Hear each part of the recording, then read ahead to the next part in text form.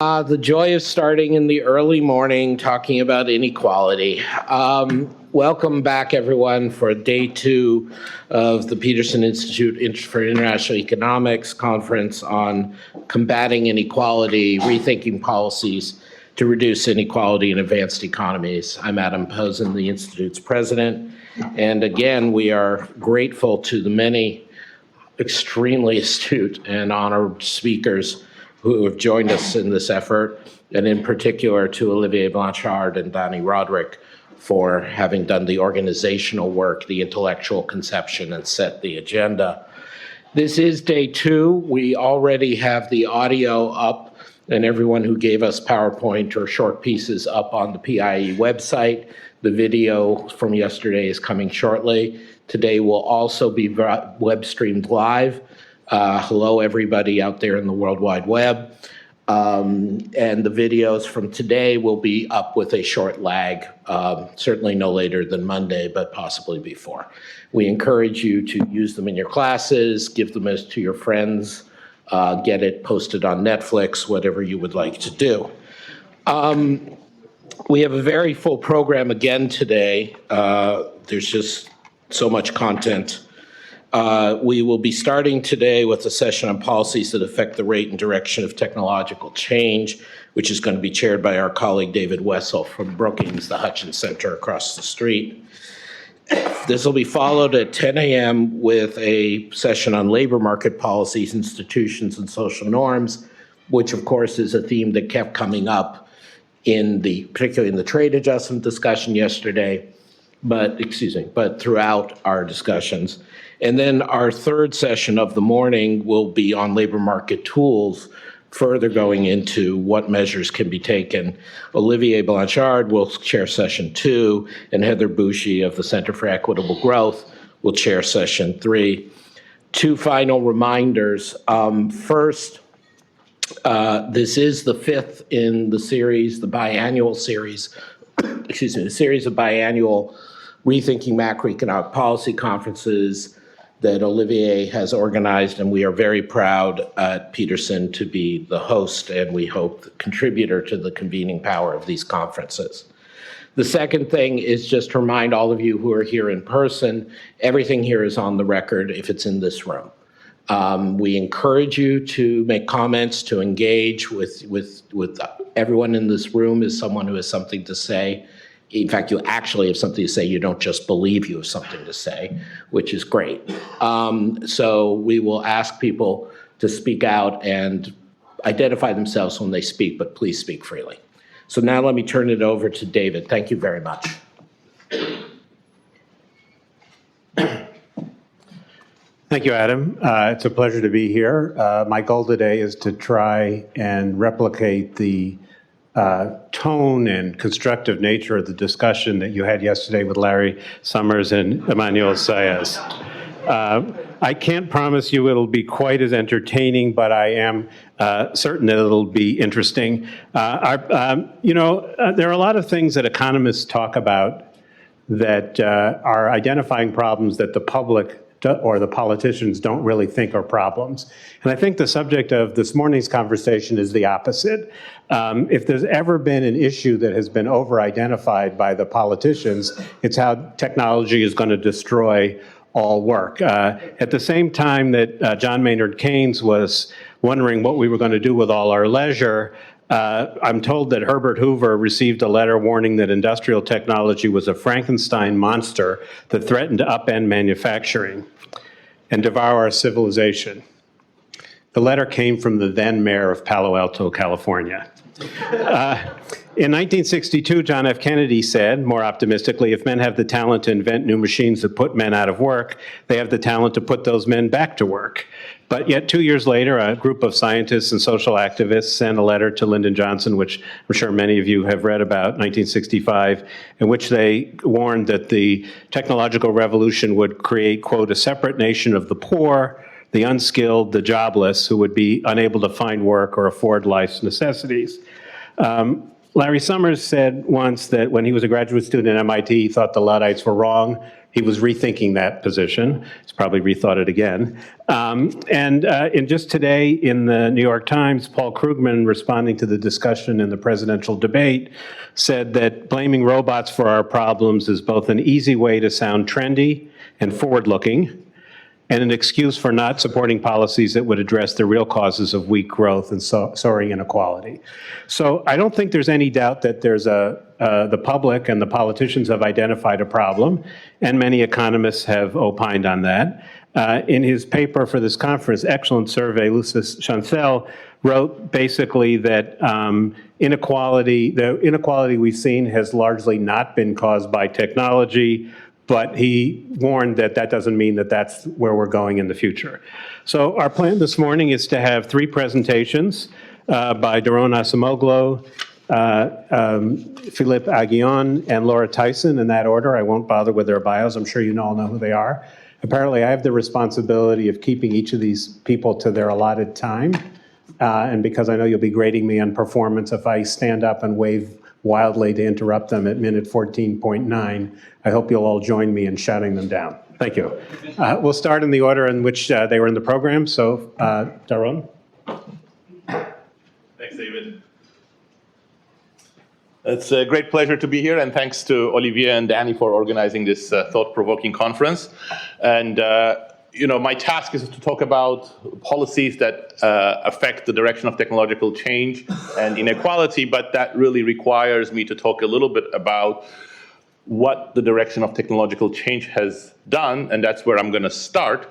And the perspective I'm going to take actually is going beyond most of the economic models that we've used for thinking about these problems, which focus on factor augmenting technologies, and really think about automation more explicitly, in particular the process of machines replacing tasks previously performed by labor, as well as innovations and reorganizations that increase the demand for labor by creating new tasks, new activities, and new functions. So then the question is, how can we interpret the data if we have this richness as well as all of the other issues that is at work? Well, it actually turns out to be feasible to some degree, and I'm going to start there both to show some interesting stylized facts and also to frame the discussion that there has been a major change in the direction of technological change. So this is from work that I've been doing. Everything I'm talking about is drawing on the work that I've been doing with Pasquale Restrepo. So this shows a measure of labor demand in the US economy in the 4 decades following World War II. So in particular, the gray triangles depict the private sector wage bill, total employment in the private sector times average wage, normalized by population so that it's not too unwieldy. And the remarkable thing about it is that this is increasing very steadily and very rapidly during those 4 decades, a 2.5 percentage point per year increase in the wage bill divided by population. And this is also the period we know from a lot of work on inequality when sort of the rising tide lifted most boats and real wages and employment expanded for most demographic groups. And the question is, how can we sort of interpret this? What are the contributors to this? And the rest of the figure actually gives a decomposition. This is actually a very simple decomposition, and it's an exact decomposition. You can try to think about this as this way. So the labor demand is going to come from productivity, anything that increases productivity, and it's going to have a composition component. So the composition component is essentially what a lot of economic models are about. Manufacturing goes down, services goes up, agriculture goes down, manufacturing goes up. So the reallocation of labor from one sector to the other is going to change labor demand. In fact, it turns out that the only thing you need to know for understanding how that will change labor demand is the labor share of in value added of the different sectors, the contracting sectors and the expanding sectors. And I'm doing everything here for labor in general, just for simplicity, but you can do this by demographic groups or finer cells of skills. So that's the second component, and that's shown by the dark blue, the composition effect. Then there is the usual sort of factor augmenting technologies, things that make labor or capital or different types of labor differentially productive and then causing some sort of substitution. And that's what I'm going to call substitution effect. That's the line at the bottom in the red. And then the final one is the yellow one, which is sort of a residual at some level, but it's calculated at a more micro level, at the industry level, and aggregated up. And that's what I'm going to call the change in task composition. So an increase in the change in task composition would be new tasks that employ labor, and a decline in the task composition or labor task composition would be things like automation that reduce the set of tasks, squeeze labor into a fewer set of tasks. And this decomposition is pretty stark for the 4 decades. So wage bill or labor demand grew pretty much in tandem with productivity. So the green line up there is the productivity, and it traces observed wage bill more or less in tandem. There's a little bit of a faster growth in the wage bill because of some substitution. Notably, composition effect is essentially zero. And that's because there are a lot of reallocation, but the contracting sectors are more or less the same in terms of their labor share as expanding sectors. That's not always true. For example, if you look at during the period of mechanization of agriculture, there's a huge composition effect because agriculture was a very low labor share sector. Manufacturing and services that were expanding and soaking up labor were much higher labor share.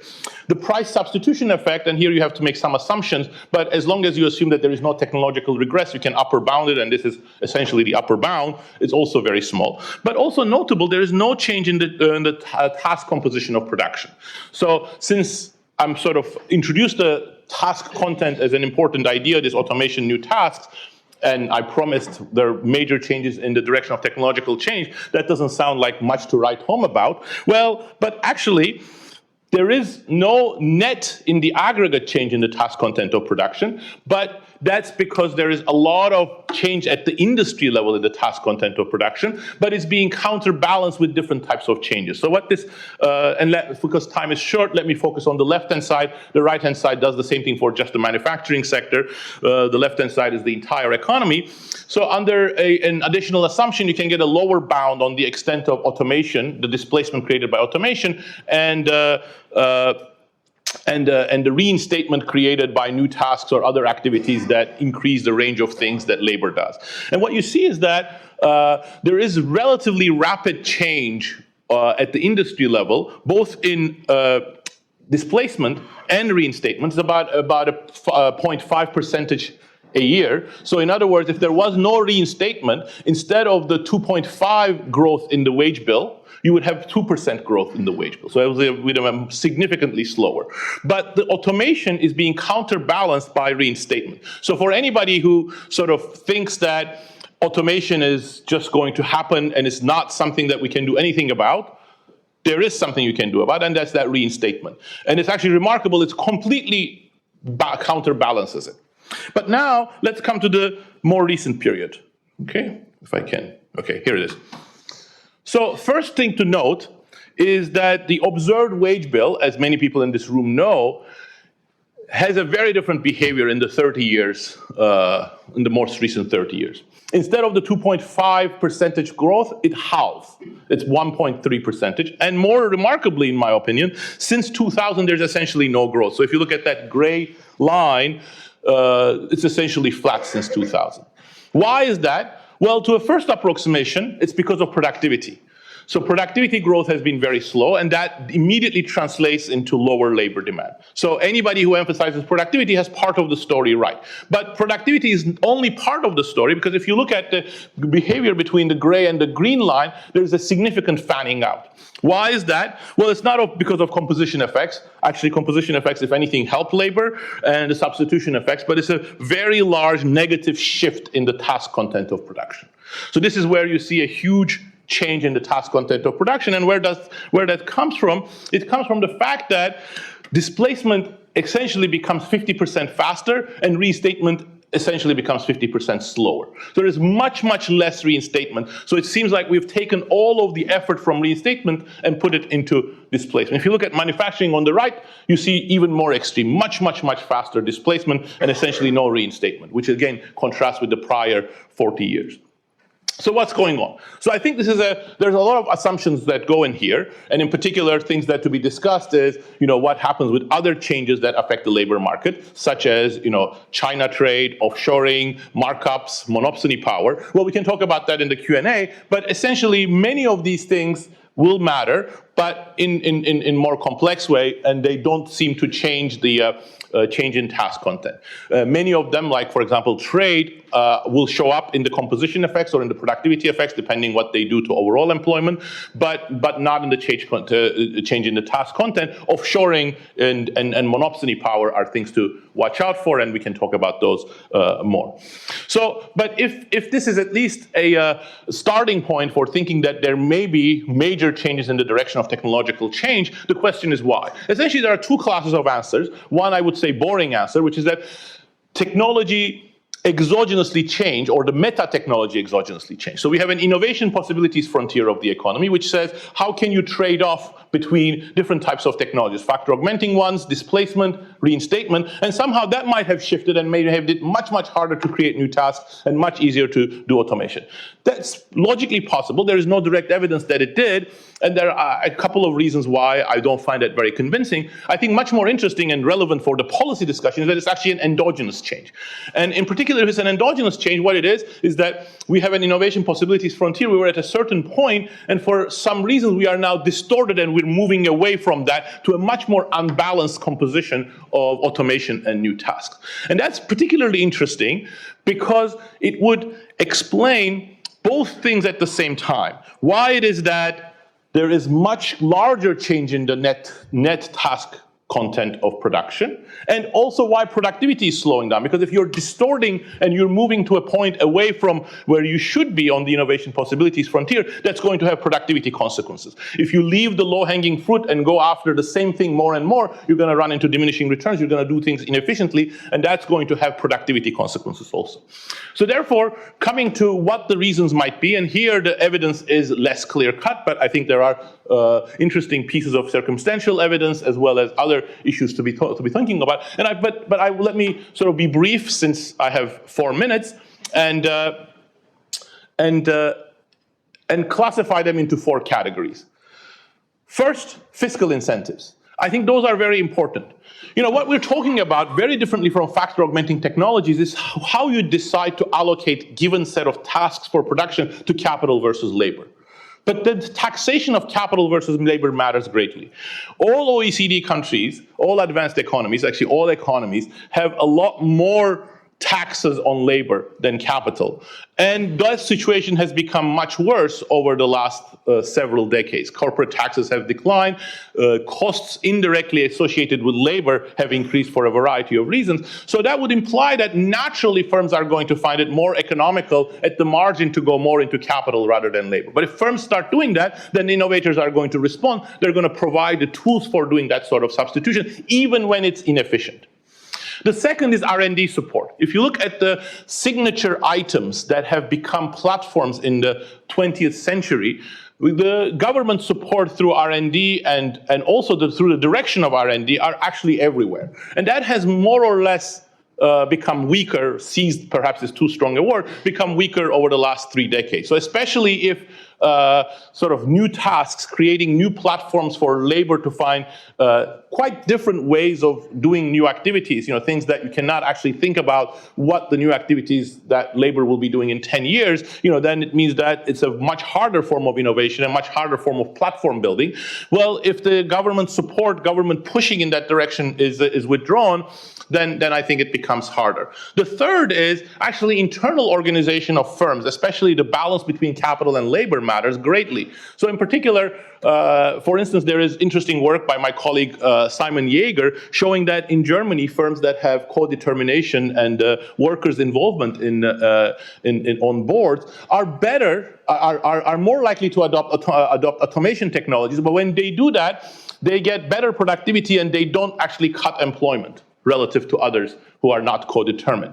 So that sort of suggests that this sort of the balance between capital and labor matters greatly, and that's no surprise. Again, if that this is a difference between thinking of technology just as factor augmenting versus this task composition. It's really about the balance between capital and labor. So the power balance between capital and labor will matter naturally. The fourth one is the most sort of wishy-washy, but I think the fact that it's wishy-washy shouldn't make us think it's unimportant. I think the visions and the ideas of the leaders of the corporate world matter greatly. If technological change is pushed by Silicon Valley, by companies whose business model is based on machines and automation, that's going to have an effect on the ecosystem of innovation. If you think of Tesla, I think it's representative of this view. Opening a car factory in Silicon Valley that tries to automate everything and without any production workers, I think is emblematic of a general shift in the priorities of business. And again, there's no reason for this to be inefficient, but there are a lot of reasons for this to be inefficient also. So in my last minute, the four factors also give us the four ways of thinking about policy. I think policy to affect technological change is hard, so it's particularly important to think about all of four of these levers. But at this point, you might think, well, this is just, really hard. How we understand technology so little. How can you try to change the direction of technological change? And perhaps that's something that the governments should not even think about. Well, let me end with a counterexample. I think we've done that many times and with great success. If today the climate change problem is not as bad as it would have been, that's thanks to the fact that governments all around the Western world identify certain activities, certain types of technologies that were more desirable than others, those that do not pump carbon into the atmosphere, and then took concerted action on all four of these dimensions in order to shift the direction of technological change away from fossil fuel towards cleaner energy. And it's been amazingly successful relative to where we were 40 years ago. Today, essentially, green technologies are more or less cost effective relative to fossil fuel technologies, and with a reasonable carbon tax, it would completely change the face of the climate change direction. So I think what's been done in climate change is probably harder when it comes to automation versus new tasks, but it can be done again, and I think it's an important set of issues for us to consider. Thank you.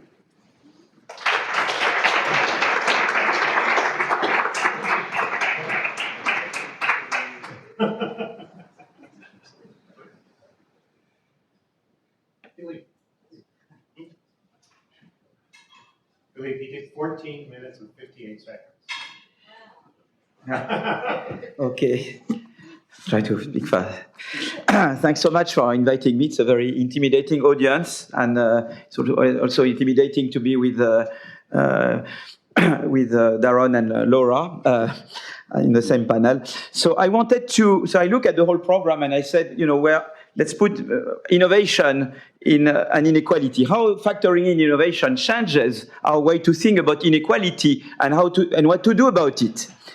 So when people ask me first, what is inequality? I used to say, well, if someone asks you inequality, ask the person, how you measure it. You could measure inequality by broad measures, like the Gini, how far you are from perfect equality.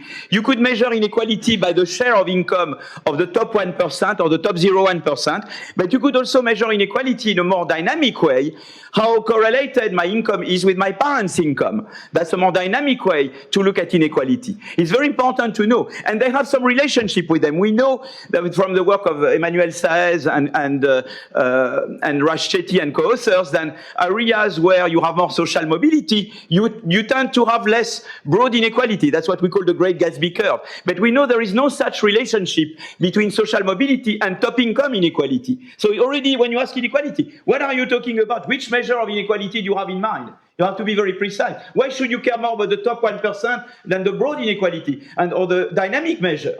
Second question you could ask, okay, top income inequality, what are the sources? And in fact, there are several sources. I will argue that innovation is one of them, but of course, lobbying and rent seeking is another source, entry barriers. I used to say there is Steve Jobs and Carlos Slim, and both have a top income, but they don't have top income for the same reasons, okay? So that's important. You cannot be, some people reason in a world where there are only Carlos Slims and no Steve Jobs. Does it make a difference? And so I just that as a matter of interest. Does that count in my 14 minutes? No. That was just, it does, oh my God, that's terrible. Okay, now I thought it wouldn't, yeah. So anyway, my starting point, I start from the kind of the theory I developed with Peter Howitt, which is which we refer sometimes as Schumpeterian growth theory. And the idea is that long-run growth is driven by innovation. Innovation do not come from heaven. They result from entrepreneurial activities motivated by the prospect of innovation rents. So it's the prospect of rents that generate innovation-based growth. And creative destruction, new innovation displace all technologies. That's very important because you are talking about a world where yesterday's innovators may become entrenched incumbents today who may want to protect their position by using their wealth to prevent new innovations. In fact, Steve Jobs, he died, but maybe there are some Steve Jobs who turned into Carlos Slims. Maybe they were Steve Jobs initially, and later when they innovated, they become entrenched and prevent new innovation. That's the lenses that I use to look at this, at the issue of inequality. Okay, those are my lenses. Okay, so now let me move on. So the first type of work I did on innovation and inequality is joint work with Blondel, Aksigit, Bergeau, and Emus, and which is now in the Review of Economic Studies. And we tried to look at the relationship between innovation and top income inequality. And we used a cross-state panel US data between 1977 and 2014. And you see what you have here. So the same state here may be in different places at different times. So every time, it's a state in a year. And I rank by, here you innovate more, you have more patenting or more cited patenting, and here you have less. And here I look at the red curve is the share of income of the top 1% in that state in that year. And what you see, and those are IV regressions, so it's really causal. I don't want to, yeah, you're right. I should get, it's very hard for me, to do the, yeah, it's very tough on me because I dance and I walk, it's very hard. Okay, so I have to remain still. Okay, very hard. So here what you see is that whenever in a state you innovate more, the share of income of the top 1% is higher. That's very important. That means innovation is a source, and in fact an important source, of top income inequality. Those states in the US where you have higher share of top income are typically Massachusetts, Connecticut, California, where there is more innovation. But what's very interesting is that if you look at the effect of innovation, oh my God, yeah, I did exactly what I was not supposed to do, okay? If you look at the relationship between innovation intensity and broad measure of innovation, that's the Gini excluding the top 1%, you see no effect. You see, that's interesting. So innovation is a source of top 1%, but very different from lobbying. Lobbying increases also broad inequality. Innovation increases top income, but not broad inequality. Why is that? Because, and why does it increase top income inequality? I go back, is because, in fact, innovations generate rents. When you innovate and you do a successful innovation, you get rents from innovation. That's why you increase top income. But on the other hand, you don't increase broad inequality because, in fact, innovation is positively correlated with social mobility. Here I use the Chetty et al. Data we used in that paper, and we showed that there is a positive correlation. The employment zones that innovate more are also employment zones with higher social mobility. And particularly, it's the innovation by entrants that generate the social mobility.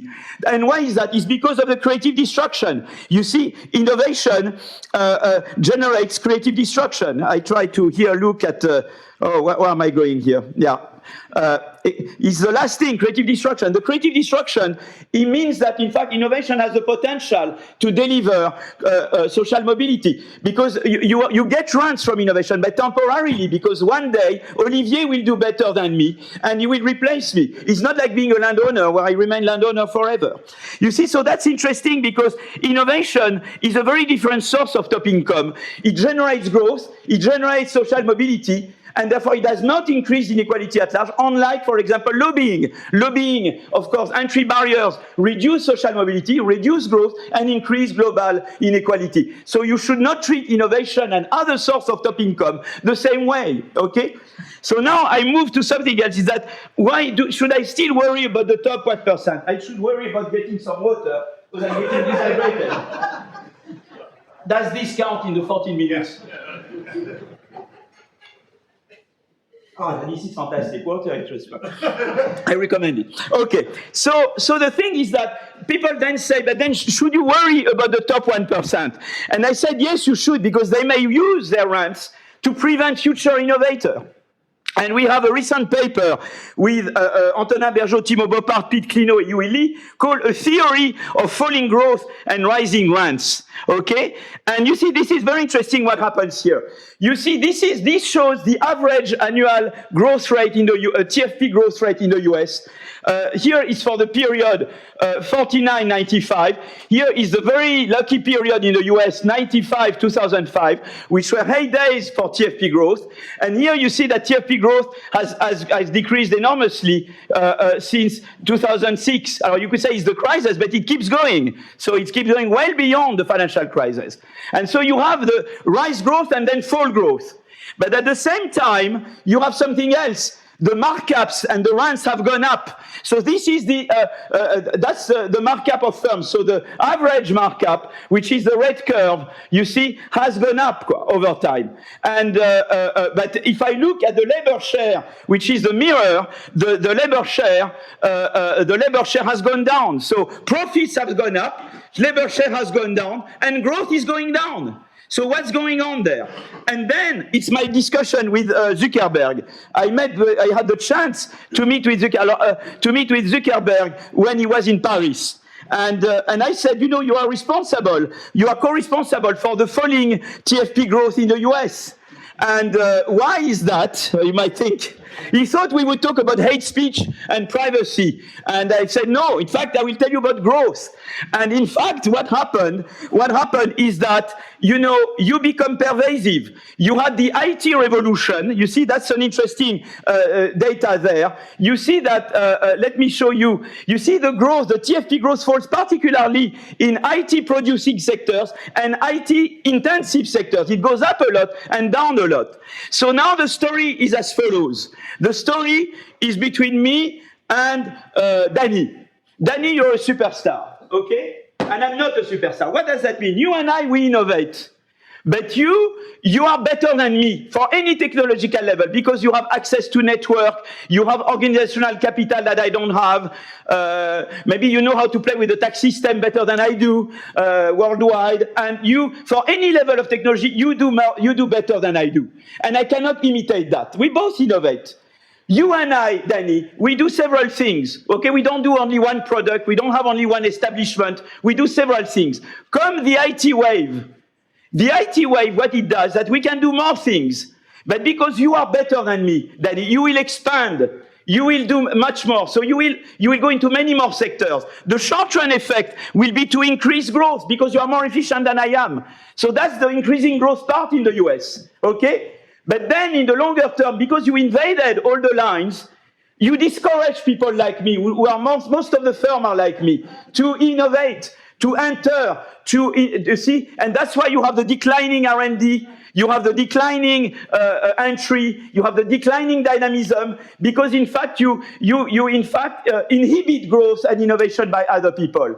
And that's what you see here. What's very interesting, let me go back to the previous, you see the markup. What's very interesting is the reallocation part of the markup that goes up, not the within. What happened is not so much that within firms labor share went down or markups went up, is that the high markup guys, Dani, the low labor share guy, Dani, invaded everywhere, and that's why you have you know this increase, and you see that's what I told Zuckerberg. Say you invaded everywhere, and the merger and acquisition. And after that was very interesting for policy because I said, look, merger and acquisition is it has to be regulated because if it's not regulated, you can invade everywhere.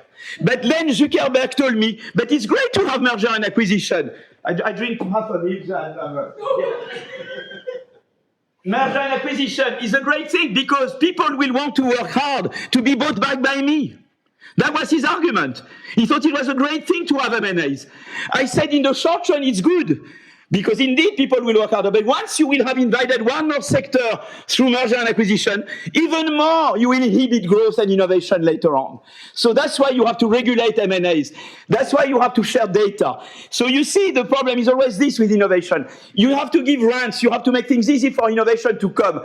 But you have to regulate those who innovated. Because otherwise they invade the whole economy and they spur future innovation. And here, that's what we have in the US, is that in a sense, with respect to Gordon is a wonderful friend, but I think he has a pessimistic view that the decline in TFP growth is a fatality. For me, it's not a fatality. If you manage in the US to have appropriate competition policy, you reverse the declining growth. IT and AI are fantastic opportunities for more growth, but combined with wrong competition policy, they are an impediment to growth. You see how the same technology with the wrong policy, instead of being a foster of growth, it's an obstacle to growth. So it's always, we discussed that with Daron at the CFAR, the Canadian Institute, is always the matching between technology and institutions that gives you the outcome. The wrong institutions, if you have AI or IT with bad competition policy, with bad labor market policy, with no schooling, with no training, you get the worst of the worst. You get high unemployment,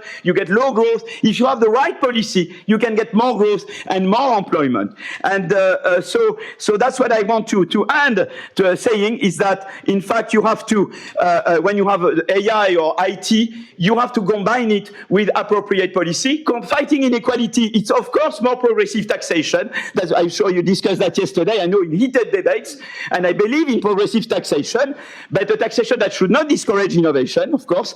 And Stephanie is here. She can tell you a lot on how to reconcile taxation and inclusiveness with innovation, okay? But at the same time, you have other policies to limit what the incumbents can do. It is competition policy. It is rules to finance campaign.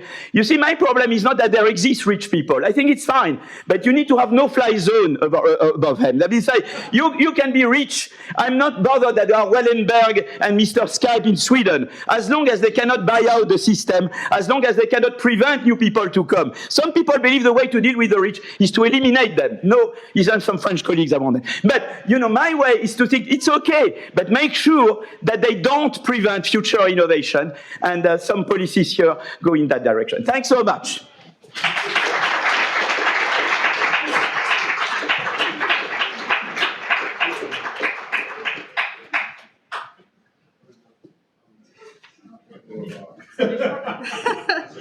Okay, I'm going to say in advance, I don't have an accent. I'm not funny. And I'll try to be as energetic as Philippe. Okay, that's what I'm going to try to do, but not be too fast. That was just amazing and fun. What is this? This seems to be the last one. So somehow I've gotten to the last one as opposed to the, okay, let me just go like this. So first of all, let me say that related to Mike, I was here for part of yesterday, and it started with a very interesting observation, which I want to start with, and that is when thinking about distribution, one can focus on redistribution, one can focus on predistribution. And in predistribution, we can think about things like health and access to human capital. We can also think about good jobs. So I really want to focus here on good jobs and on the role of policy to influence the direction of technological change and the rate, and also the implementation. How do we implement the technology? Because I think that concerns about jobs and automation, sort of the notion that economists have that there's no technological unemployment. Yeah, maybe there's no technological unemployment in the long run. There's a whole bunch of bad transitions. Number two, there may be no technological unemployment, but I think we have to think about the quality of the jobs as well as the number of jobs. So yesterday I heard, I don't see him here, one of my best student ever, I've taught economics for a long time, was Larry Katz, and Larry Katz was here yesterday, and he actually said something on stage about, well, there are going to be a future of artisanal jobs and personal service jobs, and that really worried me. That really worried me, because I don't know about the quality of those jobs. I don't know about the income. It's a good job. It's a job that's an adequate livelihood for the majority of workers that we are worried about in my sort of world of what we worry about in distribution. So I just wanted to start that way. I wanted to note in that Daron and I had no communication prior to this, although I've read all his work, but we actually have a lot of agreement on the policy areas, tremendous agreement. And I also wanted to say that my work, I'm working on this from a policy point of view and a comparative point of view. I'm sitting in Germany right now at the American Academy in Berlin, trying to understand what Germany may be doing in a variety of these areas to affect the direction of technological change, the rate of technological change, and I would say also how it is implemented. So my task here is to be fairly concrete and specific about some policy proposals.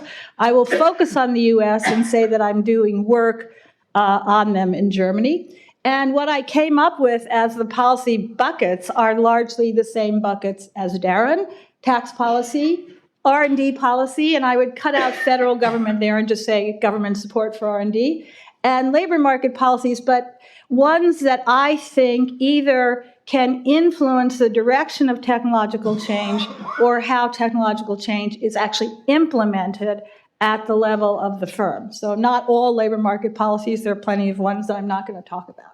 So let me just go to the first. Don't need to say much about this here. Daron's already made the point. We have a huge, we have throughout the advanced industrial countries a growing system that taxes labor much more than capital. So that is certainly going to have an effect on how technology is designed, how it is implemented. So I say, okay, what can we think about in terms of the US?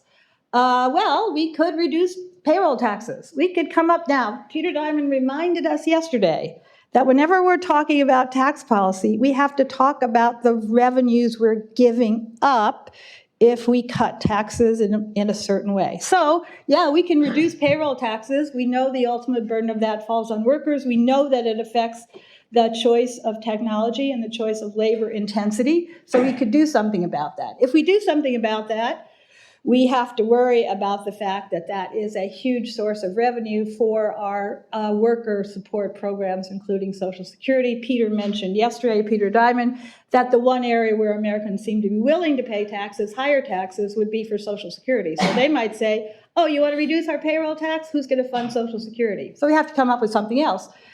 Well, what about, I'm going to skip number 2 because you're going to hear from Saiz and Zuckman. I personally think a simple way to start going after wealth would be to get rid of the carried interest and to tax capital gains as income. I mean, it's just simple, it's doable, it's a political issue only, it is not a design issue. We could do it overnight if we got the politics.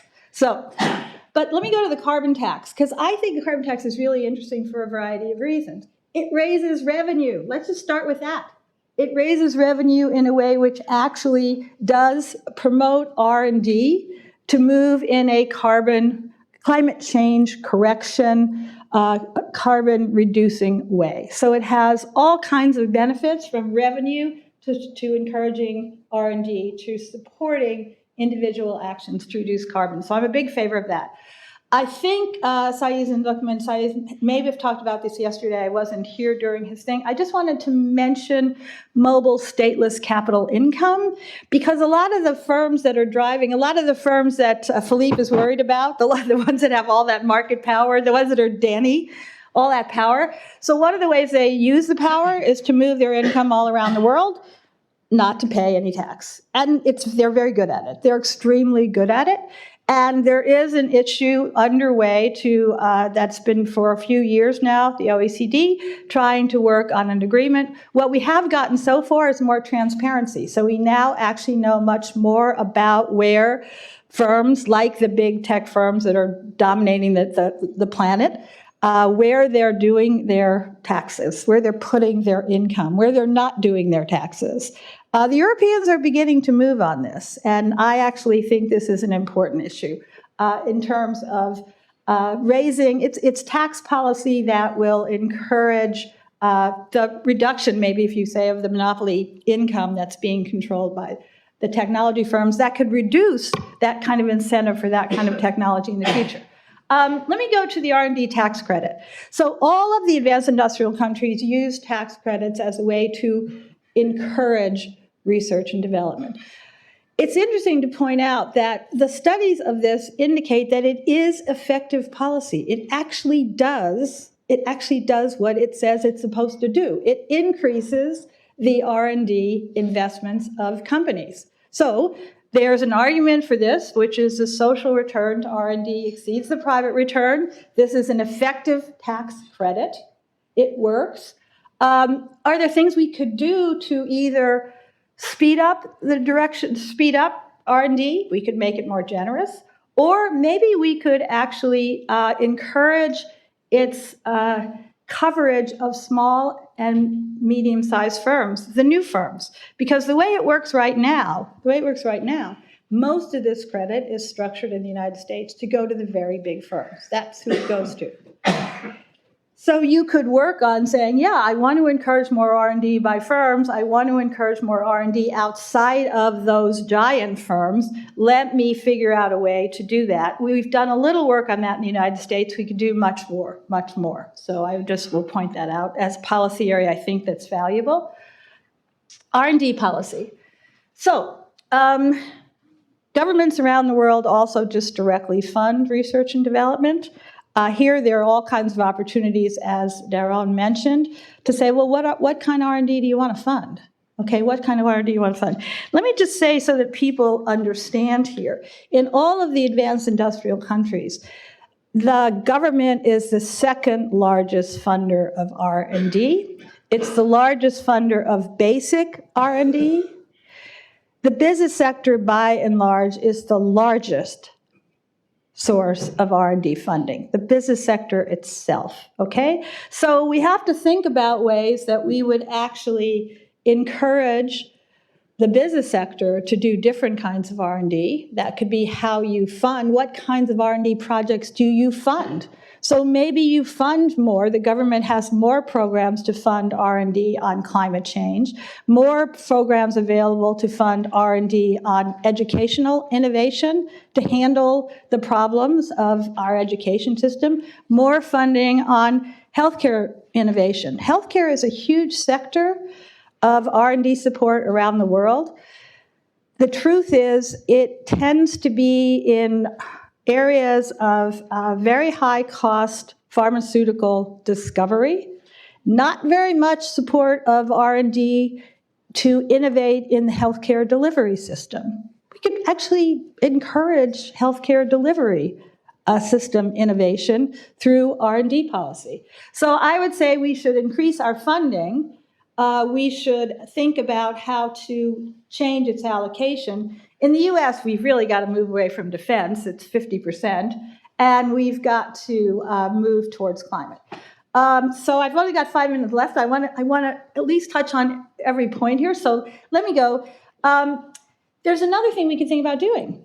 We have this in the United States, but they're very small. The work of MIT and others have indicated that basically the productivity effects, how R&D is implemented, how technology is implemented at the level of the firm depends on its organizational structure and its human resources structure. Productivity effects tend to be greater when you organize and have appropriate human resources policies. How do you do that? Small and medium-sized firms actually need help doing that. We have manufacturing extension partnership services around the country, not enough of them, and we should actually extend them to the service sector. That will help the small and medium-sized firms use the technology along with organizational design and human resources policy to create good jobs. So I would go for that. Training policy.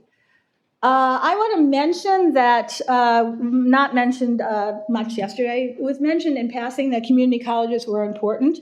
Community colleges are vastly important. They are the scale provider of skills in the United States. There are substantial wage and employment benefits to finishing an associate degree at a community college.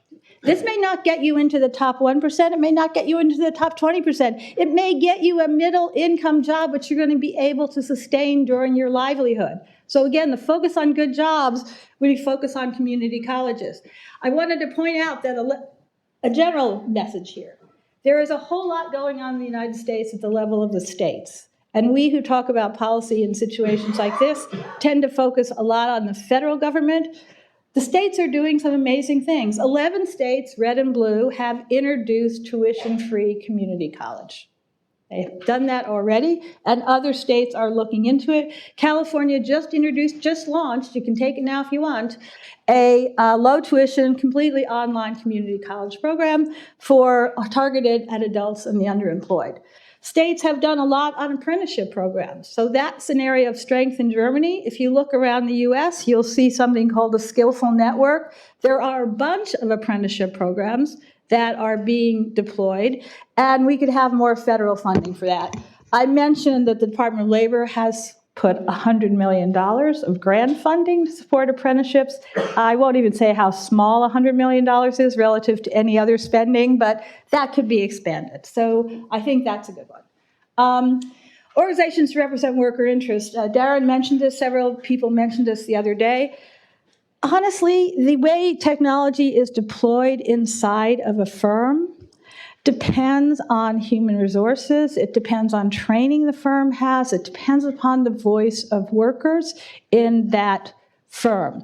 And where you have instruments to represent workers, where you have works councils or workers on boards or unions that have the negotiating power, effective negotiating power with the employer, that can affect how the technology is deployed. It can affect the pace at which the technology is deployed. It can affect, is there going to be training made available to the workforce with the technology? So worker voice here is really important in terms of the deployment of technology.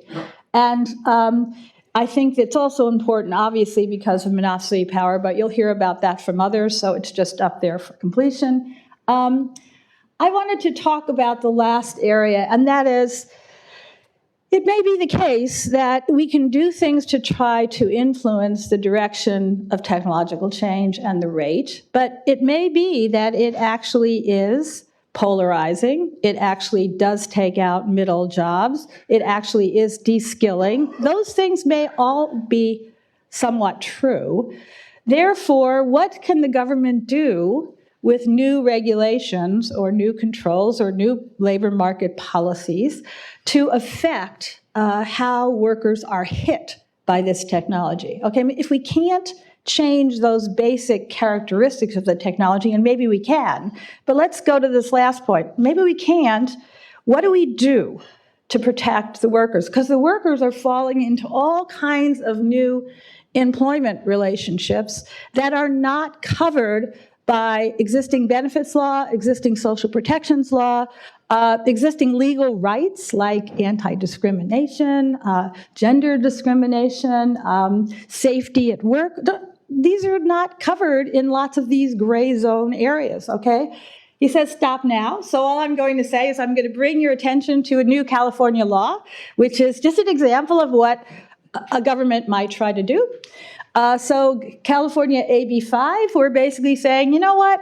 If you are an Uber or a Lyft driver, you are a worker. You're an employee of Uber and Lyft.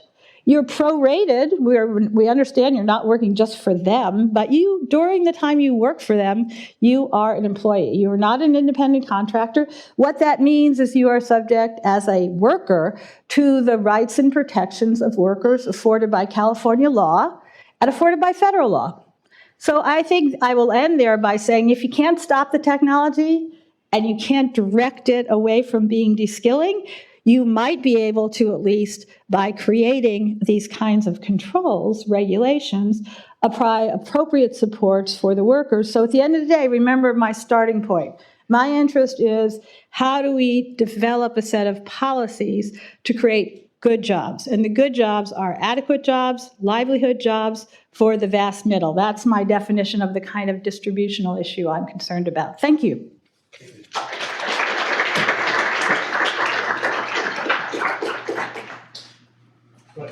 Okay.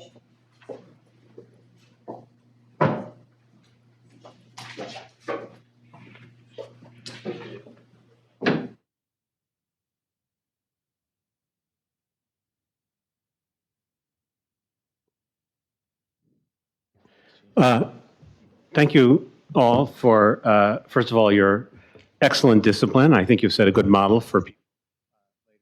it's a good model for everybody, sticking to time. I think it's amazing what you can learn in 15 minutes, and sometimes it's more than you can learn in 45 minutes. Secondly, I thought I want to compliment the organizers. We had such a wonderful progression from the theory of what's happening to the practical of what we can do about it. I have a few questions, and then this is such a good audience, I don't want to monopolize the time. I want to, Daron, I want to understand one thing that you said. So one would expect, if we're seeing this big period of investment in capital and using less labor, that we would see an increase in the rate of growth of productivity, which we don't see.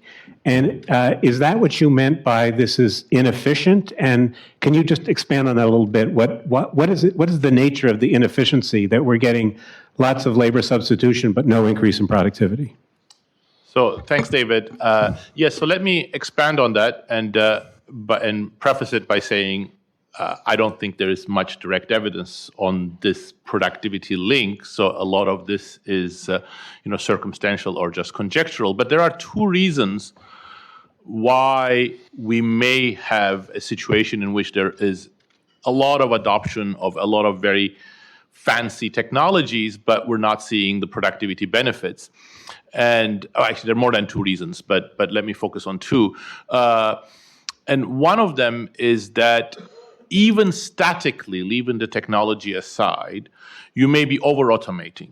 So if you are over-automating, meaning that because of tax incentives or other reasons, you're actually producing with capital things that would be more efficiently produced with labor, that would show up as lower productivity. And how large is that effect? Well, it could be some magnitude, but probably nothing comparable to what you can to sort of explain the whole productivity slowdown. But the second factor is that if because of that excessive static automation or other reasons along the lines of what I was talking about, that you're distorting away from where you should be along the innovation possibilities frontier, you would be more and more running into diminishing returns. So you're sort of going after less productive automation technologies while leaving potentially more productive ways of reorganizing labor and reorganizing work in a way that would increase productivity. So if you think of AI, for example, if a lot of the effort goes into very challenging tasks that are about automation, such as, for example, facial recognition, that has relatively little economic application, at least in the short run, except for creating a surveillance state. But you can you don't in return use AI for creating new tasks in healthcare, in education, in the context of manufacturing, especially in conjunction with augmented reality, for example, where a lot of prototype technologies are out there in government, some government-funded, some NSF-funded, some DARPA-funded projects, but they're not really being applied. I think that would show up as, again, productivity growth. There are other reasons why productivity growth would be slow, but I think those would be contributing factors, and I think we really need to sort of think about the determinants of the changes in the task content of production together with its productivity implications in order to make more progress on this. Thank you. Philippe, it was a fascinating discussion you had about balancing policy that encourages innovation but doesn't lock in innovators so that we lose the next generation. And I'm just thinking about how someone might respond to that and say, great, so Europe has the model. They have really aggressive competition policy, and they don't have anywhere near the kind of innovative firms, the giants, the Facebooks, the Googles, the Microsofts, they're all in America. So how do you respond to that? How do you get this balance right to encourage innovation but not discourage innovation in your quest for competition? And isn't Europe a case study? I have Jean Pisani, who is there, will certainly answer this question much better than I would. I think innovation-based growth is based on, facilitated by many factors. So, for example, it's very hard to have innovation-based growth without proper funding and organization of universities and basic research. There we are, in particular in my own country, I don't want to say bad thing about my own country abroad, we are well below the efficiency frontier in terms, we underfund basic research dramatically. It's poverty. I mean, you go to a French university, you are in the third world. I mean, it's poverty. And it's also badly organized. I mean, very badly organized. We are very far from anything which is Humboldtian in France. So we try to make some progress, but we are very far below. Another thing we don't have is that you have institutional investors. I've done some work myself with Zingeles and Van Reenen, showing how important institutional investments are. Investors are for innovation. You have venture capital who are proper venture capitalists. There are people who have been themselves successful entrepreneurs, and then they do an IPO and they become venture capital. We are dramatically underdeveloped on that ground. Dramatically, because even what we call venture capital, it's a poor replica of what you call venture capital in this country. On mobility, for example, in my own country, you know that you cannot have innovation-based growth without labor market and product market flexibility. And we of course, you have competition policies on goods, but not on services, for example. Bolkestein, all the debate on service. And labor market in France with Macron, we tried to do a beginning of making the labor market more flexible. And another thing also is macro policy. You need a more counter-cyclical macro policy to prevent. So we have Draghi with a mirror, it's fantastic to have Draghi. We have our friend Erki here. We have some central bankers, and they do fantastic. But on the budgetary side, it's true that, there is one dominant country in Europe whose obsession is inflation, even when you are where inflation is not a problem. You see what I mean? You don't have a practice of counter-cyclical macroeconomic policy. I think all those things are equally important for innovation-based growth. Thank you. Laura, I think there was quite a bit of agreement on the panel, although Philippe didn't talk about it specifically, that the tax system is too light on capital and too heavy on labor. I want to ask you two questions about that. One is, so there's a view that we need to tax consumption more so that we get more savings. This seems to go in the opposite direction. And secondly, isn't a carbon tax a form of a consumption tax? And isn't that going to fall on labor? And isn't that just substituting one labor tax for another? I guess I think that it depends upon what you call a tax on labor. We're not tax on labor when it's a tax directly on the cost of employing someone is different to my mind than a tax that falls broadly across the population and has some regressive components to it. So if we were talking about, I decided not to mention any value-added tax approach here, although interestingly enough, California is sort of thinking about it a little bit. Some members of the legislature, it's not yet at the level of the governor, but some members of the legislature. But I actually think that if you were going in that, if you think about that as a labor tax, then I would say we actually do know from other advanced industrial countries, there are lots of ways to make a consumption tax highly progressive and to take out a number of its regressive features by essentially providing some direct income support for people at the bottom. So if that's, I don't think that seems to me to be a better approach than a tax which goes directly on the cost of labor from the employer's point of view. So that's it. And I would say the same is true with carbon. So I understand carbon is a consumption tax, but it has all kinds of wonderful properties. Right, right. Daron, you made you made 4 points. We tax capital too much. Too little relative to labor. We don't support R&D enough, the internal organization of the firms and the lack of labor power. And then your fourth point was a little bit mushier, but you were kind of talking about the zeitgeist of corporations. And I wondered if you and Laura could respond to whether there's anything interesting in the recent Business Roundtable restatement of what business is supposed to be, not just for shareholders, but for a broader set of stakeholders. Is that substantive or just window dressing? No, I think it's important. It's indicative of a general reawakening of interest on these issues, but I don't think that such pronouncements by themselves are going to go very far. I think it's a sort of a broader issue of changes in social norms. It's exactly like in climate change. You can make pronouncements saying that we care about climate change at the company level. Our CEO is committed to it, but unless the customers and the workers and the whole society's values change when it comes to these issues of carbon emissions, for example, it won't have much of an effect. At MIT, about 1 in every 2 undergraduates are now in computer science and AI, and many of them are attracted to that field because they want to go and work for one of the big tech companies. And so they immediately start internalizing the ethos of those companies, or at least as they perceive it. So, and we don't have any counterweight to that. So they don't learn about what happens when you develop surveillance technologies that are then used by governments, NSA, Chinese governments, what happens when you violate people's privacy, what happens when you have choices about the social implications of technologies that you develop. So I think it's a broader conversation that we need to have, both with people who are going to go into the innovation tech area, with the companies, with consumers, and the government.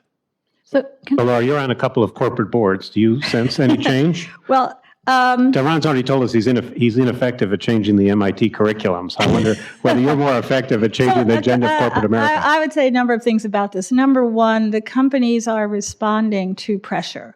This is actually coming from the investor community, from a growing number, the fastest growing pool of institutional investment and individual investment in the United States is on sustainable investments. And one of the things that sustainable or impact investors think about is human capital. So these firms are like listening to, they're hearing about this. They're also hearing about it from the point of view of their workers. They're young workers, they're new employees. They're basically saying, we actually care about this. You need to do something about it. So I actually think that those are good signs that the companies are responding to a growing concern about the kinds of good jobs that are not being provided, that should be provided. So that's the first point. The second point is there is growing regulatory interest in the idea of putting human capital investments on the balance sheet in accountable ways that represent long-term investment that is comparable to investment in physical capital. I think that will happen sooner or later. I don't think it's not going to happen next year, but I actually think that is going to happen. Again, responding in a sense, the investors want to know this stuff, and they're not getting the information about it. Finally, let me talk about the sources of other financing, because I think it was Daron, or maybe it was Philippe, who talked about the importance of venture capital. I really want to point out here the carried interest, private equity, venture capital world in what has happened to innovation in the United States. I sit around VC discussions where the VCs will say, they will literally say, this happened in a meeting in Stanford. Yeah, the thing about our technology is we're going to be able to get rid of all of your labor costs. That's our goal. And then the returns will go to the capital owners and to the VCs who support the capital owners, who are the capital owners. So we actually do have built into the system incentives, they're tax incentives, for technology to go a certain direction. And Daron's written a lot about this, but technological change is path dependent, and if you're being driven by a pool of funds that is most interested in increasing the capital share at the expense of labor, that's what you're going to do. Philippe, please. One element of, I agree with that, you have to act on the direction of technical change. For example, with Daron, we've done joint work on green innovation, how to use carbon tax and subsidy to clean innovation to redirect technical change towards greener. There is another force that can play. So, for example, I'm doing current work with Roland Benabou and other co-authors, and we show that competition can be a force. So, for example, in countries where values are pro-green, product market competition pushes firms to innovate greener. So you can see how a combination of educating, you see, and that's through education also and norms, and market forces. Once you have the right values, market forces will push in the norm. So a mixture of competition and name and shame and can help also do something. You see what I mean? And so that, well, I just wanted to. Before we turn to the audience, I want Philippe. I think you went a little fast over. Well, you went a little fast, but you went a little fast on what Zuckerberg said to you. And I think what you said was, you said you're buying up all your future competitors so that they never have a chance to challenge you. And he said, if I got it right, oh no, I'm creating enormous incentives for innovation because these people don't have to wait for an IPO. They have an exit strategy. I'm going to buy them. Right? Exactly. And then what did you say? So I said, yes, in the short run, that can be good. I mean, they will work harder. And in the short run, you are high efficiency. So that for both reasons, in the short run is good. But once you will have invaded this one more sector, you will inhibit innovation afterwards. You see, so maybe allowing for unrestricted M&A. You see, when you saw my growth going up and then down, my growth go up by more in the short run, but by more down later on, because even more you will have expanded. And when there is a picture I didn't show because I was still under the Olivier constraint in my head to not show too many slides, but you can show that it's the big firms in the US that expand the number of establishments the most. You can look at the growth of number of establishments per firm size, and you see that it's the bigger firms that expanded more than the smaller firms. And that's a bit, that's the worst. Because also, we know that it's typically the new firms, the big innovations, the path-breaking things are done by very new firms, not by older firms. Do you agree with Philippe on all that? Some of it, yes.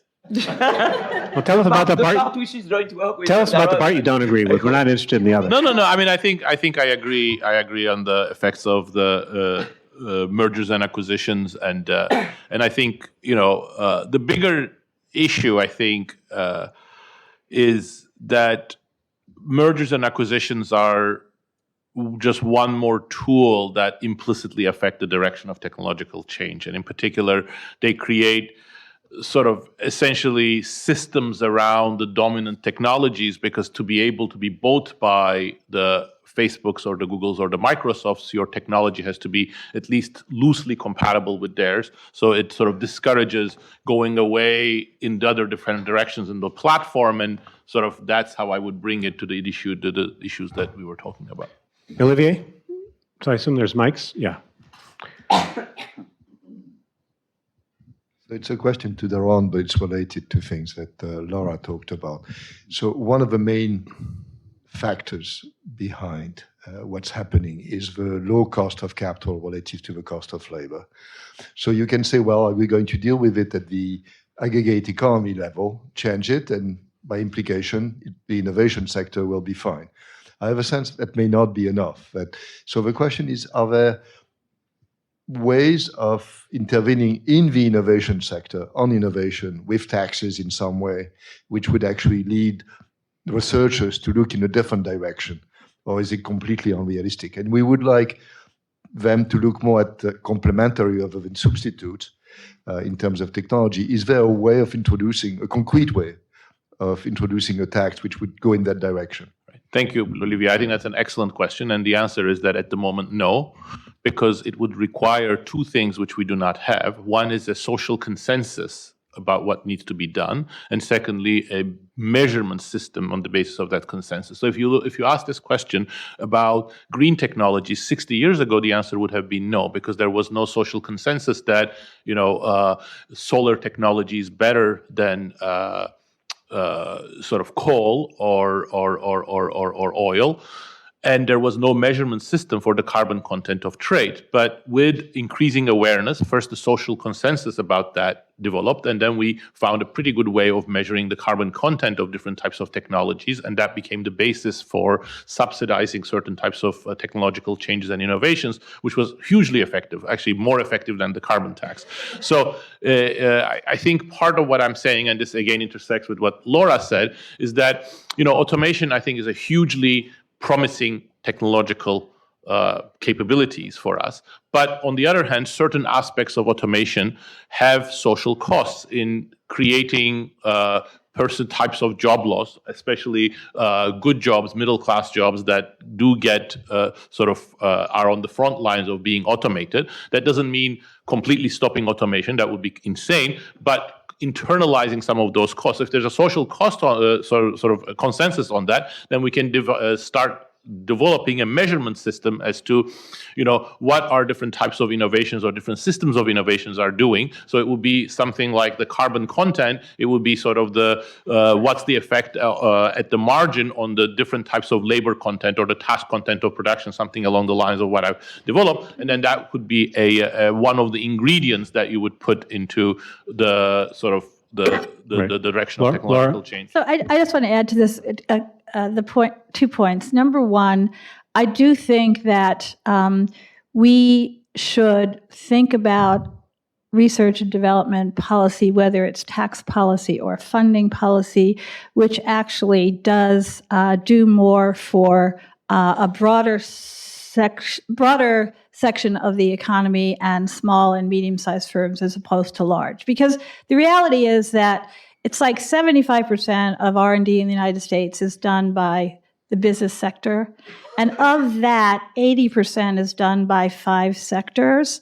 And those 5 sectors employ less than 10% of the population. Okay, so we're putting a huge amount of R&D support into aviation and a variety of IT-related things that do not have much labor employment. Briefly, we're almost out of time. I want to get one more. All right, so all I want to say is I think we can actually imagine that we have an R&D policy whose one priority of which is employment generation. We don't have it. We did it with climate. We do it with defense. We do it with health. Yeah, we can do it. We could direct it towards education and health, that part of it which is healthcare delivery, not pharma.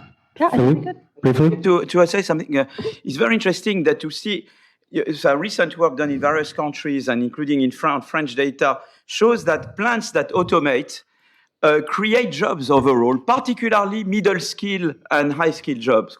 And it's those who don't who are evicted. It's really an eviction effect. The plants that automate, very interesting. Maybe overall they destroy jobs and they create jobs, but overall they don't. They don't seem to the negative. The overall doesn't seem to be negative, particularly for middle skill and high skill. So it shows, of course, that education policy to have also a system where the middle skill are people who have gone to school and firms. The German is very good at that. I criticize German on the macro, but on schooling system, they have a fantastic schooling system where they mix, enterprise and school. They are very good, and middle skill jobs do very well with automation and high skill. And the low do badly. And it's those who don't automate who are driven out. And there you need a system overall to make sure that labor is relocated to those firms that expand, and there you need a system where you train, a good education system, a system where you have good unemployment subsidy with good training. I mean, the labor market policy has to be appropriate. But I would also say the voice of labor needs to be involved. Olivier, so we started about 5 minutes late, but we're about 5 minutes over. I think we'll take Adam's invitation for people to ask the questions I'm sure you have over coffee. Can you please join me in thanking the panel for an excellent set of presentations? That was fun.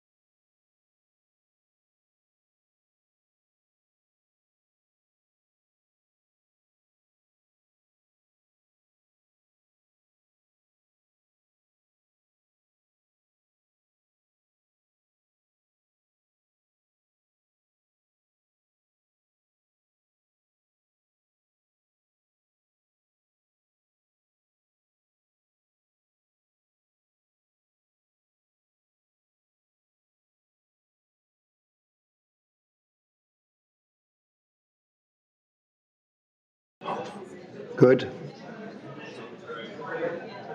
Please sit down.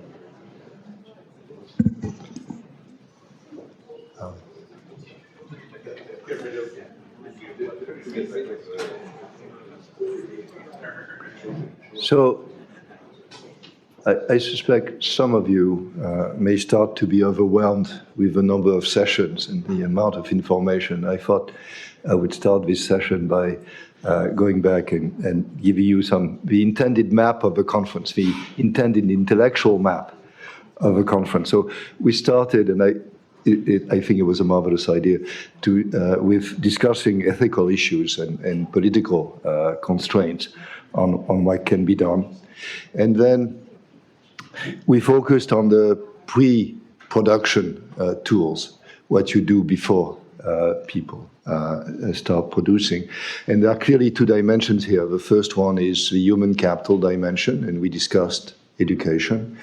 And the other is financial capital, which is how much people have to start. And there the discussion took a turn which was not the one I had in mind. I had in mind the notion that maybe we have to make sure that there is redistribution of wealth so that people start basically their working life with a more fair distribution of capital. So I thought of wealth distribution with that in mind. The discussion was much more about wealth distribution per se and whether it can be done or not. So it lost a bit of what I was hoping for, but nevertheless, I think it was interesting in various ways. Then we turned to the production phase and the tools associated with it. So we had two sessions, one yesterday on trade. And the trade is one of the two forces which is seen to have some effect on inequality, although most economists don't believe it's the main one. And then we just had a session on technological progress and the effect it has on inequality and the tools that may be developed. So, but what we know is that most countries, most advanced economies have been affected by trade and technological progress in relatively similar ways. And from the paper we had at the start, evolutions have been very different. And there's really this striking difference between the US, in effect, and everybody else. And so what this says is that there's much more to it than just trade and technology. It's institutions. So the next two sessions are about the labor market. And the first one is on institutions, the role of unions, the role of social norms. And the next one is on the specific tools which try to deal with inequality at the bottom of the distribution, which is the minimum wage, the negative income tax, how they interact and how they can be used together. So there might well be some overlap between the two sessions, but that's the intent.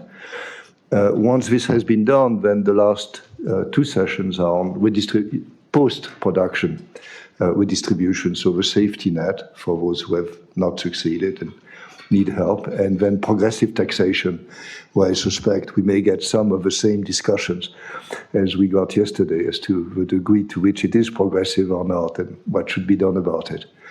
And once we've done all this, we'll have all the answers and you'll be free to leave town.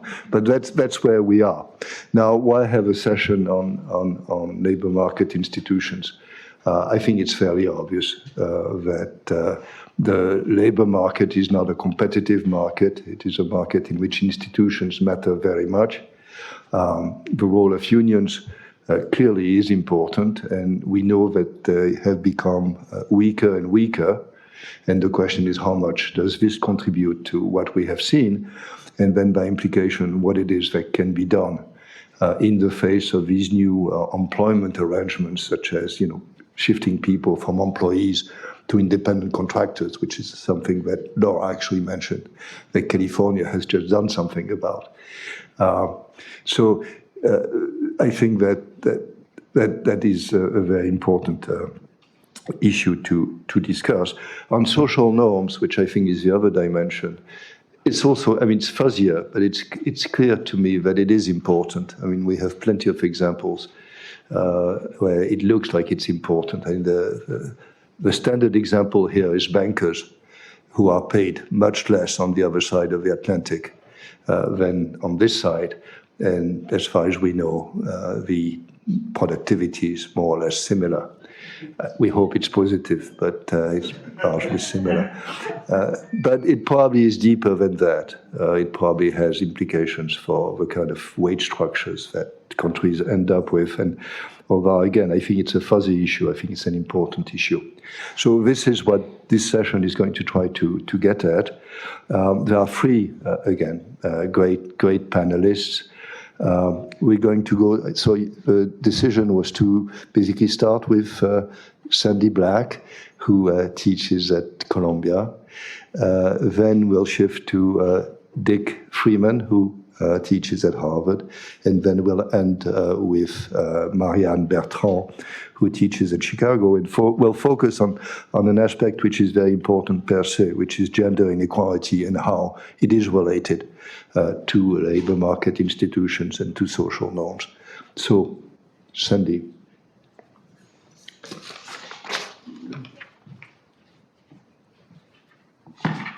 Great. Well, thank you for having me. So I wanted to, since we're shifting our focus a little bit, I think the research and economists have kind of come to the conclusion or are rapidly getting there that there is a lot of non-competitive behavior in the labor market. And I think this renewed attention on this, so we see a lot of work happening on this right now, I think, is because we want to understand why we see the stagnating wages at the middle and bottom of the distribution when, other people are doing really well. And so some of the facts to kind of set the scene, there's been much of the growth in labor productivity has gone to the top of the wage distribution. While net productivity grew by 72% between 1973 and 2014, over that period, median real compensation grew by only 8%. So the median is not benefiting. And what we know about the labor market is that employer voice is very strong right now. So corporations have a lot of power. We have rising wealth inequality with increasing concentration at the top. That's the purpose of this conference. And this wealth concentration leads to the wealthy and corporations having undue influence over the rules of the game. And so they're the ones making the decisions of how the game is going to be played. And that affects the outcomes for workers and the wealthy, and it becomes a reinforcing cycle. So the wealthy and the corporations control the game, and that benefits them in the long run and hurts the workers. At the same time, we know what's been going on with workers, that worker voice and worker bargaining power has been declining, and their ability to share or claim on the rents of production has been declining over time. And unions and other institutions, such as minimum wages and things like that, that historically worked against the firm's exercise of market power have weakened substantially. So in terms of unions, in 1955, approximately 1/3 of all U.S. workers belonged to a union. Today, this number is about 10%. And we can see evidence of this kind of throughout the economy. So recent regulations, rules, legislation undermining market power. So a lot of the things while I was working on the Council of Economic Advisors under Obama, the safety and overtime, all these things are being undone. The legislation against unions, there's a lot of evidence that this is happening. So I think economists now are really jumping on this topic. So if you are looking into monopsony, for example, the literature is about 2 new papers a week. And so just to give a definition for any non-economists in the room, monopsony is just this idea that firms exercise power over workers. They don't have to just accept the competitive wage and pay the workers the competitive wage. They can actually control the wage, and that they face this upward sloping labor supply curve. So in order to attract more workers, they need to pay a higher wage, whereas the competitive market says that, the firm doesn't have any discretion. It's kind of determined by the market. So there's been a lot of work recently kind of documenting that this exists, that workers have limited power, that employers have control over what's going on in the firm and in terms of wages and hiring workers. And so there's a whole bunch of papers now just kind of showing this relationship. And I think if you tell any non-economist, oh, well, workers aren't perfectly mobile, that according to economists, if the wage goes down by 10 cents, every worker will leave and move to the next firm. And any non-economist would say, well, that would be crazy. But that was kind of the underlying premise that we were starting from for a long time. And so there's a lot of work now showing that, in fact, this is what's going on in the labor market. And so what I want to talk about today are just a few, about 4 policies that we might think about to combat what's been going on. And some of these are things that are happening in real time right now, and some of these are things that are kind of hopeful for the future.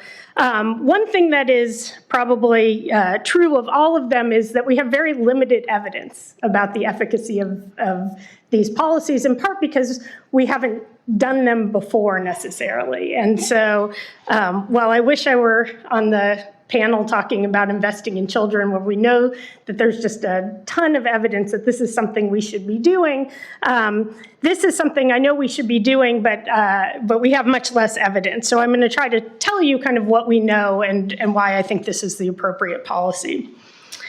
So I'm going to start kind of with some of the smaller ones, and I don't know, Olivier mentioned one of them, but they're smaller in the sense that in terms of, they're all important things, but in terms of the broader effect on inequality, they'll influence it from varying degrees.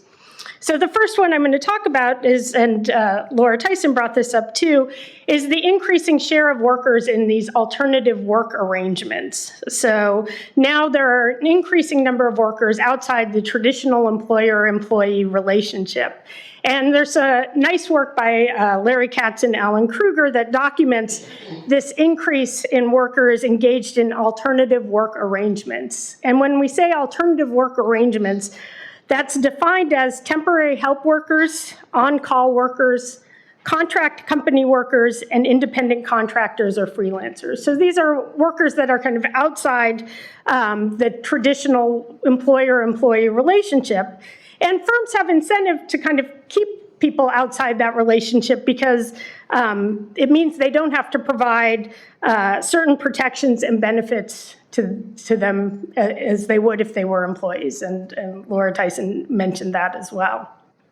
So what Katz and Kruger show is that from 2005, about 10.7% of people were in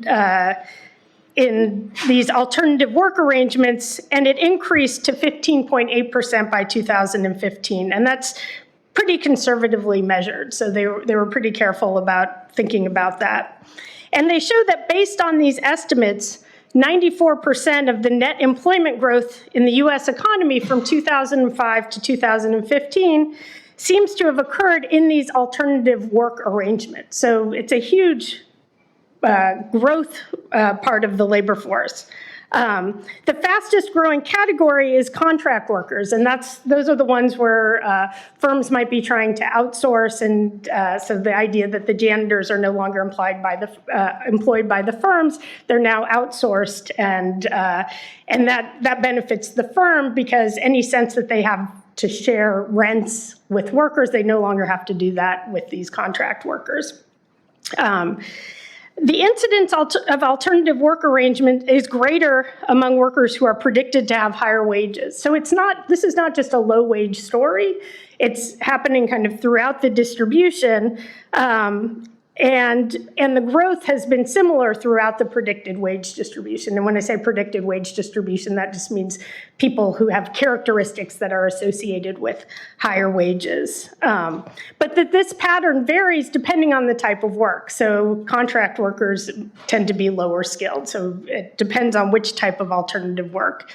They also show that they receive lower weekly wages primarily due to the reduced hours. So it's not that their hourly wage is lower, it's just that they work less. And one thing that I think is really important that people focus on a lot, everyone thinks about the gig economy workers when they think of these people. The gig economy workers, and that's the Uber drivers, the Lyft drivers, they're only about 0.5% of all workers, at least according to their survey. And this is really consistent with other surveys that people have done. So even though everyone is really focused on the gig economy, and in the future that might become a huge thing, it is really a very small share of our labor market right now. And so that's really important because a lot of the legislation that we're thinking about really is targeting this gig economy. And so in terms of what your expectations might be in terms of how much this is going to improve inequality and reduce it, I think you have to be pretty modest on that dimension. The paper is also quite interesting because they try to speculate why this trend is happening, and they don't really have a lot of evidence. It's very hard to identify with kind of just a few surveys, but they suggest that it is mostly driven by firms and not by workers' preferences, even though some workers clearly have a preference for these types of jobs. And so it could be, it does seem to be that it's demand-driven, that firms have incentives to kind of put these people as contract workers, to not claim them as employees and do it that way. So in response to that, there have been policies, and again, as Laura Tyson pointed out, there's recent California court ruling and then law that makes it harder for firms to classify workers as not employees. So it's very hard to say that a firm an employee is working for you and is not actually an employee. And so this is going to have a big effect on the gig economy and on Uber drivers particular.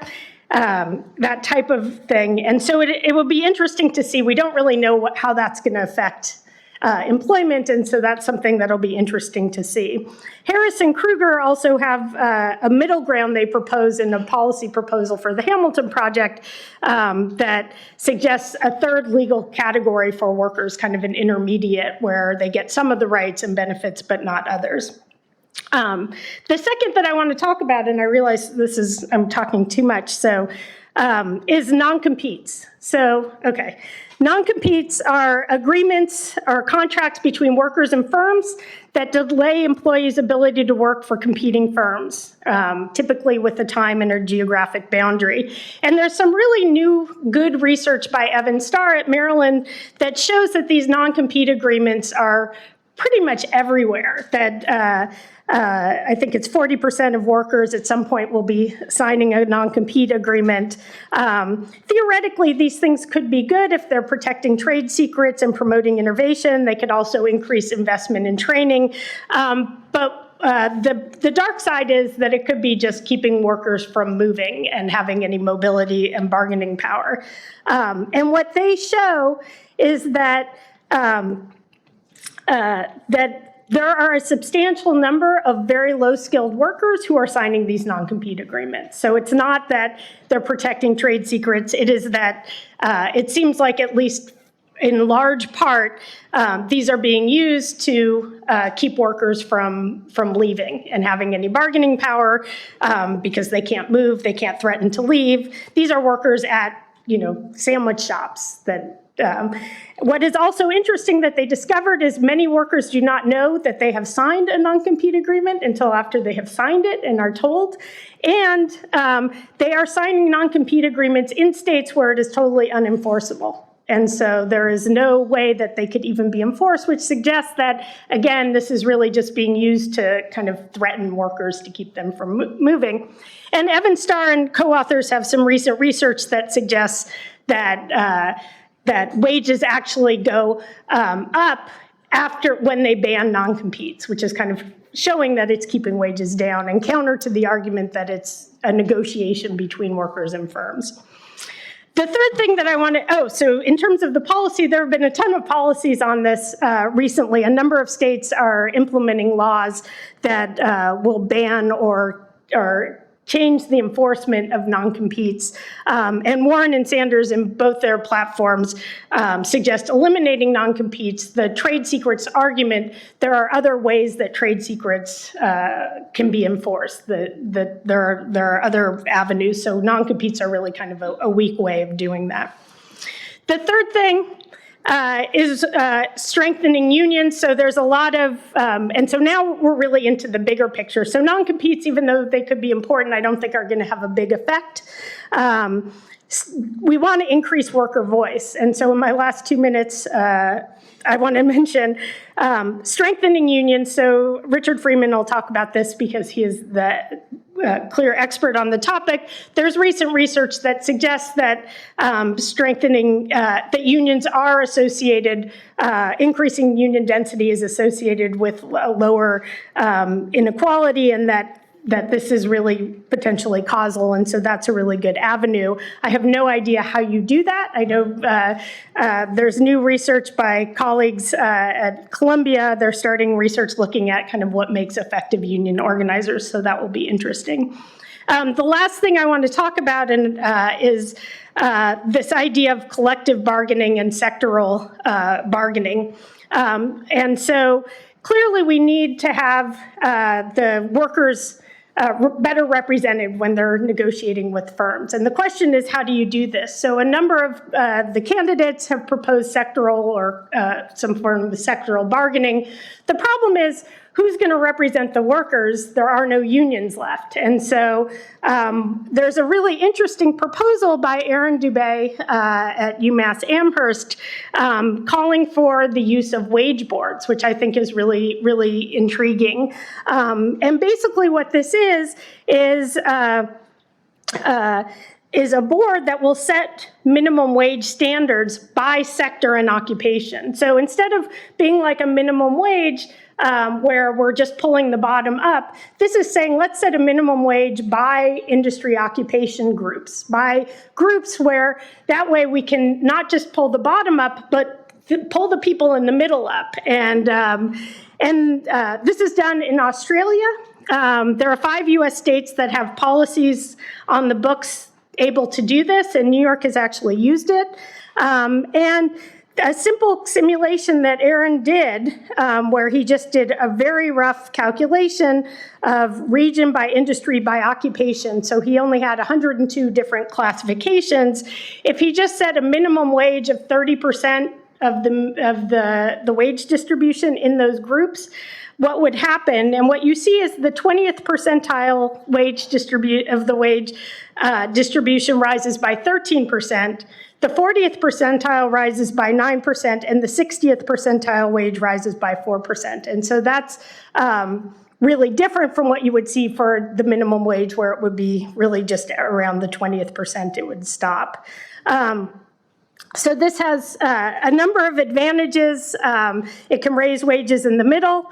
There are different ways that you can constitute the board. So how you do it is, and it doesn't involve negotiation, you can have representation, talk to the panels, the boards, but they are making the ultimate decision.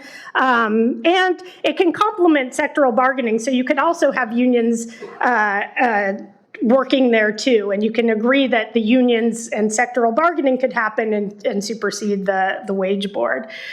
We don't know much about this, so I'm going to conclude with saying I don't know how this will work. So it works well in Australia. We don't have a lot of evidence. We don't know what it'll do in terms of job loss. It'll create incentives to reclassify workers. There are a lot of things that we would have to think about. But it does seem like a really promising avenue, and it suggests that maybe we should try to pilot some studies, have certain sectors or occupations try this and see how that works, and think about something like that. Because what is clear is that we need to change. We need to change the way workers are being treated, and giving them more power is clearly what needs to be done, and it's just a matter of figuring out how to do it. Thank you.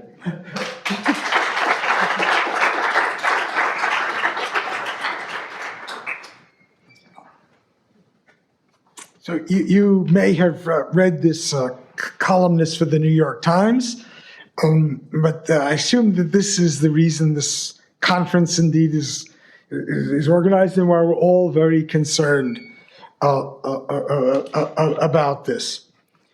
So I will not say any more. I will not compete with him. Oops, went the wrong direction. Okay. So I'm going to talk about two kinds of policies to reduce inequality, and one is going to be strengthening unions in some fashion, collective bargaining, and the other is employee ownership, ESOPs, which are a U.S. institution. And this is what I say we, but I have learned from these past decades of rising inequality. We have only one permanent institutional force that fights against inequality, and that's trade unions. And people who don't like unions complain because they raise wages of workers, and people who do like them because they do the same thing. And it's very important and consistent with what Sandy said about the monopsonies. Unions generally establish a more narrow distribution of wages for the workers in the areas covered. And the problem is they've been stagnating, partly their own fault, and partly that they just haven't adjusted to the modern world. And they only grow in giant spurts in crises. You need other policies for other groups of people, so there's no conflict. And I don't believe that firms move much to moral norms unless you can threaten them with a stick. Greed and self-interest dominates most market economies. We have two ways in which you can think about unions growing. One is bottom-up protests. And we had protests, you may remember the Wall Street occupiers.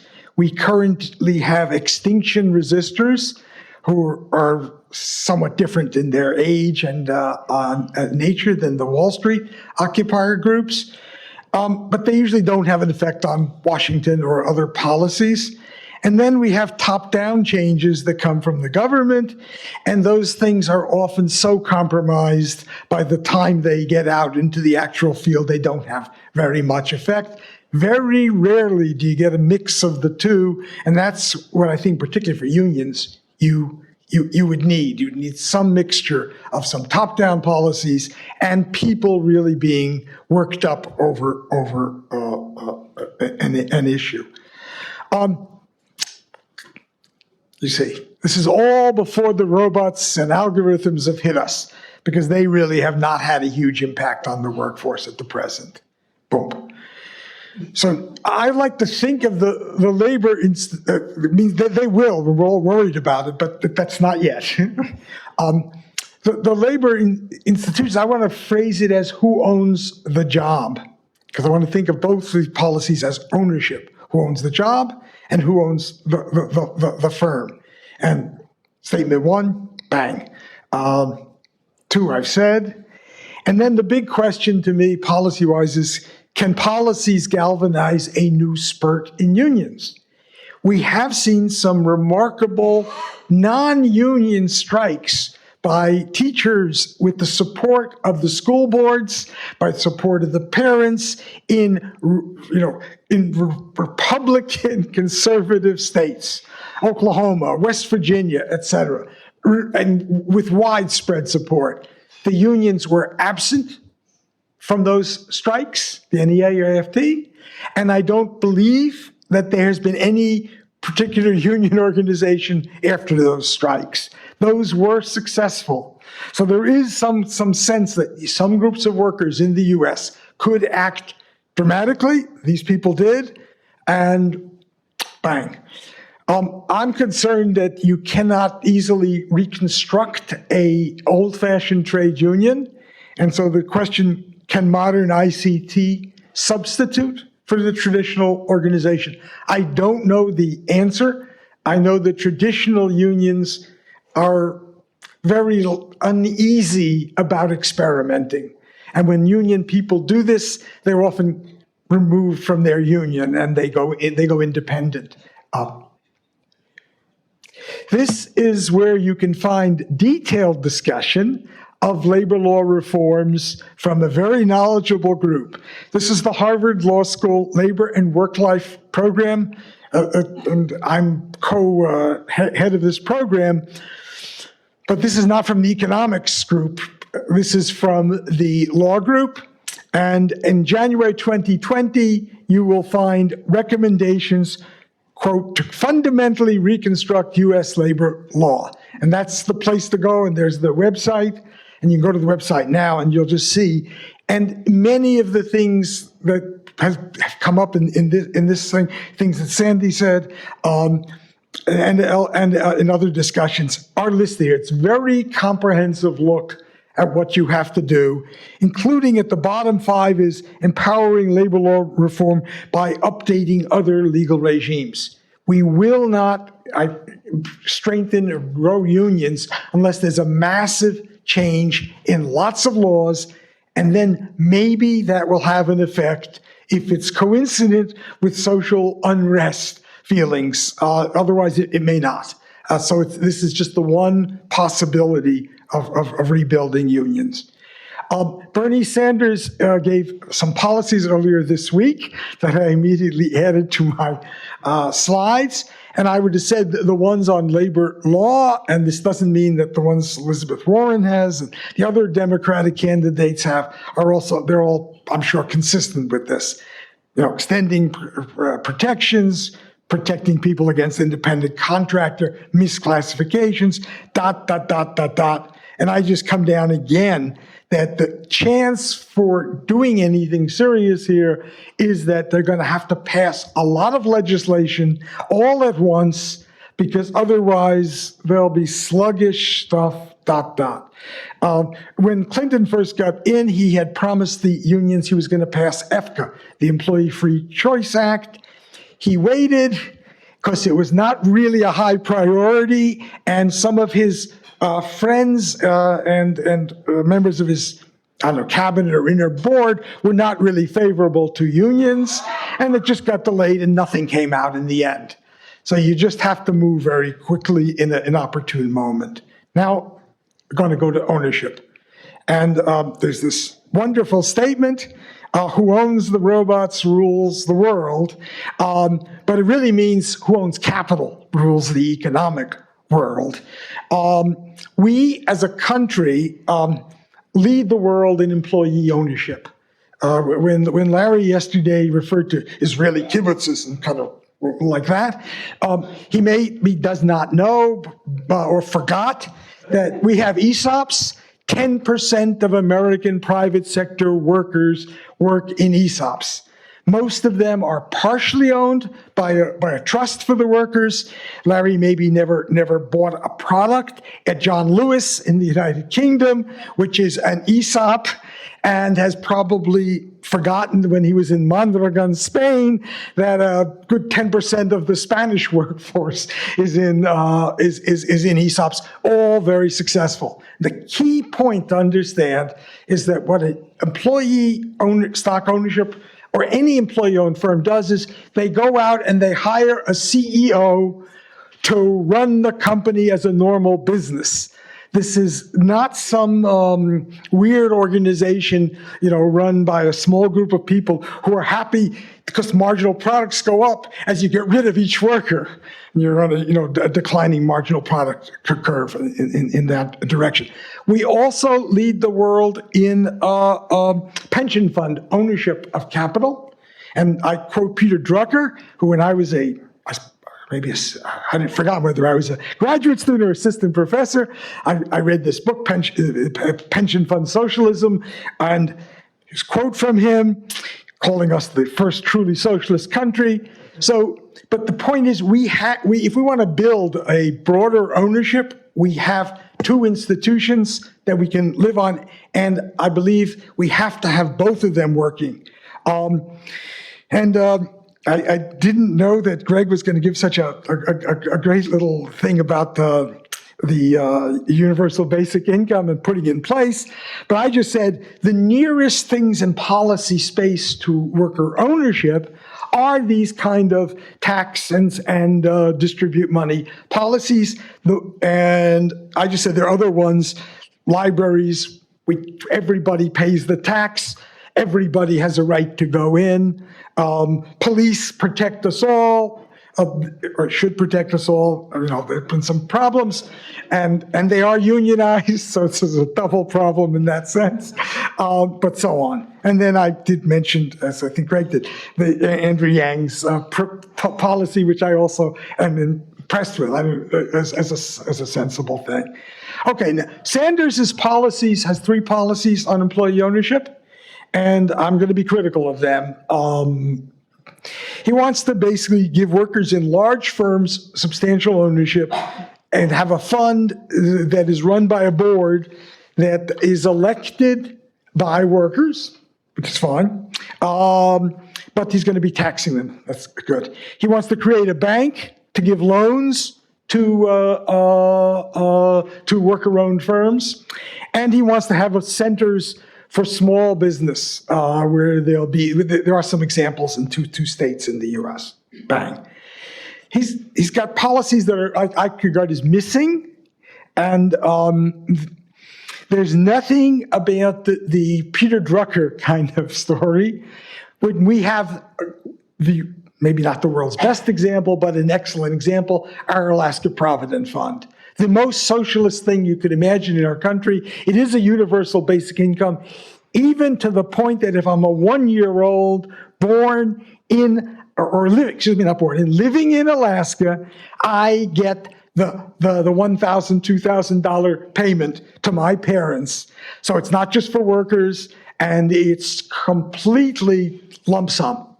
So a family of 4 at one point would get an $8,000 check from Alaska. And that deals with one of the major problems of any worker ownership situation, whereas I have ownership in my company and my company goes under. That's very risky. You don't want to push that far.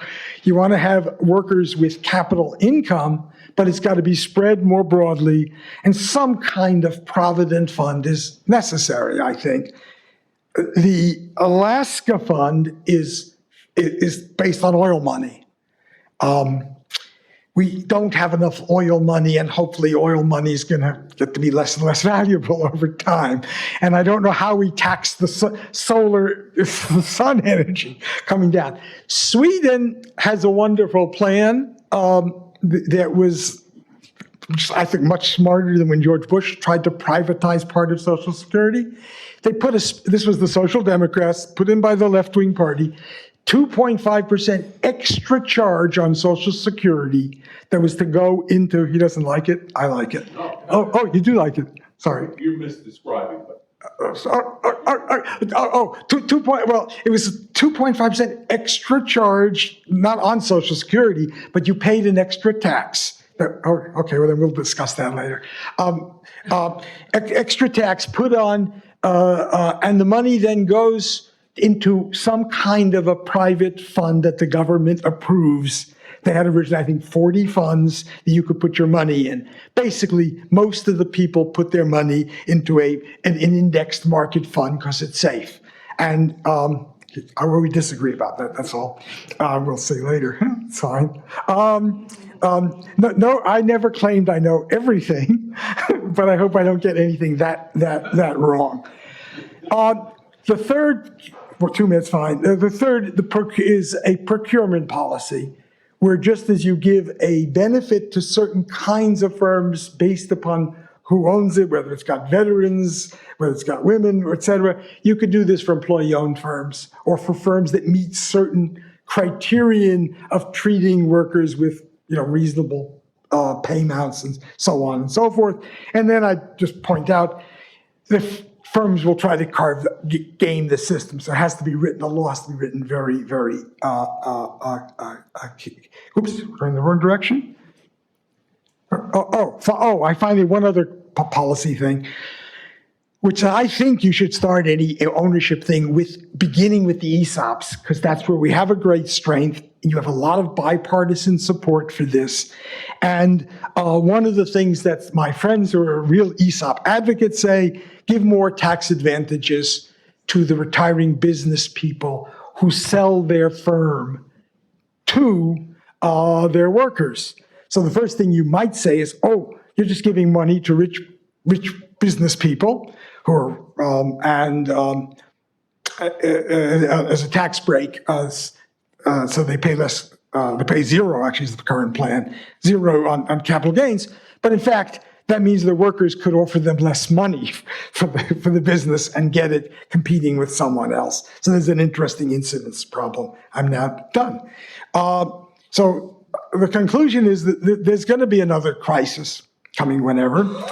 We're going to have less macroeconomic fiscal monetary policy to get us out, because we're running huge deficits and so on. We're probably going to have more environmental disasters that will basically eat up our GDP to spend on crises.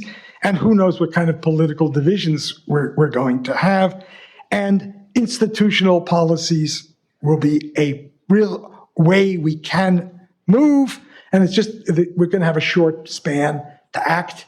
And so I think we need I hope this conference will lead to very serious consideration of what policies you would say should go in when there's a new administration, new Congress, and they face a sudden disaster, and they've got to have things to go with quickly. I think partly the story of the Roosevelt administration, they jumped on progressive policies that had been developed in Wisconsin and elsewhere, and they didn't make up their own things on the spot.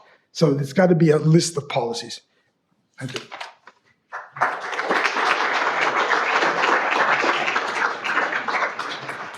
All right.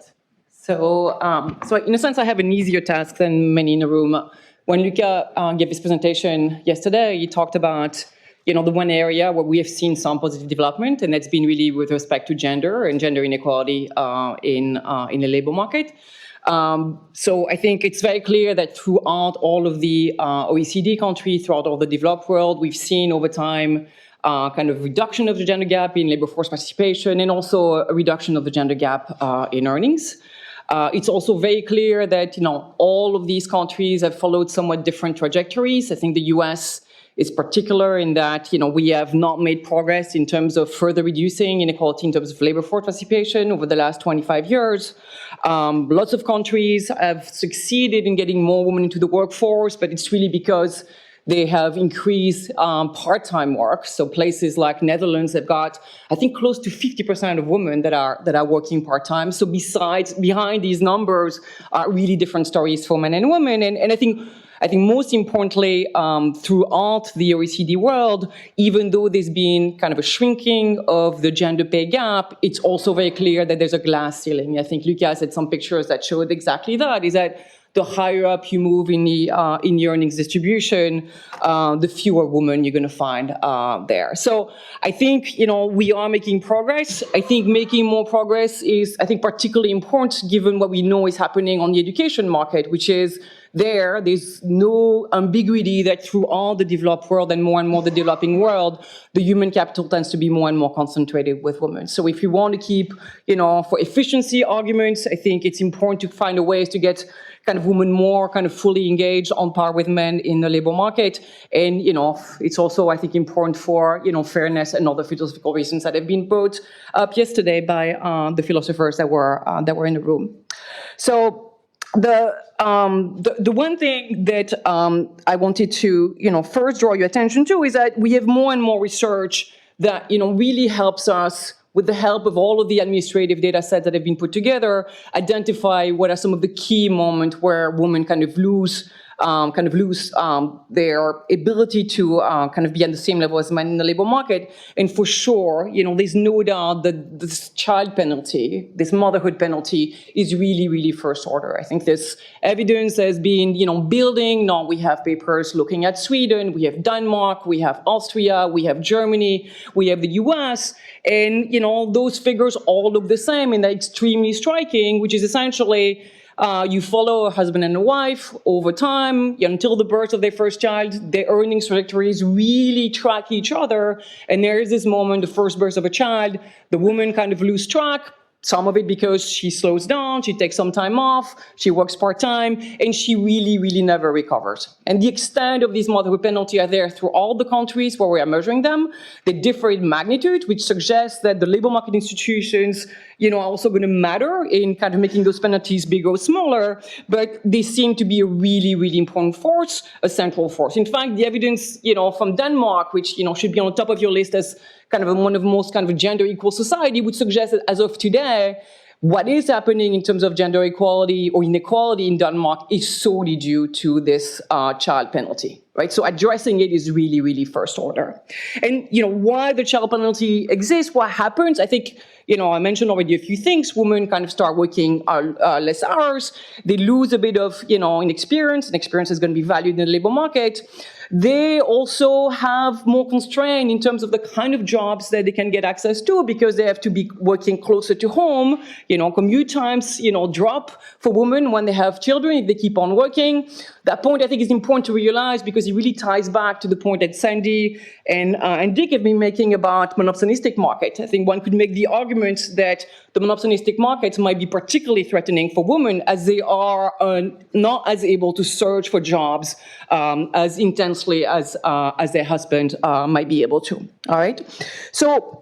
Given this, I think we really need to think about, kind of how do we address this child penalty, which immediately puts the focus on family policies and how we think about family policies. And, obviously the US there is clearly a big outlier, is that essentially we have no federal mandate for job protected leave, and we spend very, very little on anything that has to do with childcare or early childhood education. Now, if you look at, the evidence from other countries that have been, kind of more progressive, let's start with kind of a job-protected leave, the image that emerges from, this analysis would not suggest that long job-protected leave are going to be a good thing for women. I think the evidence essentially points out that a maximum to a year might be okay. If you go beyond that, you're actually starting hurting women in the labor market, particularly the higher educated one, because for two reasons, they get out of the labor force for too long, so they lose that experience that's going to be highly valued in the labor market. And also, kind of which employer wants to hire a 30-year-old woman that may want to get this 3-year leave policy that places like Finland are offering. So I don't think that the evidence clearly points at strengthening, kind of job-protected leave, certainly for women, as being a good policy. I think what's much more clear in the data is that more support for childcare and early education is something that's going to be, helping women. I think it's probably going to be helping more in the lower skill side of, the education. But I think overall, it's overwhelming that if we want to put more kind of government resources into family policies, early childhood education, childcare are going to be, really, really important priorities. I mean, I stress this because that was a theme that came out yesterday out of a conversation. We have other reasons to believe that investing in early education and childcare is important when we think about social mobility. I also think there's complementary benefits that have to do with women in the labor market. The other policy that I would like, to point at is a focus on paternity leave. And again, kind of the US is absolutely nowhere in this regard. All of the more progressive kind of policies are taking place in Europe, especially in Scandinavia. When I was researching paternity leave, I was surprised to learn that Japan and Korea have the most progressive paternity leave in the world, giving men up to a year of leave. Obviously, these are also the countries that come to mind when we think about places where women are doing particularly poorly in the labor market and are really constrained to the home. What this tells us is that if we want to, really put a focus on paternity leave policies, we really have to think about how we put those in place. Just simply offering them is not going to mean that men are going to take up these policies. We have to provide the right incentives, kind of by having, for example, quotas. You take it or you leave it.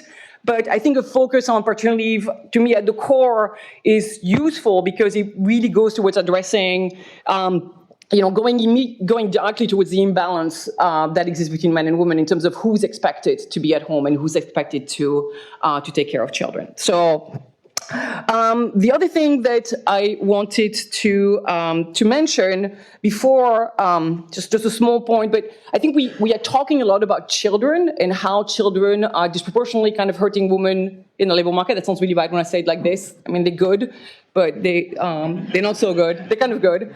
I think that we talk much less about other dependents, and I think there might be a growing need to think about other dependents. It's children, in the early years, but it's also parents in the later years. I mean, obviously, these disruption in terms of how much time you can give to work in the early years might be less important because you've accumulated experience, you've established yourself in the workforce. But I think this might become a more and more relevant problem as, our parents are aging, living longer, and again, relating to the things we talked about last week, living in a country where the healthcare system is just not functioning, where people cannot afford health insurance. So I think we need to spend more time thinking not just about children as dependent and how they affect women, but also, the later part of the life cycle and the other dependents that emerge for women in those stages. All right, next point, I want to talk about education. As I said at the beginning, throughout the developed world, women are more educated than men, but it is very true that they still decide to focus in different fields than men do. And in particular, there's still this just very large imbalance in terms of women's decision to study, especially the math-intensive STEM. And I think economics is counted as that. I'm not quite sure whether it should. Now, I think this is highly problematic. I think Claudia Goldin, has given us really good reason to, kind of understand why this is problematic. If you think about the high-paying occupations in the US, you have the bankers, you have the people in the corporate sector, and you have a lot of people in the STEM field. These are really good jobs, at least as of today, kind of early part of the conversation today. I have no idea what's going to happen in the future. And it's also jobs that happen to be very good for women, is that these are jobs where the penalty for taking, kind of that additional flexibility you may need because you have these family responsibilities are just not as large as it would be were you to become a lawyer or a banker. So these are good jobs for women, but they are not choosing those jobs. So I think we really need to think about how we attract more women towards the STEM. I strongly believe, unlike what some people that were in this room yesterday have said in the past, that the reason why women are not in STEM is not because they're not good at math. I think it's just striking how much time we spend talking about very, very small differences in means on math tests in the PISA data and how small these differences are compared to the within gender variation we observe in math skills. In many ways, research is hurting here, is that we just spend too much time looking at differences in means and finding, kind of 3 stars and be excited to talk about it. The overwhelming stories is that, women are basically as good at math as men are. We also know that norms and culture, kind of can help even move and make these very small gender gaps go away. So we need more women in math, and we need to find, more women in STEM and find ways to do that, whether it is role model, whether it is information. So I was, kind of looking at some recent research, I think it was in PNAS, that, kind of looked at women's choice, losing at PISA data, 15 years old, women's decision to study math, and showing that what seemed to be really relevant in this decision is a point about comparative advantage, right? So women are very good at math, as good as boys are. They happen to be really, really good at verbal skills. And when you're a young person and you decide, what am I going to do with my life? Well, look, I actually happen to be good at math, but I'm even better at verbal skills. And that seems to explain a lot of the choices these young people are making. We'd like to see more research on this, but if this is true, this suggests that simple information policies that would make such that every 15 years old, not just my daughter, understand that, there are going to be more jobs and better career in some fields than others. Information would be, quite useful. All right, 2 more things. I want to talk briefly about taxation. I know nothing about taxation, but I believe that, as someone that cares about gender issues, I think this is an area where we have not, as labor economists, kind of paid enough attention. The issue of the joint taxation of labor is really, really first order. I'm not going to need 5 more minutes. I'm going to more before that. If you look at places, there's been some recent work by Nicola, I forgot the last name. That's That's going to be really bad. Anyway, places like, Germany, places like Belgium, which is where I come from, but the US as well, kind of essentially discourage this second earner from staying in the workforce because of this joint taxation system for couples.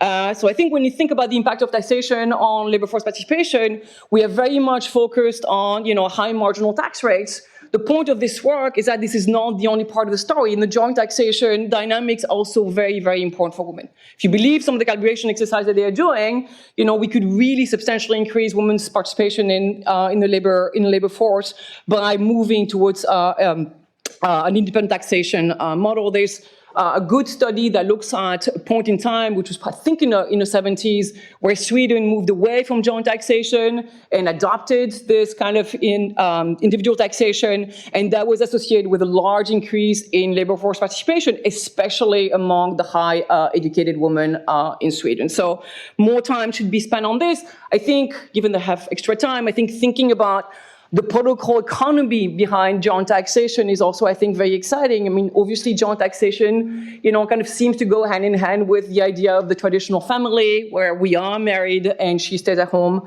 and he works. So the politics and political economy of joint taxation are interesting. The final thing I want to talk about the workplace. I think a lot of discussion, in the corporate kind are really about this diversity and inclusion and how they care so much about it. I kind of like, or at least I hear a lot of my psychologist friends kind of saying, let's not talk about diversity and inclusion, let's talk about inclusion and diversity. And the focus should really be much more on inclusion than diversity.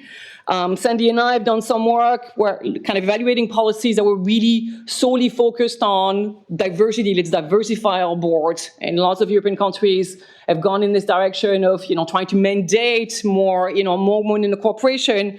I've kind of lost hope that these policies are really going to be important. But we should think about ways to fight implicit biases as they creep in the workforce. And this is an area where I like to tie this to kind of the nudge agenda that Taylor has been so big on, where I think small changes could make a difference, where there could be really some low-hanging fruit. And, use multiple examples, but thinking about the small kind of biases, stereotypes that creep in the way you write an ad for a job, for example, where the language that you use, the word that you use may just mean that someone would feel like, well, given this language, given that we're looking for, this is not a job for me, and how kind of like simply rewording ads may change the pipeline of job applicants that you receive.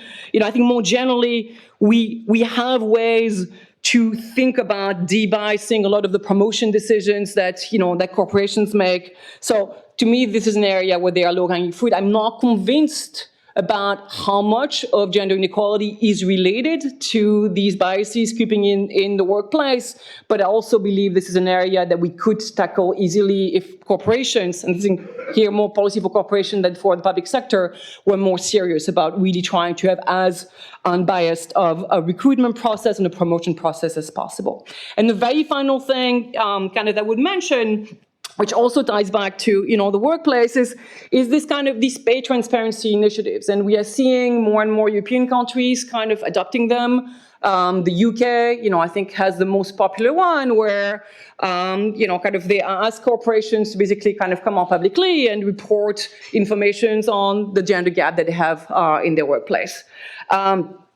This is not very costly to corporation. And I think this is something that, kind of would be worthwhile to think about. This is just about information and just about transparency. I think there are different ways of implementing these policies. The UK has gone for, let's make this public, but also produce information that is essentially useless because it's about, mean pay gap, at my university for men and women without any considerations of, the different kind of occupational categories that men and women are in. There are other countries that have done this better. Like Denmark also has a policy like this, which does not require companies to come public with, the information that they have produced. So the naming and shaming component is not there, but it's a law that forces companies to provide to their employees information on gender pay gaps within occupation in the firm and some mechanisms to discuss that. So to me, these are policies that, are not very costly. I'm not I'm not totally convinced about how much of a difference they're going to make, but they seem worthwhile steps towards further reducing these remaining gaps.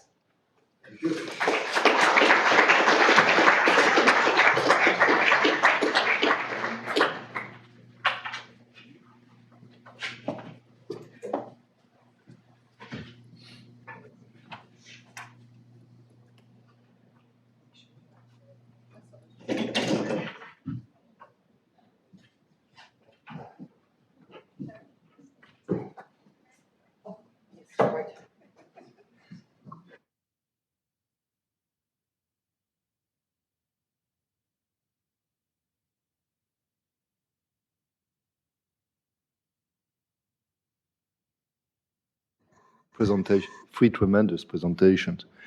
And I learned a lot from each one. I'll just have one round of questions and then open the floor. On the first one, Sandy, I mean, I don't know at the end whether this makes me optimistic or pessimistic. Because, I mean, what was very nice about it, there was very specific policies in each. But take the first one, you know, independent contractors and the California law. There are some bona fide independent contractors.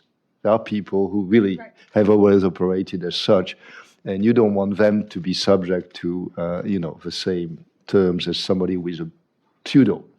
So I don't know how the California law gets around it, but it seems to me there's a very fuzzy border between clearly unacceptable stuff and clearly acceptable stuff. And so I wonder whether this law is designed in such a way that they have found the right border between the two, and whether it can be done. So I think that was my worry. These look good. On the non-compete, it's more obvious. I mean, there must be very few cases in which non-compete is justifiable. But on the first one, which seems to me to be a really important one, whether we can write a law which works, whether the California law does it, is a question on my mind. Do you want to? Yeah, so I think your point is well taken, that there are a lot of independent workers who are by choice and have always been by choice independent workers. I think the law is structured. It basically, if I can look up my notes, it was interesting because it really is trying to get at this misclassification issue. So it's not trying to take these workers who are, independent workers and forcing them to fall into some arbitrary classification. It really is targeting specifically this misclassification, where it says based on the amount of time that you're working for a particular employer and how your time is spent and things like that. And it just makes it very hard for the firm like Uber to say that a worker isn't an employee if they're primarily working for Uber, for example. And so, but I think a bigger issue is that there is kind of a fuzzy boundary, right? Because, for example, to the extent that Uber drivers are choosing their own hours and things like that, how there are some protections that are inherently harder to provide for these workers. And I think the Harris and Kruger proposal kind of tries to get at that by proposing this third classification. But I also think it brings up the bigger issue of, how much of the risk are workers bearing, and how as a society do we want to deal with that if people are being more and more pushed off into contracting or other types of relationships. That some of the misclassification we can really try to get at, but there's also kind of the idea of the bigger trend and how we want to deal with the fact that the workers aren't as protected. Dick, I had one comment and one question for you. The comment was that the list of things suggested by the Harvard group seemed to me to be kind of motherhood and apple pie. It was not incredibly precise. Maybe this is just because it was one slide, and behind the slide there's a 500-page document with 1,000 footnotes given its lawyers. But so this is a comment, and you may want to comment on it. But the question maybe I put it this way. Suppose that Elizabeth Warren wins and she asks you to be the, I don't how is it called? Not the Minister of Labor, but Secretary of Labor in this country. What are the 2 or 3 measures that you would think can be passed? I mean, what I have in mind is that actually the support for Trump comes from people who should be fairly receptive to more protection and more say. And therefore, I wonder whether the opposition from that side would be as strong, and whether there is not actually room to pass things with fairly wide agreement by the Democrats and the Trumpers and maybe the remaining Republicans.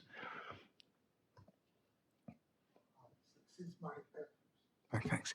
Since my theme was you better do a lot of things because no single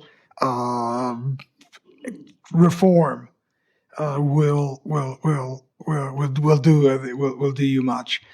Let me just first to say, they at one point were favoring the Employee Free Choice Act. That I would not put on my couple of list, and it would be some kind of regulation that forces an even wage level in as large a part of the economy as we could do. It could be a procurement policy, and we do have procurement policies for construction trades, which say that you've got to pay the going wage rate. So I suppose if I had to pick one thing, it would be a regulation. It could be an executive order, if it were the president, that says we are going to make sure that our contractors pay certain a level or meet some standards. And then we have, it's not just the misclassification, but it's also, so they form a new company of the low wage people that they will do to, they'll look for a way out of this. So then it has got to go down the supply chain. And it says, and you have got to make sure that your subcontractors are also following the law.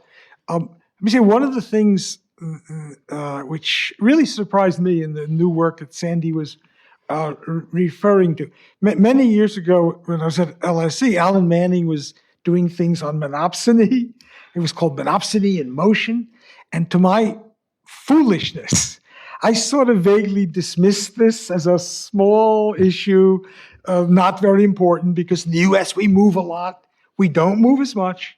And all of this new research on monopsony, it is quantitatively strong, and it really gives you a different picture of the labor market and of what unions traditionally did. They established a basically going wage rate. So if you were Gillette Company, Gillette's non-union, they would meet every union wage increase in the Boston area. And they would meet the benefits, and they would have seniority systems. Everything they would just copy. And when I talked, I was working for Gillette on something, and I talked to them, why did you do this? They says, well, we don't want the union. We know what the workers will want, and we're just going to do this. So major US companies were copying the union sector. Union sector gets very weak. There's no reason for Gillette today, which is also owned by Procter & Gamble, it's no longer an independent company, to pay any attention to any union agreement in the US. So it would be policies that pushed towards a more equalization of wages for similar workers across certain areas. One question to Marianne. You said that in Denmark, basically what remained as a gap was mostly due to the child penalty. Mm-hmm. Does this mean that that's basically how low we can get, or Denmark still has some way to go, and how big is the gap? So the gap, I think the value of the gap that's left in Norway, I don't know the exact number, but even, kind of with that being said, if you look at the size of these penalties across countries, they vary a lot. So it's not like there's one number which is going to be the child penalty when it's the only thing driving the gender gap. So, I believe that it's among the lowest in Denmark, much, much higher, in Germany, which is characterized by, other features like, very strong kind of joint taxation, of income, much stronger, kind of remaining gender norms and views on, kind of what a proper, family look like. So there's not one single, child penalty. It's going to vary. And, kind of different institutions, different norms can make this penalty, become smaller.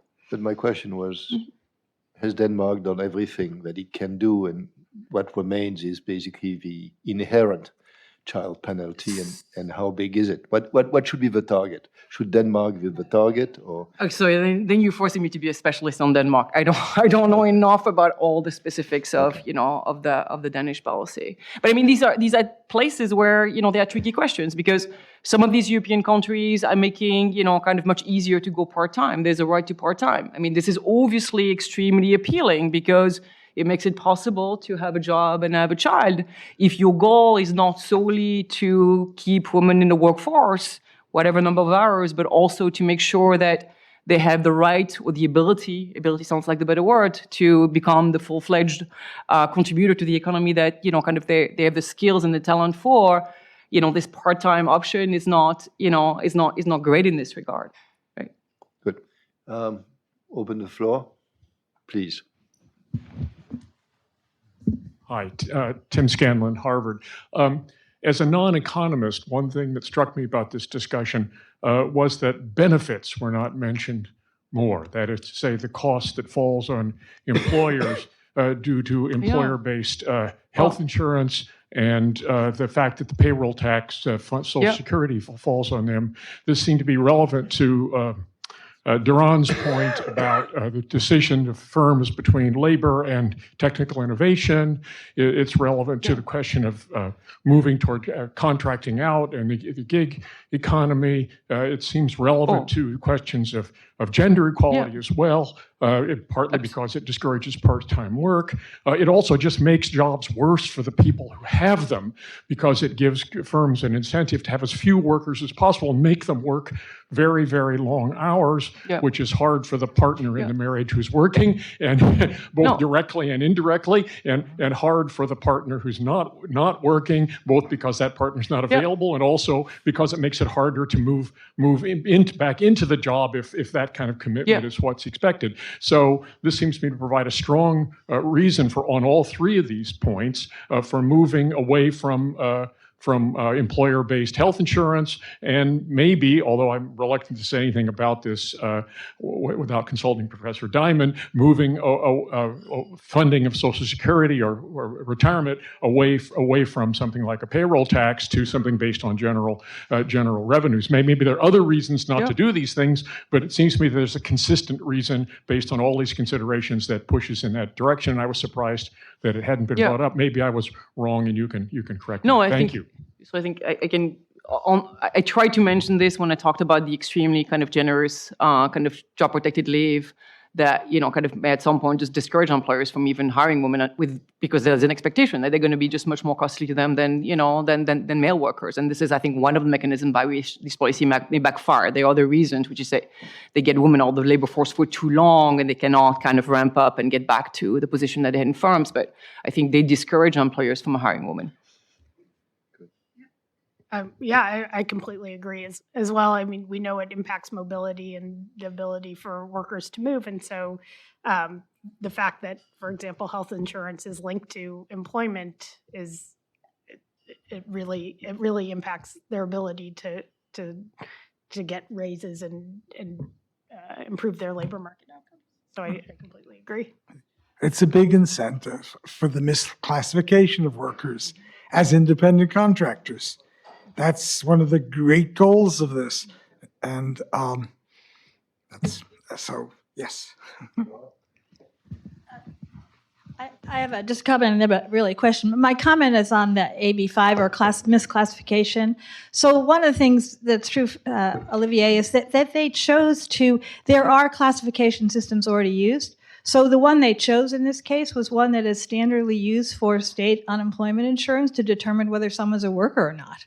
I mean, it was a pretty blatant, a pretty simple thing to do. We've got worker laws, And these kinds of workers actually fall under those laws. Lots of independent contractors do not. So I would say that. Can I just mention just one point on these policies? I mean, Daron's kind of point keep on coming back to me. I mean, they just only further increasing the cost of labor for Sure they these are. firms. So whatever forces, I don't know how far away we are from like the self-driving cars, but they're only speeding up this process. I think that's true. I think there are literally trade-offs here. I think the more that you use various systems, whether it's regulation or unionization or whatever, to increase the cost of the people who are employed in those jobs, the more you're going to encourage other kinds of technologies to economize on that. I agree. There's a trade-off. I don't disagree with that.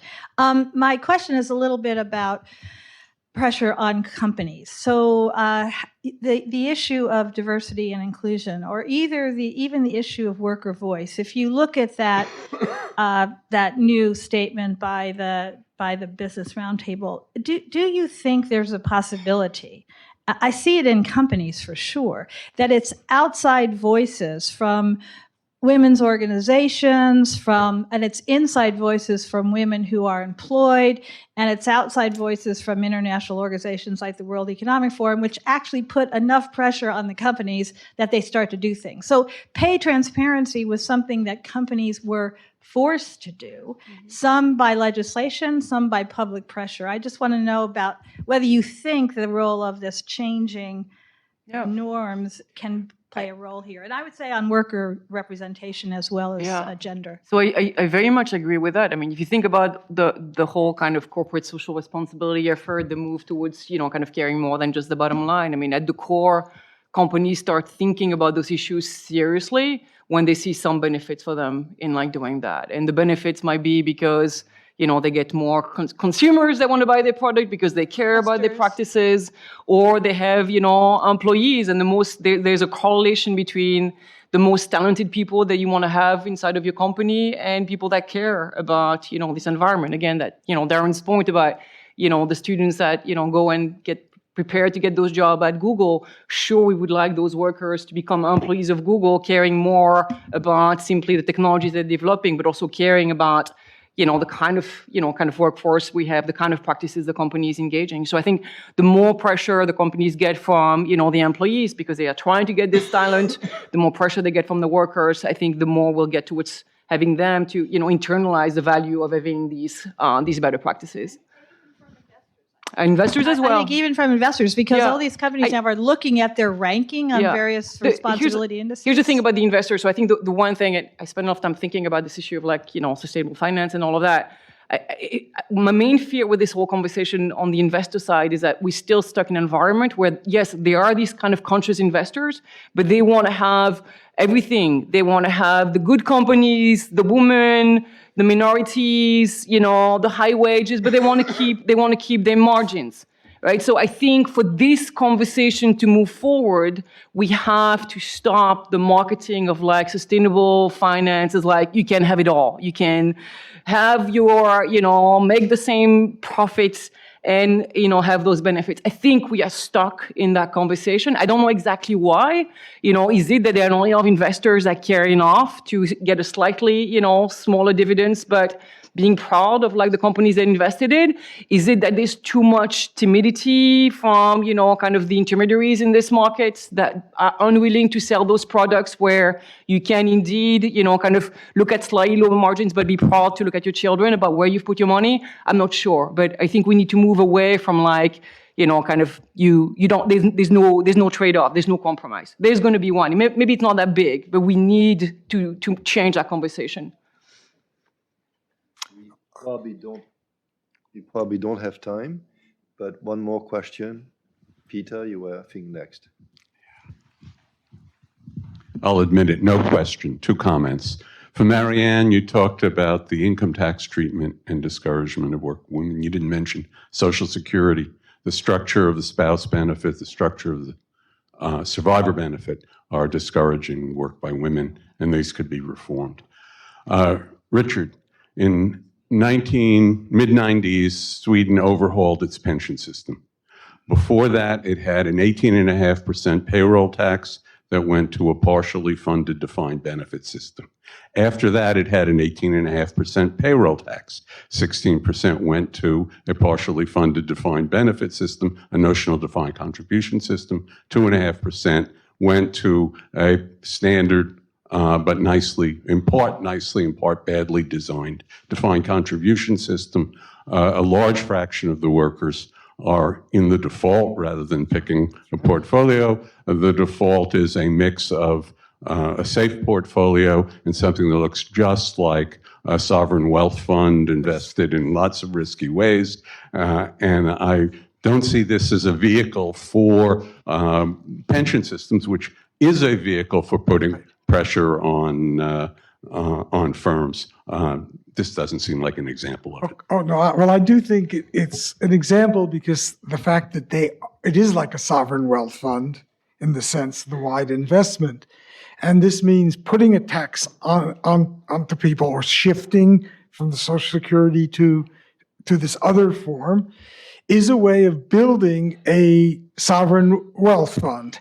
When you don't have the oil money, where are you going to raise funds to have a sovereign wealth fund? All I'm saying is the defined benefit system also has a sovereign wealth fund.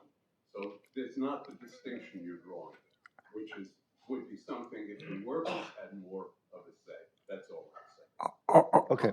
Okay. This gets into the weeds. This was a great panel. Thank you very much. 10 minutes Thank you. late. I don't know what that's.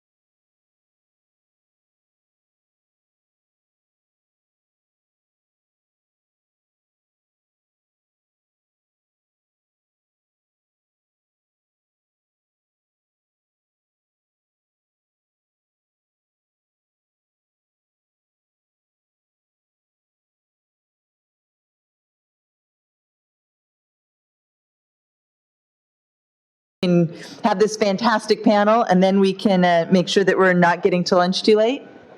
All right, going once. You in the back? Great. I'm going to keep just sort of saying nothing things up here until there's enough people sitting that it seems like I can start saying something of interest.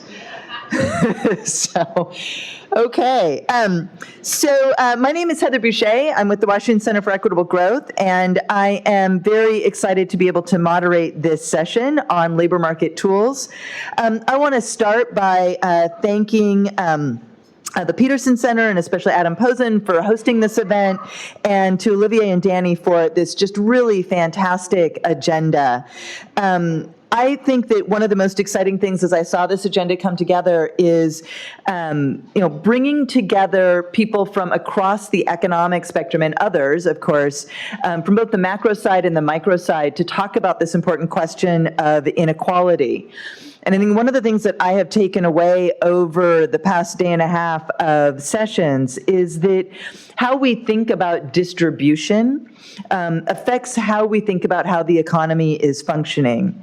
In the earlier session today, Sandy Black was talking about monopsony as this new issue that labor economists are thinking about. And when you think about how that is so intimately connected to market concentration, to these macroeconomic trends of inequality, and who has the resources and what that means in terms of the power that they have in the economy, that this is something that labor economists have just sort of rediscovered after ignoring it for a little bit too long.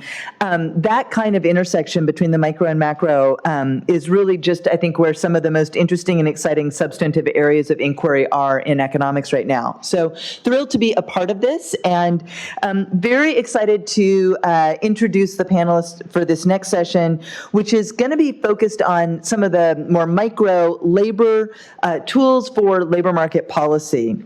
And I think one of the challenge of the conversation we're going to have on this panel for our panelists is connecting the dots between these very micro tools, some of which have been around for a long time, some of which are going to be new ideas. How do these connect with the larger conversation we've been having over the past day and a half about how these larger trends in inequality both affect the toolbox that we have for improving the lives and the pay of workers, especially at the low end of the income distribution, and how do these trends in inequality affect the effectiveness of the tools? So I know that you all have that lovely 4 or 5 pager with everybody's bios, so I don't want to spend a lot of our very precious minutes going in deep, but allow me to just introduce the 3 folks we're going to have. First is Sandy Darity, William Darity Jr., who's a Samuel Du Bois Cook Professor of Public Policy, African and African American Studies and Economics, and the director of the Samuel Du Bois Cook Center on Social Equity at Duke University. That was longer than I thought it was going to be when I started to read it, Sandy. Wow, that's great. David Elwood, who's the Isabel and Scott Black Professor of Political Economy, who served as the Dean of the John F. Kennedy School of Government at Harvard from 2004 to 2015. And then third is Heidi Schulholz, who's a senior economist and director of policy at the Economic Policy Institute. So without any further ado, Sandy, are you ready to come up? Okay, and I'll be keeping time right here in the front for you.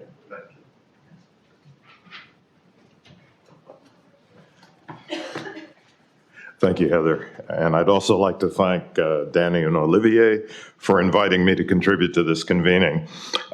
When Olivier first contacted me, he asked me to speak on the job guarantee. And then about 2 months ago, I asked him if I could change my topic to reparations, but he said he'd prefer if I stayed on the originally specified topic. So given the number of talks I've given about reparations lately, I think I'm glad Olivier kept me on the first course, but we'll see if I still feel that way after the question and answer period. I think that I don't want to describe the federal job guarantee as a micro tool. Let me start by saying a federal job guarantee can reduce income inequality, but it will have little effect on wealth inequality. It will affect income inequality by raising the incomes for persons at the lowest level of the earnings distribution. And it has a long history in the United States. It's very much of an American idea. The near precedents for a federal job guarantee are the Civilian Conservation Corps and the Works Progress Administration during the Great Depression. The difference is that what's being proposed here is a permanent and universal program of job assurance. Franklin Roosevelt's Second Bill of Rights in 1944 claimed that every American should have the right to a useful and remunerative job in the industries or shops or farms or mines of the nations, and the right to earn enough to provide adequate food and clothing and recreation for their family members. Harry Truman's Fair Deal in 1949 echoed the same theme. Bayard Rustin prepared a freedom budget for the A. Philip Randolph Institute in 1967, which included a provision for a job guarantee. Both Martin Luther King Jr. and his partner Coretta Scott King endorsed a federal job guarantee. The Caucus of Black Economists, the predecessor of the National Economic Association, advocated a federal job guarantee in 1972.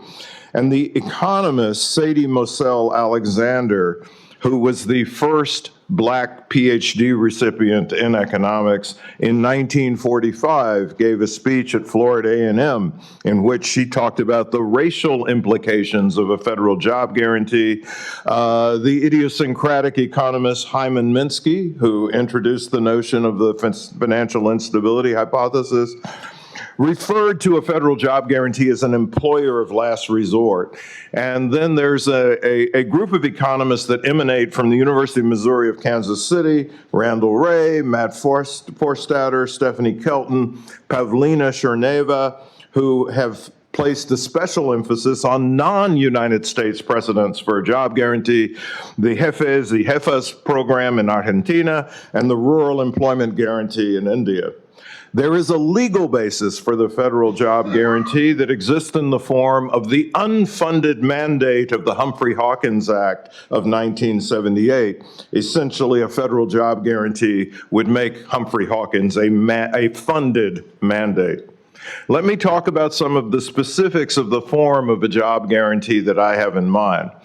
I would like to suggest that we establish a National Investment Employment Corps, the NIEC, where every American adult is assured of employment from the public sector. It would be federally funded and federally managed. It is not, strictly speaking, an employer of last resort, insofar as individuals would always have the option of taking these jobs regardless of their current employment status. So it is a permanent option or a permanent alternative to private sector employment. It is a large-scale direct hiring program by the federal government. In addition, the compensation would include a package of non-poverty wages so that the lowest paid jobs would be approximately $25,000 and would also have a benefits package similar to the one offered to all federal civil servants, including medical insurance. In addition, there would be job safety provisions and advancement opportunities built into the program. We would be able to meet the physical and human infrastructure needs of the society in a direct way through this public employment program.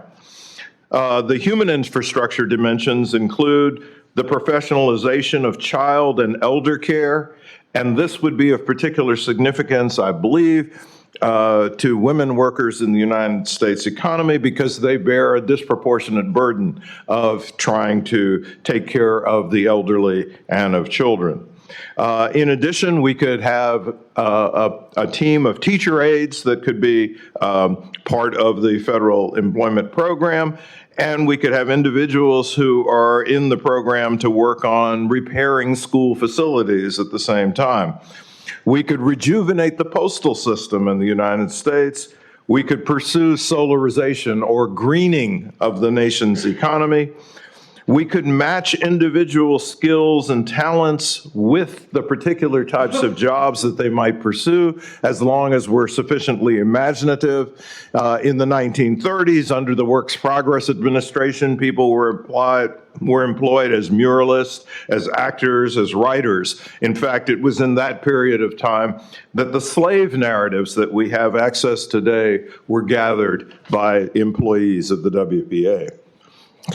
In addition, we could combine a permanent, and I say this in quotation marks, we could combine a permanent with a fluid or cyclical staff that would man and woman the program. The program would function then as an automatic stabilizer, so it would expand in downturns and contract in upturns in strict accordion effect. But it would indeed moderate the impact of recessions and, in fact, provide some insulation from the effects of recessions because of the fact that it could expand in periods of economic downturn. The effects of this type of program would be to create a floor on compensation and job quality. This would be somewhat different from relying exclusively upon minimum wage or living wage laws. Wage floors are only useful to individuals who actually have work. And even if you have a job, wage floors don't ensure enough hours for individuals to qualify for benefits packages. The goal of a federal job guarantee is essentially to wipe out bad jobs. The EITC, or a universal basic income, potentially can de facto subsidize the private sector's creation of bad jobs.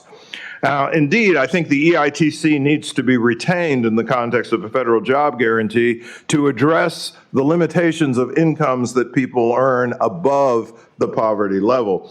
But generally, anti-poverty measures require people to be exposed to poverty before income support mechanisms are activated. The federal job guarantee is predicated on the view that we want to keep people from experiencing poverty in the first place.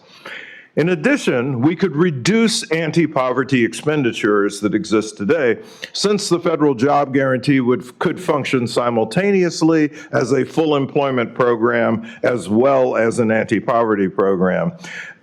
So when I'm not in my modern monetary theory mode, I would argue that the job guarantee is almost revenue neutral. Okay. The best estimates that we've been able to construct is that the maximum cost of the program would be in the vicinity of $750 billion to $1.5 trillion. And this is roughly equivalent to the magnitude of the overall anti-poverty budget.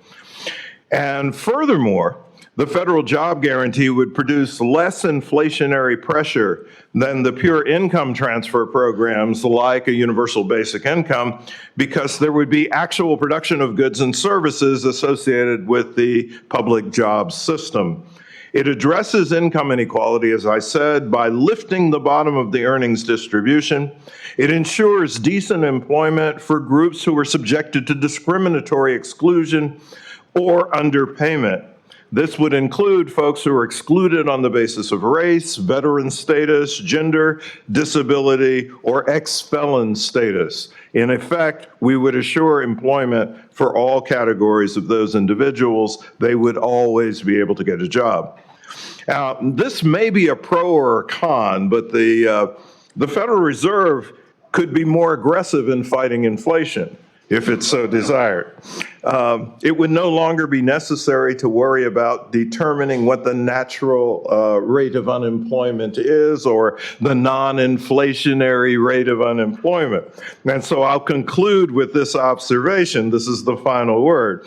The federal job guarantee would make the Phillips curve vertical at a zero rate of unemployment.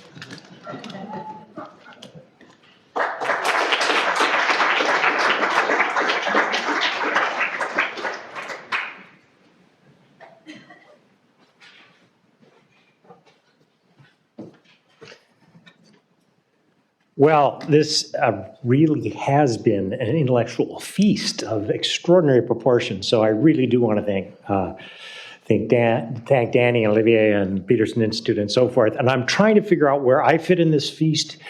I'd like to at least be like cleanse the palate, but I fear I'm probably going to be more like steamed broccoli, but whatever.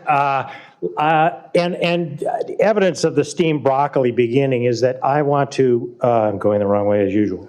I want to start by sharing two graphs with you that you've all already seen, more or less, and know by heart. But the first is, it's a slight variation, like you see, which is going to look at the distribution of real wage and salary earnings of full-year full-time workers, male workers in this case, 18 to 64. So it's deals with unemployment. Most of the time when we see these graphs these days, it's often done by education. And the problem with that is if you look over time, the number of people in the bottom is getting smaller and smaller, and so you're sweeping out. This way, we're just going to look by percentiles. And again, it's the percent change since 1991 for these different groups. And so here we go. And this is essentially what we saw was, in fact, the 60s to the early 70s, and it goes back to the 40s, really was the rising tide lifting all boats. And then starting in about 1930, it just really, really spread out. You can tilt this graph a little bit by using different, cost of living adjusters and all that sort of stuff. If you take it a few more years forward, it gets a little worse, and then it seems like it's getting better in the last year or so. But it's basically this trend. And if the median worker is more or less flat or up slightly, depending on what you include, a bottom and so on. You've seen all this before, but I want to come back to it in a second.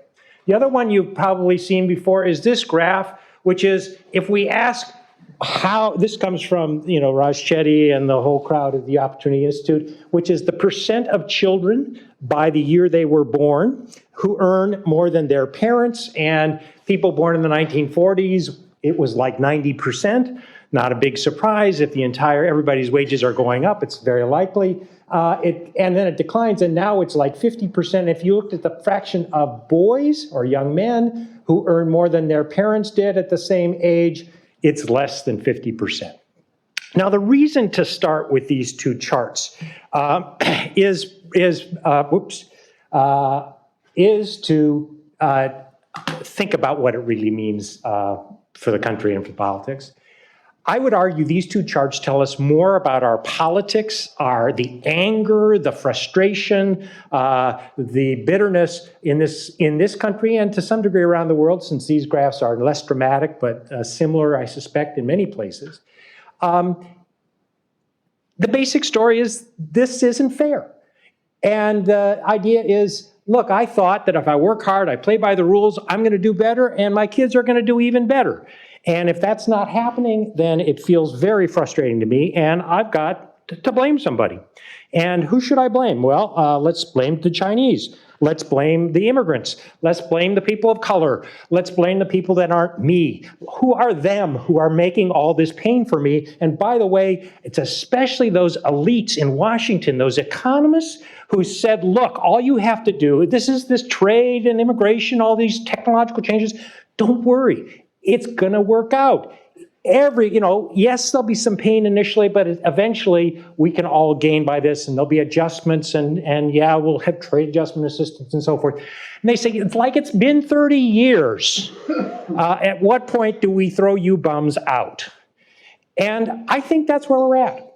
And I think that a lot of the stuff we've been talking about makes me nervous that it'll be another 30 years before they can see something. So what I want to talk about is three things. The first is I'm going to argue that making work pay is an absolutely essential strategy. Second, and I'll spend less time on these two, although they're bigger, I really believe the low-wage, low-skill market functions quite poorly. This is more speculative than detail. And then finally, I think one of the critical things we need to think much more about is how we turn the so-called bad jobs into good jobs. So, quickly, making work pay is an essential strategy. So I'm going to talk about why it is for practical economics reasons, for reasons of politics, and for reasons of values. And for practical economics, the obvious question is, do you want to do something about inequality in my lifetime? Now, some of you are younger than me, so maybe in your lifetime, but in my lifetime. And the answer is, a lot of the by the way, I'm on board for all these cool policies that I've heard. I mean, almost all of them. I really want the German, by the way, labor market system here. I really want to do much more to reduce the taxes on labor income and raise them for capital. Certainly I'm worried about climate change, et cetera, et cetera.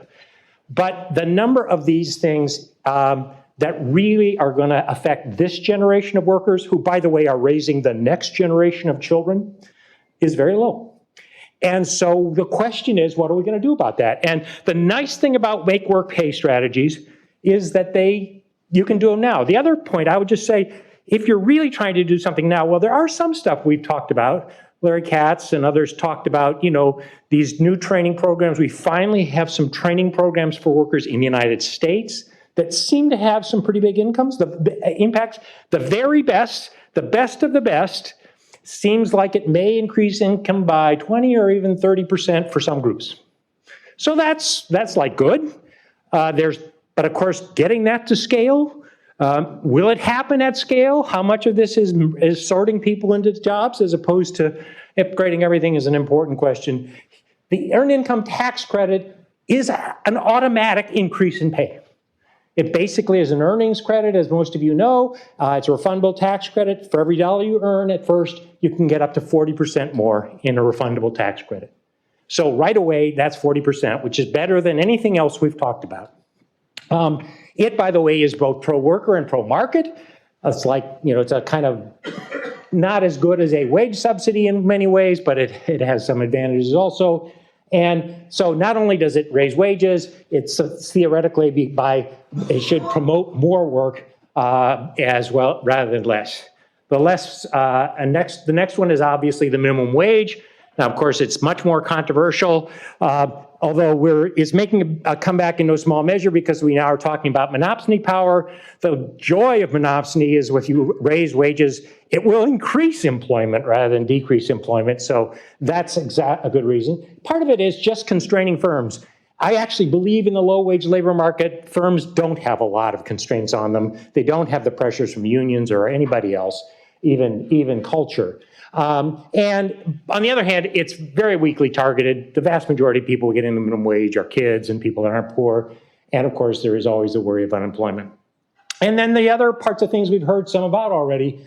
But don't forget portability of benefits. If you want to prorate them, I like that idea from Laura Tyson. But maternity leave, sick leave, healthcare, all these things can really make work pay. And we can do that in a way that makes a huge difference in a relatively modest period of time. Not all of these are easy politically, but I would argue that supporting work is way more popular than almost any other way to support lower income folks. And I'll just tell you, one of the other things that I did in life at one point, for a while I worked in the Clinton administration, and I was one of the co-chairs of our effort on welfare reform. And it had two really major elements. The first was make work pay, this kind of stuff. And the second was we were going to reform the cash assistance, the public assistance program, by tying it to employment and to education and employment and training programs and so forth, ultimately expecting people to work, but guaranteeing a job if they couldn't find one in the private sector. Okay, Bill Clinton called this, President Clinton to me, called this the end of welfare as we know it. Well, I think the history has shown we very much succeeded in ending welfare. As we know it, you don't need that. The first thing to go was the guaranteed jobs. That didn't even get very far past the president's desk. Next, the idea that, we would give cash benefits to people. Can't do that forever because people might not, well, whatever. So eventually at this stage, we arrive at a point where we basically have very little. Now, that doesn't mean we don't have aid. It morphed into food aid and especially health aid. So we're perfectly willing to help in certain kinds of things, but cash is like really questionable. So in-kind benefits, they're credible. We've certainly expanded them dramatically in recent years, but cash. And I very much enjoy the current discussion about universal basic income. I'm on board. I'm for it. But let me tell you a story of how I think it goes. Let's say, and by the way, I love Greg Mankiw's little diagram. It's great. But notice even Harvard undergraduates went for the so-called targeted one, even though it was an illusion. And what happens first is they say, wait a minute, $12,000 a year you're going to give to Bill Gates? No, you don't want to do that. No, we don't want to give it to Bill Gates. So, and then you say, and that gradually goes down. And then you sort of say, then there'll be, we heard from Greg Mankiw some great stories. Well, how about Sammy Surfer and Drinking David? Okay, they say, look, I got 12 grand, I can surf. I mean, and there'll be stories about that. And then I'm Drinking David is like, listen, whatever. So guess what happens? We start putting rules on it. We start restricting it. We start phasing it out. We start doing all this. Pretty soon it looks just like the welfare program that I had to try and fix and failed. So, and then finally, values. Work is still in this country very much seen as conferring dignity. It's part of the reason it's popular politically, but it's also very much kind of who you are.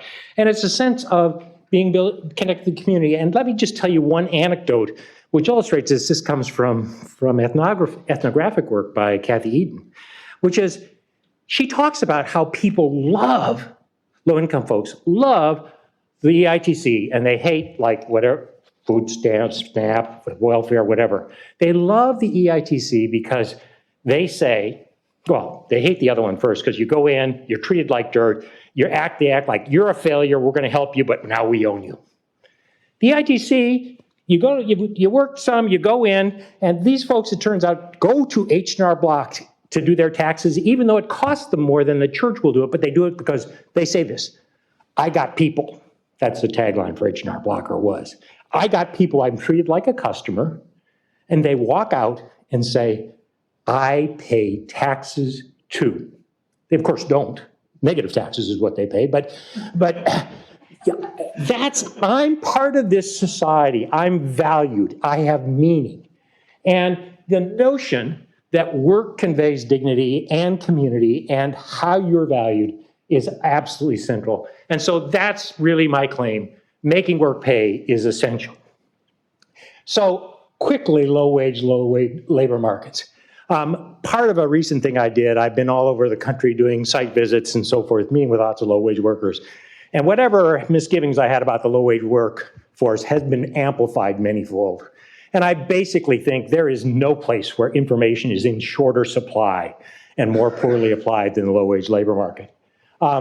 First of all, on individual worker quality, another story from ethnographers, very, very common story. You've worked at Walmart or pick a store, pick someplace for 3 or 4 years. You've been really reliable. You've hardly missed a day. You've been terrific and so forth. Your brother borrows your truck and neglects to mention to you that he used up all the gas. So you get on the road, you run out of gas. You don't have money for gas. So what do? Well, you don't show up for 3 days. Walmart says, gee, I'm sorry, you've been a good worker and all that, but we really, really sorry, we just don't, we'll have to let you go. That's just our rules. And so this was a good worker. He had bad luck on somebody else and so forth. That information is lost to the system forever. You might see it on his CV right. No one's going to call Walmart and ask how he did. And no one is going to then tell them, because Walmart will say, oh no, we're not allowed to talk about our workers. They might verify they work there. Similarly, workers have no idea about the quality of the jobs and whether this job leads anywhere. Ask yourself this, if someone came to you and said, look, college is not for me right now, I'd like to do some work, I'd like to work at something that has a future. What advice would you give them? And where would you get that advice? And if you wanted to look something up, where would you look? How would you know whether starting at Dunkin' Donuts is better than starting at, at some janitorial firm or whatever? And finally, we have lots of teaching and training institutions. We have community colleges. They are the best and worst institutions in this country, and we can't tell very well.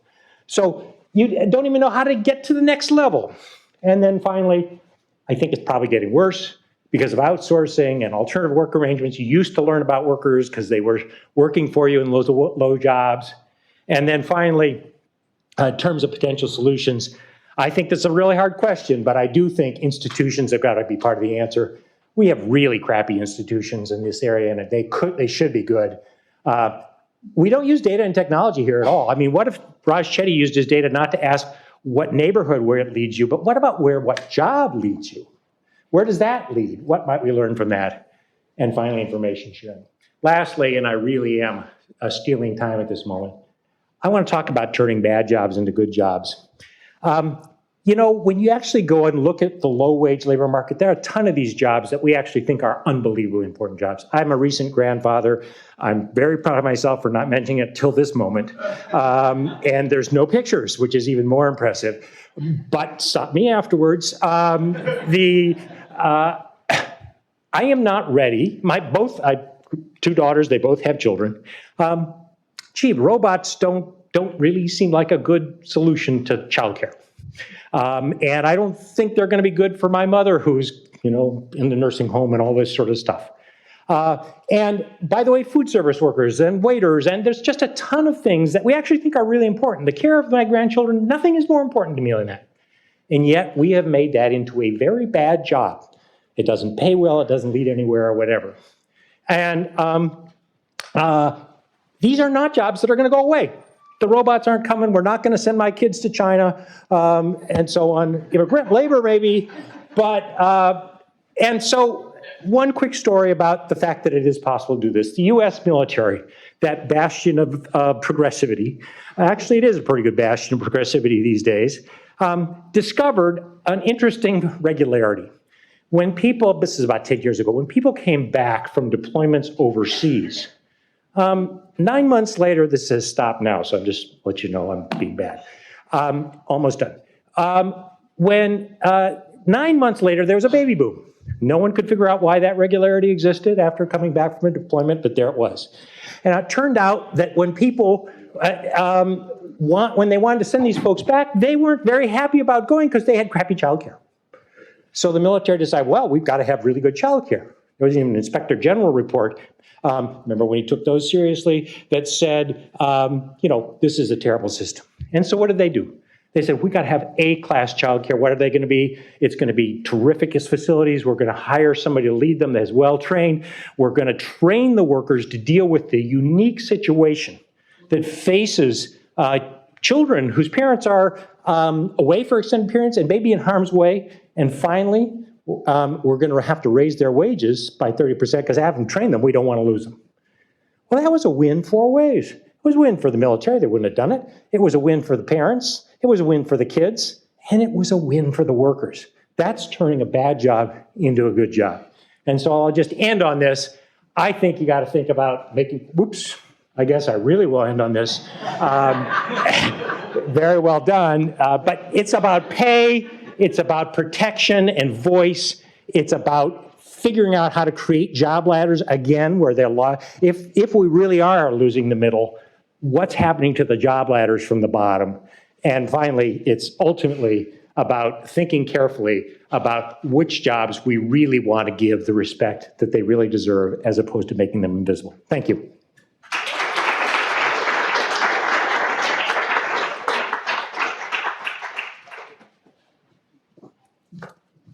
Okay, thank you very much.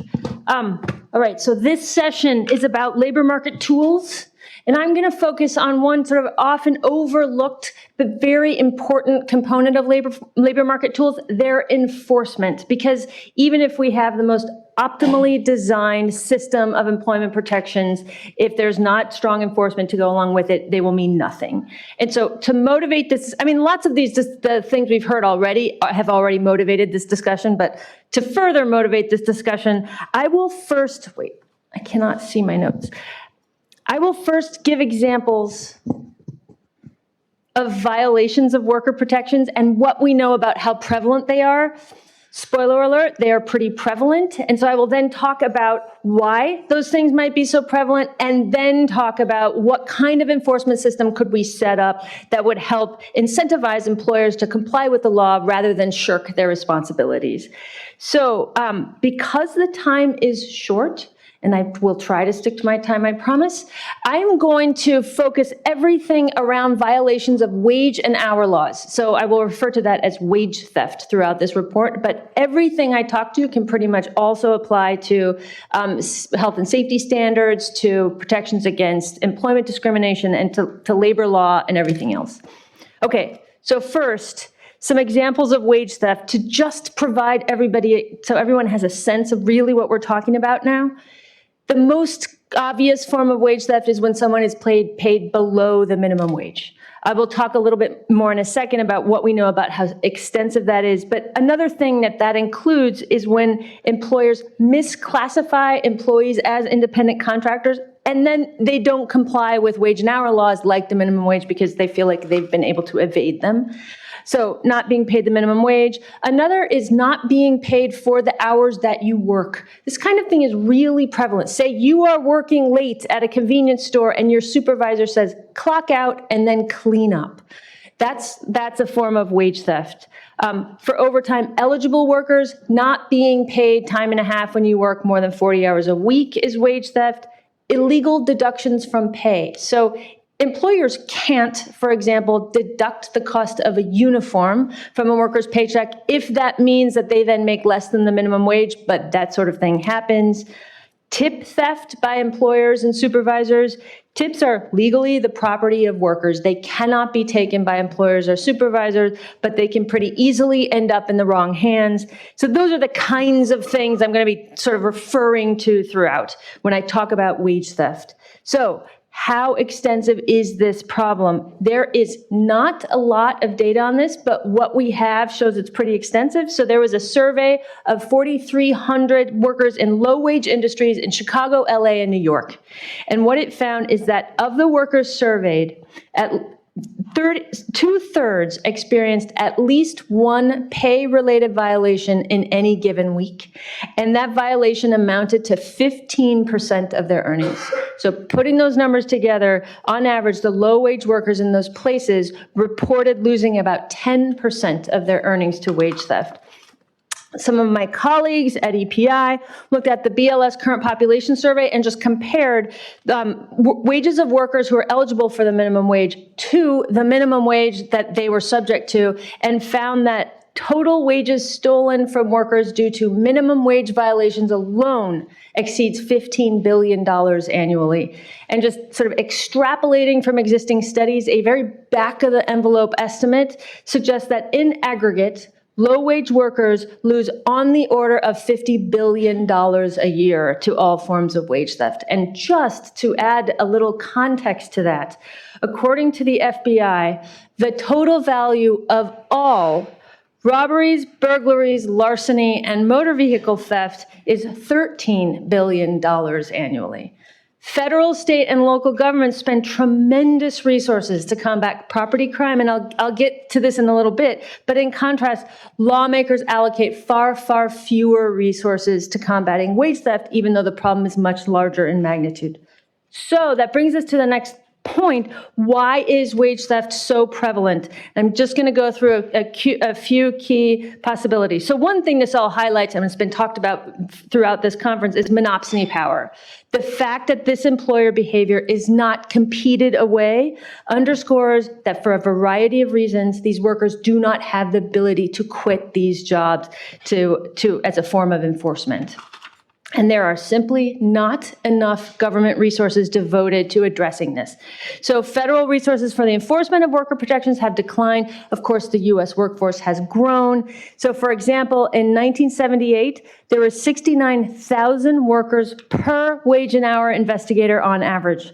Today, that ratio is 175,000 to 1. One wage and hour investigator for every 175,000 workers. This means that there is a very, very low chance that any violator will get caught. So this low chance of getting caught combined with extremely low penalties that are in place for violations mean that there is almost no financial incentive for companies to comply with the law. I think it is not a stretch to say our system of worker protections largely relies on managerial goodwill for its enforcement. So that's the government piece. At the same time, government resources for enforcement are dwindling. An increasing number of corporations are forcing their employers to sign away their rights to their private right to pursue justice in court if their employer violates their rights through mandatory arbitration. So in mandatory arbitration, I, as the employer, require you, as the worker, as a condition of employment, to sign a contract that says that if I violate your rights, if I do not pay you the wages you're owed under the law, if I sexually harass you, if I discriminate against you on the base of your race, if I don't follow safety regulations, you cannot bring me to court. You cannot sue me in court. Instead, disputes must be resolved by a private arbitrator that is chosen by the employer, where the arbitrator typically knows that if they rule in favor of the employer, they are more likely to get future business from that employer. So unsurprisingly, the outcomes for workers in this setting are much, much worse than outcomes for workers in the court of law. But mandatory arbitration is widespread and growing. Survey data shows that today more than half of private sector non-union workers are subject to mandatory arbitration agreements, and that's up from less than 8% 25 years ago. So doing just a very back of the envelope extrapolation, I project that within 5 years, more than 80% of private sector non-union workers will be subject to mandatory arbitration. Further, this will go on and on, right? Recent Supreme Court decisions gave the green light to mandatory arbitration with class and collective action waivers. So why is that a problem? Class actions are an essential component of private enforcement because individual lawsuits are often unrealistic for low and even middle wage workers because the cost of the litigation, the cost of the legal representation typically exceeds the lost wages. Class and collective actions allow workers to aggregate their claims, making the litigation cost effective. So to underscore the importance of class action lawsuits in our enforcement framework, in 2015 and 2016, the top 10 private wage and hour class action settlements alone exceeded the combined total wages recovered by all state and federal enforcement agencies. Mandatory arbitration with class and collective action waivers makes it virtually impossible for low-wage workers to get any meaningful type of remedy. So given the low government funding for enforcement, mandatory arbitration removes essentially all remaining financial incentives companies have to comply with the law. Another contributor to pervasive violations is workplace fissuring. This is also known as domestic outsourcing. David Weil, who's the dean of the Heller School at Brandeis, coined this word fissuring, and when he explains it, he uses a great example that I'm going to borrow now.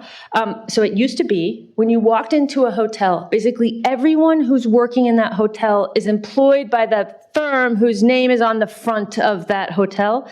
But since around the 80s, employers have begun contracting out for many services, and particularly labor-intensive services. So instead of housekeepers and janitors and landscapers and laundry workers and HR workers being employed by the hotel contracts out for those services. So where you used to have just the lead firm, the hotel setting the wages of these workers, now you have all these satellite wage setters who are all competing on price for contracts. And their biggest cost is labor costs. So cheap contracts mean that contractors face great pressure to cut corners on labor costs, including through violating violating labor and employment laws. Okay, and then the final reason I'll discuss for prevalent violations of worker protections is declining unionization. We've talked about this, but a key thing is that unionized workers are much less likely to be victims of wage theft and other violations because unions provide support, leverage, representation to workers in claiming their rights, along with protections against retaliatory firing. Over the last 40 years, the share of workers covered by a collective bargaining agreement has dropped from over 25% to less than 12%. So one of the things this means is that many, many fewer workers get the benefits of combating violations that unions provide. So those are the reasons why we're seeing such pervasive violations of employment protection. So I will quickly cover what we need to put in place to have an effective enforcement system that would incentivize employers to comply with the law rather than shirk. So the most obvious thing is we need more resources to go to enforcement of worker protections, in addition to the very, very obvious things like we just need more wage and hour investigators. There are a bunch of more novel things that can be taken up that are being experimented with in some states. So for example, state attorneys general offices can help protect workers' rights. Some have set up labor branches and are using their authority to enforce state laws to do things like investigate and file suit against companies who are cheating their workers. We also need to ban mandatory arbitration and class and collective action waivers in labor and employment matters. Employers should not be able to ask their workers to sign away their right to their last layer of enforcement, the courts. So a ban on mandatory arbitration can be done by federal legislation. In the meantime, states can and are enacting what are known as whistleblower enforcement laws, that they allow workers who are subject to mandatory arbitration to sue lawbreaking employers on behalf of the state, because the state is actually cannot be forced to arbitrate. So it's a cumbersome way to do it, but it's sort of a workaround while mandatory arbitration remains legal. Okay, the impact of workplace fissuring on wage theft can be counteracted by strong joint employer standards. And let me back up a step on this. As employers outsource various functions to contractors and subcontractors, it has become more and more possible for lead firms to evade liability for labor standards violations. So one solution is that all firms who share control over the terms and conditions of a worker's job, like all firms who share control over things like pay, over things like schedules, over things like job duties, they should all be considered employers of that worker or joint employers. Lead firms who are legally joint employers with their contractors would then not, for example, be able to put pressure on those contractors to cut corners with labor costs without facing liability for violations themselves. All right, so then this next thing was covered in the last panel, so I'm not going to talk about it a lot, but it's worth mentioning that another way to boost enforcement is to boost unionization, so more workers get the protections against violations that workers provide. And one thing I just always want to mention along these lines is that the decline of unions has not been a natural phenomenon. More people report that they want to be in unions now than 40 years ago, so it's not that workers don't want them. The within sector erosion of union coverage is more important to explaining the decline of union coverage than changes in industry composition. So it hasn't just been the shift to services. I think the decline of unionization has been due in large part to massively increased employer aggressiveness in fighting union organizing, and labor law has just not evolved to counteract that. And the last panel mentioned this, but that's the sort of thing that we could change. Another very simple thing to do to boost enforcement is that all employers could be required to provide workers with statements of pay that include, among other things, the name of the employers, the workers' employers, and employer or employers, the rate of pay, the hours worked, all deductions from pay. When employers were required to provide workers with written notice of their terms of employment, which perhaps surprisingly is not required in most places, it helps reduce the non-compliance that results from it just being easy for employers to hide violations, and it provides employees with necessary documentation to pursue a claim in the event of a violation. And then lastly, I just want to add that every year, the government spends hundreds of billions of dollars on contracts, from everything from building interstate highways to serving concessions at national parks. The Office of Federal Contract Compliance Programs at the Department of Labor estimates that roughly a quarter of all U.S. workers work at firms that receive one or more government contracts. Currently, there is no effective system in place to ensure that taxpayer dollars are not awarded to chronic violators of workers' rights. The law should require that contractors competing for federal contracts disclose previous workplace violations. Agencies could independently firm that disclosure, and those violations should be able to be considered when awarding new contracts. So in other words, we should just use government procurement as an enforcement tool. So I will leave it there. I just hope this has been sort of a useful window into the importance of enforcement in designing effective labor market tools. Thanks.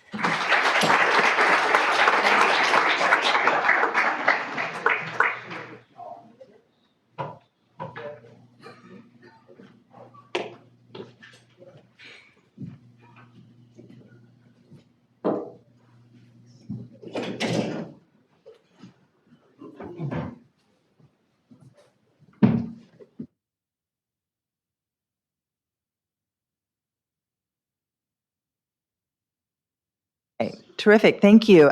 Thank you for a riveting panel of depressing things. I feel like the title of this panel should have been All of the Frustrations We Have with What's Going On in the Low-Wage Labor Market and Our Inability to Fix It. But maybe that would have been too much of a downer and nobody would have stayed for it. So I want to start with just one kind of overarching observation that, and a question that I want to pose to all three of you. That I pulled out of all three of your discussions. All of your discussions in various ways underscored the importance of execution in the effectiveness of government policy. I mean, David, you talked about how when you were in the Clinton administration, you had this vision for what welfare reform was going to be, and that wasn't what actually came in to be.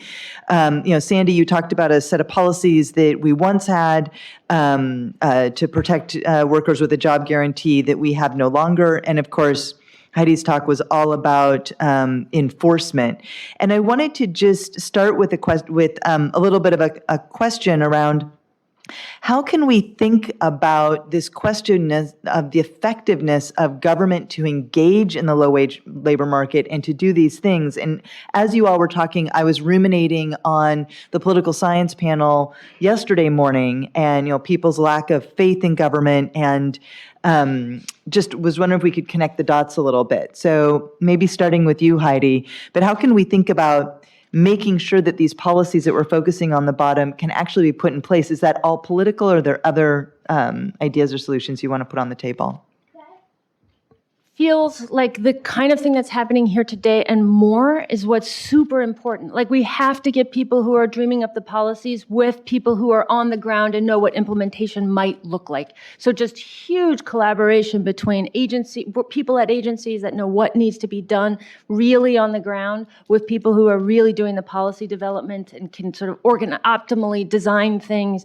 That combination is what is absolutely crucial in order to get something that will both work and then last going forward.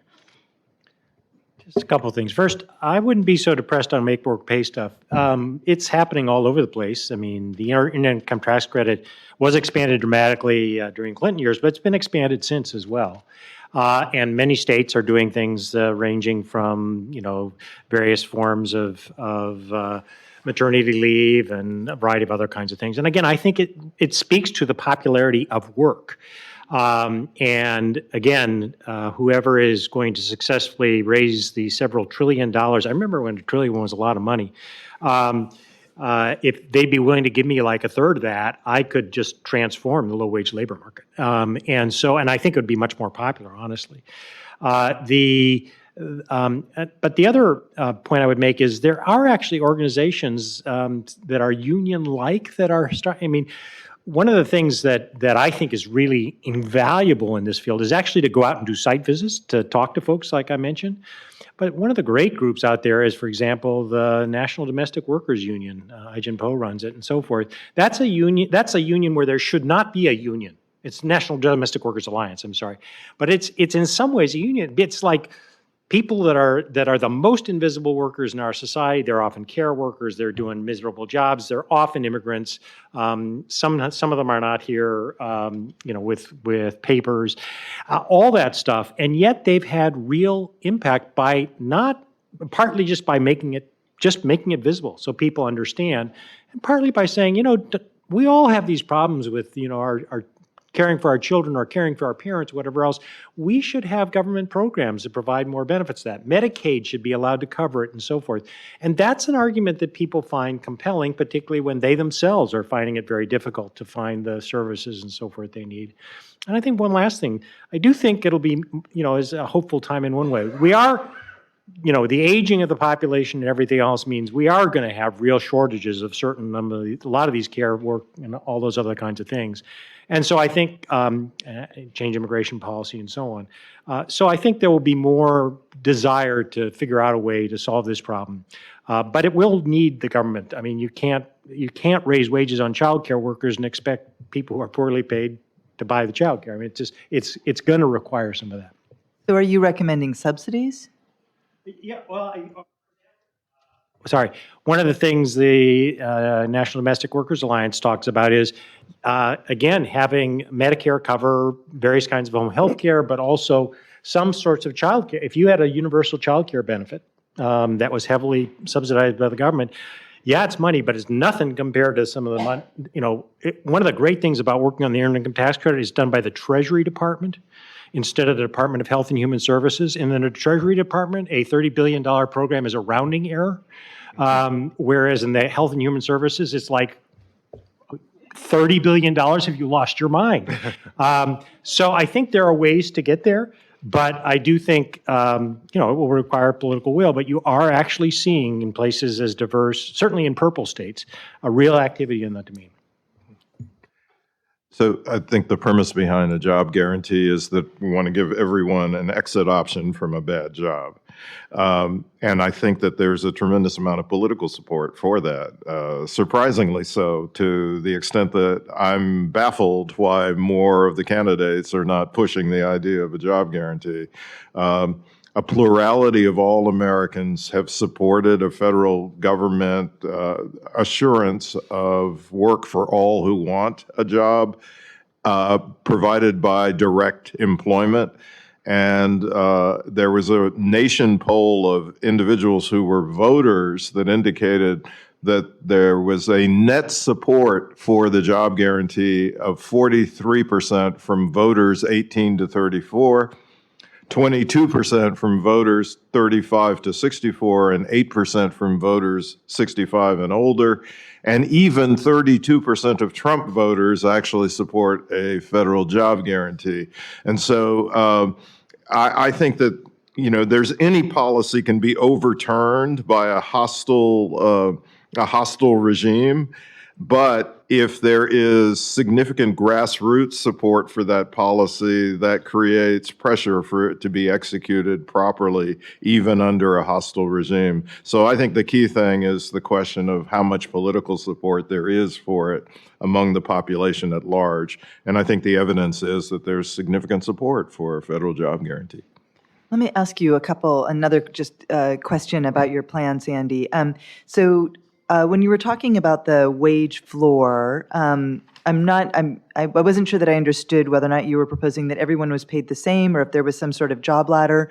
And then the second, probably associated question is, it seems like what you're talking about is in many ways could be seen as just as an expansion of our public sector, right? So that your part of your plan seems to be thinking about the public sector employment as a way to bring in all of these people. So are you imagining that this is how do you see this connecting with civil service jobs that we already have? I think what I kind of took away from your panels, there was a meshing of those, but tease that out for us a little bit.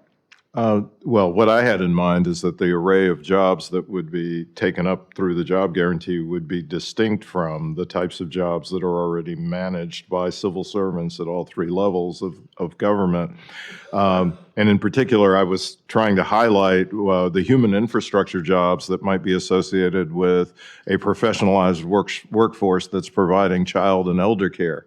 There were some other examples, but that's something that we don't do on a national basis through federal employment at the moment. And so that's something that I think would be a very distinct set of occupations that are not currently covered. It is striking, though, that 15% of all employed Americans hold public sector jobs. And I think in the absence of public sector employment, we would have a permanent unemployment crisis in the United States. And so my view is that we could raise that percentage to 25 or 30%, and incorporate a new range of employment opportunities for people that are not currently handled by the public sector. The competition here is with the private sector. So I would be very glad to reproduce some of the jobs or work that's performed in the private sector with superior pay and superior work conditions, because that's the premise. We want to compel the private sector to improve the quality of jobs that it offers, and this is the way to do it. So I'm going to ask one more question. I'm going to throw this one to Heidi, and then I'll open it up to the audience. Heidi, you at the very beginning of your remarks, you talked about how there's not a lot of data, and I was wondering if you had any recommendations or thoughts on how we could make sure that we had more data on issues like wage theft and enforcement. Oh, that's a really good question. So I don't have a dream list, but like the survey that I mentioned that asked 4,300 low-wage workers in Chicago and LA and New York what their experience with wage theft is. That was done in 2008. Like it's old. I mean, I think things aren't any better now than they were then, but it's just, we don't have enough. So this is incredibly policy relevant stuff. It's incredibly important to know how these things are playing out. So I would just encourage any and everyone who wants to dig in on this, that we don't have enough information and we need it. So opening it up to the floor, Olivier.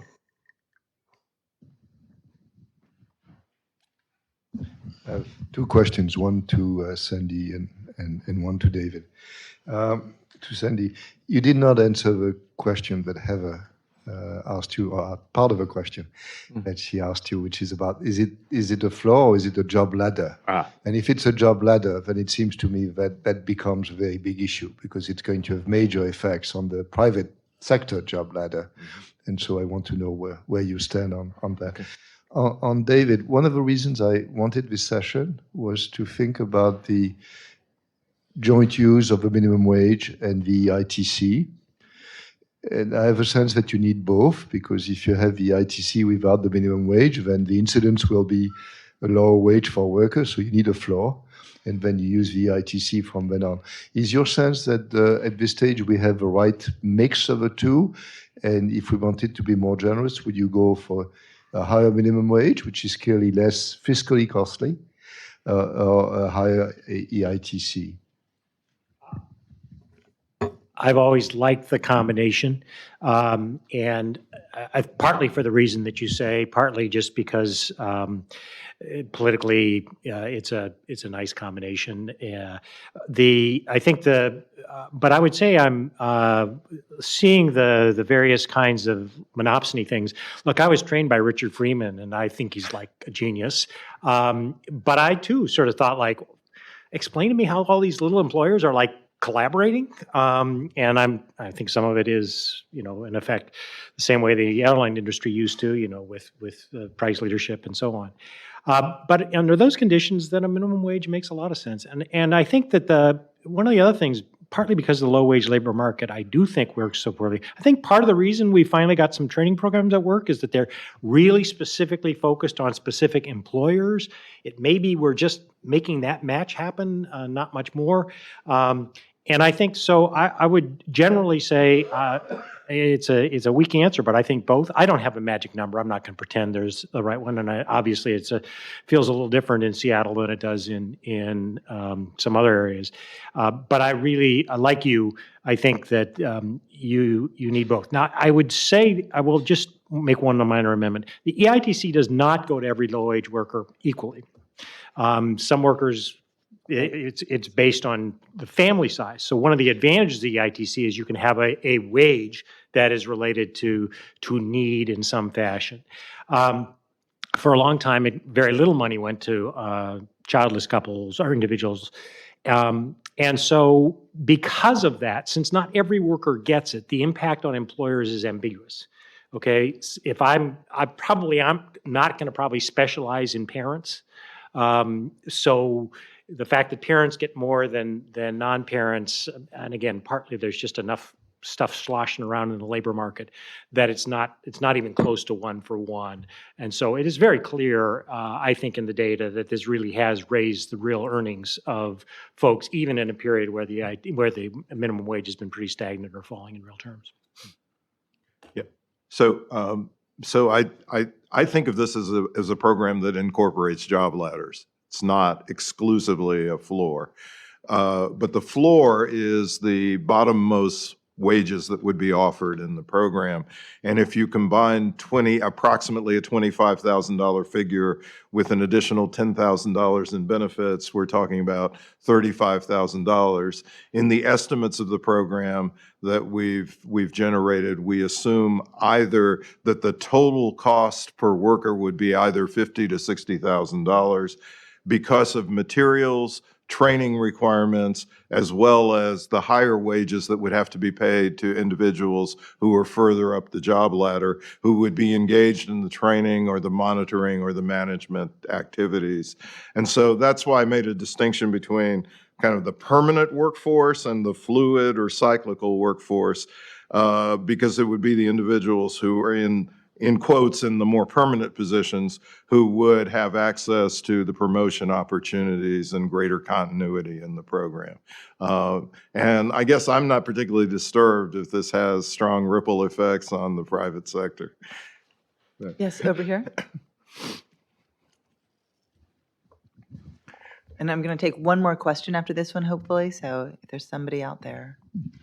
Okay, from Sandy, I would like to know what would happen to EITC in his scheme. Would it remain as it is, or would he need to scrap it in order to fund at least part of his scheme? And from David, I would like to know what he thinks of Sandy's scheme. So I don't have a really good answer yet because I haven't thought it through entirely, but it's my understanding that EITC applies to income earners whose levels of income are above the minimum that I established. And so I would think that EITC would presumably have to continue for those categories of incomes that are above the threshold, to the extent that we think it's desirable to supplement people's incomes. And we may be able to reduce the amounts of EITC payments if we take into account the fact that all of the employees in this public sector apparatus would have full benefits. And that's not necessarily the case for individuals who are earning higher incomes, but don't necessarily have the same kind of benefits package. There would be an adjustment. But I'm definitely not thinking that we would eliminate EITC altogether, although we could eliminate other types of programs like unemployment compensation. So to the first part of your question, I think the estimates for the ITC next year are in the range of $70 billion. You were talking trillions, so it's not, in theory, it's not a big amount. Not much. In terms of my views, I guess my views are illustrated both by the fact that when I went to Washington working with the Clinton administration, the idea was we'd make cash benefits time limited with an expectation people go to work, but have a guaranteed job of last resort. And Laura was there, others. Even within the Clinton administration, people who are now on television, supporting many people that many of you probably like, would say, wait a minute, these people have a guaranteed job? Nobody else in the country has a guaranteed job. We can't do that. That was within the Clinton administration at a different time. And it was really, and I said, wait, we're giving them cash. We're just now saying instead of cash, you got to work. And if you can't work. So it was not, it was a very, very hard sell in that kind of setting.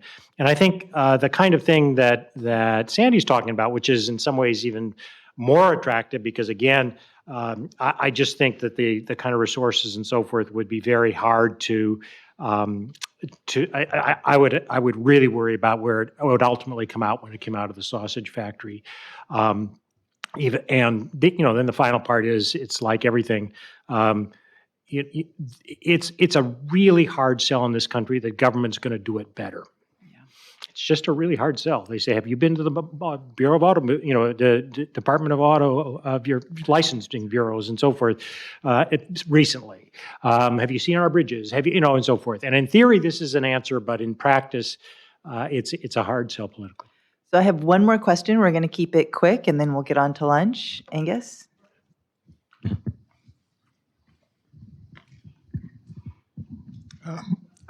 I agree with a lot of what I've heard, and I think there really has been a serious change in power towards employers in the low-wage labor market. I think monopsony is much more important than economists have thought about. I think economists have also been responsible for a lot of the changing legal decisions in which economics and law movement has played a large part. So, I think professional economists do bear a lot of the blame here. But none of you actually said what I said last night, and I think is very important, so I'll say it very quickly again, which is that the cost of healthcare is pushing down wages because employers don't really care whether they pay it in healthcare or whether they pay it in wages. And I think, there's hardly decisive work, but it makes sense, and there's good work showing that that's what actually happens. So it comes out of wages, and it's also largely responsible for the outsourcing, which is the creation of really bad jobs.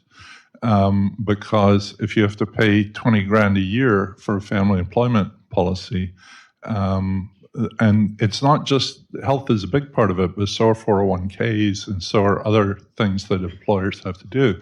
And that's why these Marriott workers are not working for Marriott anymore, and why the Amazon warehouse guys are not working for Amazon anymore, and all the rest of it.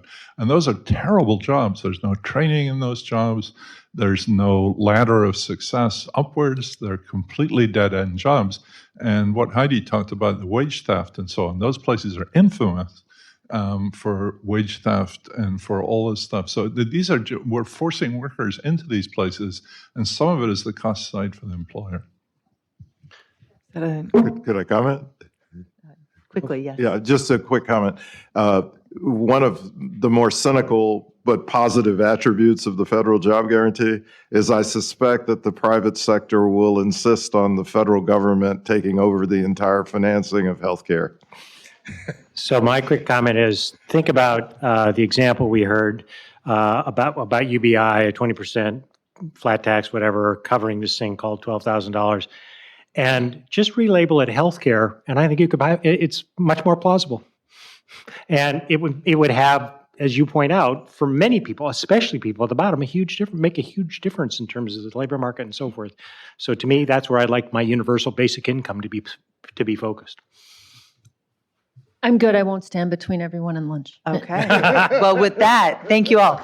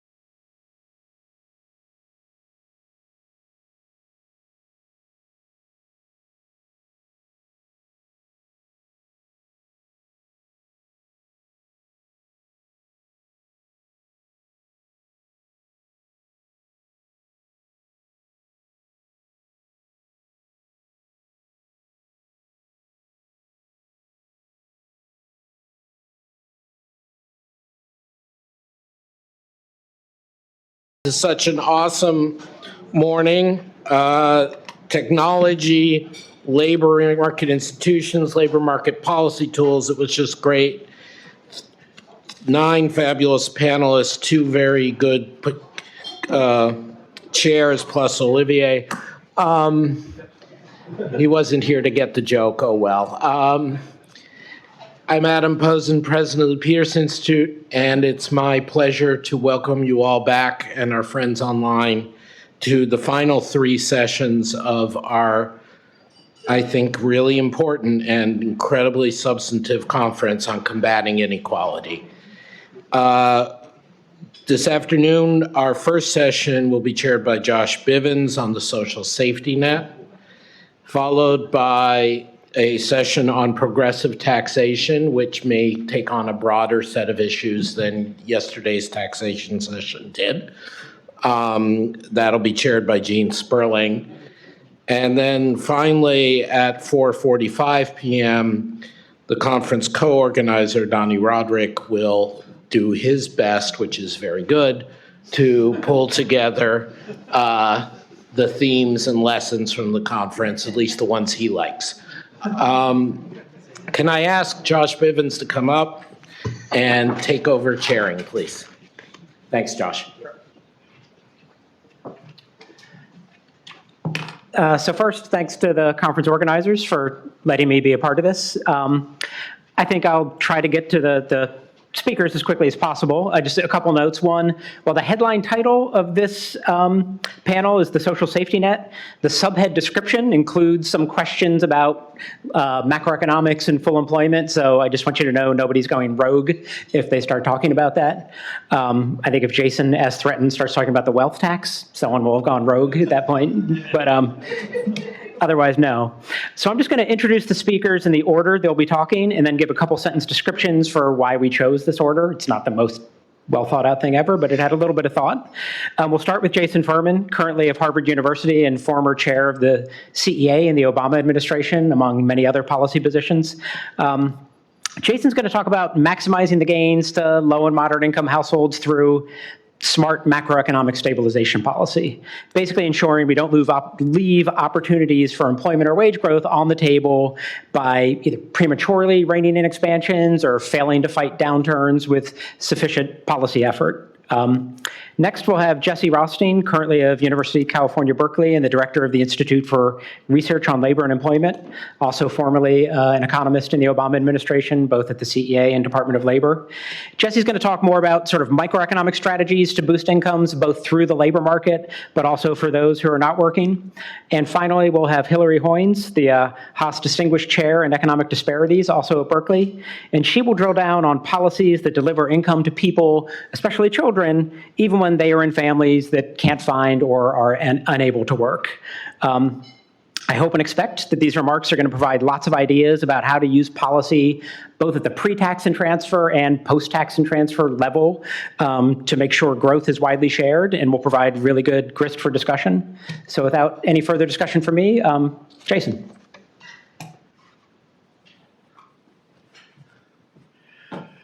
Thank you so much for including me in this great conference and great discussion. I want to talk about the social safety net and want to start by just giving you a picture of what's happened over the last roughly 50 years in the social safety net, which there's some button that will give you that picture.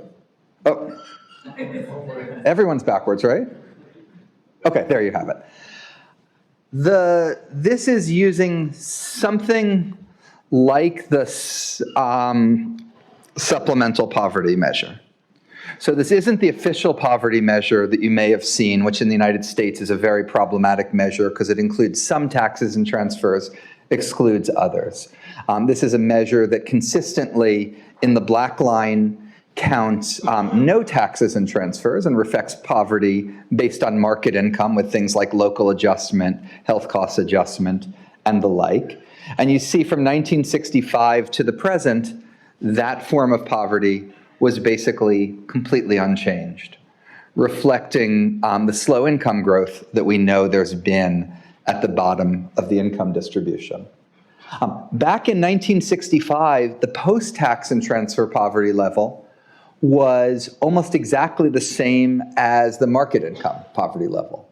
That's because some people were lifted above the poverty line by transfers, but a lot of people were taxed below the poverty line. If you were a family of 4 in 1965 that earned a little bit above the poverty line, you were paying net taxes, and those net taxes were taxing you into poverty. So in 1965, you had people moving both directions.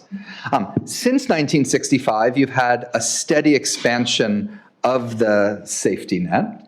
It's an important aspect of a way in which our fiscal system has become much more progressive and much more redistributive, and grounded in something like the Rawls difference principle that we heard a lot from the philosophers yesterday, one that I think we should place a lot of weight on in thinking about the overall fiscal system. I'll do a brief advertorial. You see the numbers jump up an awful lot when Gene Sperling arrived in the Obama administration in 2009.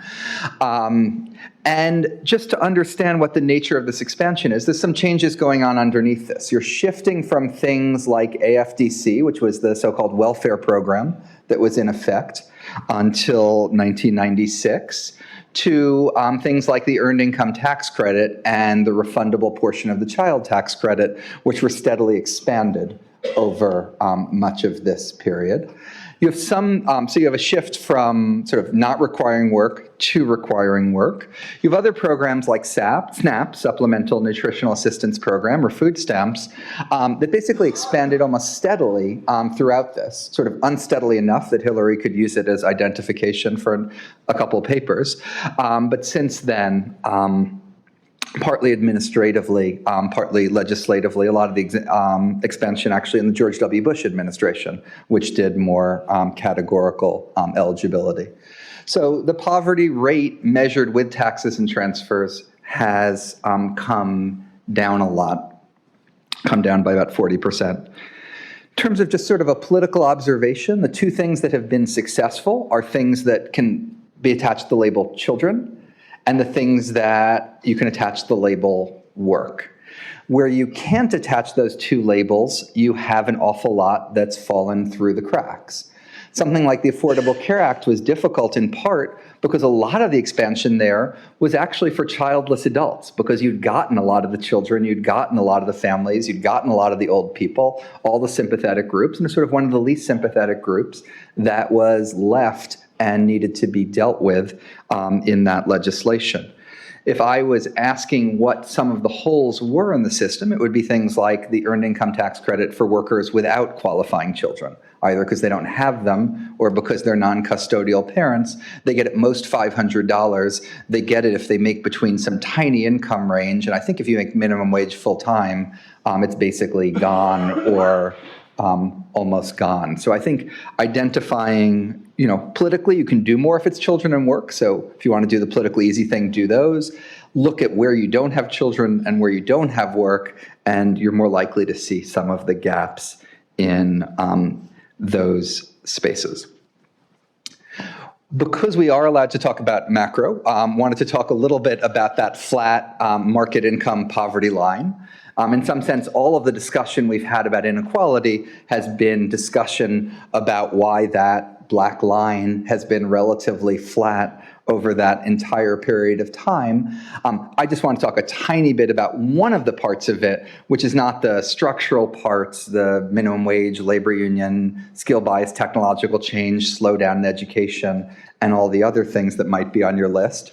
But just to look at what's gone on in terms of the relationship between, on the left, the unemployment rate and average hourly earnings in nominal terms. This is for production and non-supervisory workers, where you see quite a strong relationship between the two of those.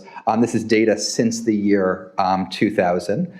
If you look at the same exact relationship for core PCE, it's nearly flat. It wasn't always this way. If you look before 2000, these two lines look quite similar. If you do since 2000, they look like this, whether you're doing the unemployment rate, you're doing EPOP, you're doing some narrow concept like short-term unemployment, and with a variety of different price and wage measures.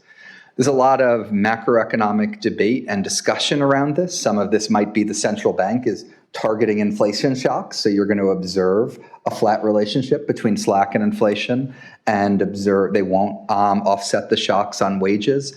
And so to the degree that's correct, this may be a little bit less exploitable by policymakers than it looks like, but I think there's a lot of other reasons to think that we should at least try reasonably hard to try to exploit this big difference. In other words, a hotter economy means faster wage inflation, faster price inflation, but the wage inflation effect is even bigger than the price inflation effect, which is to say real wages go up.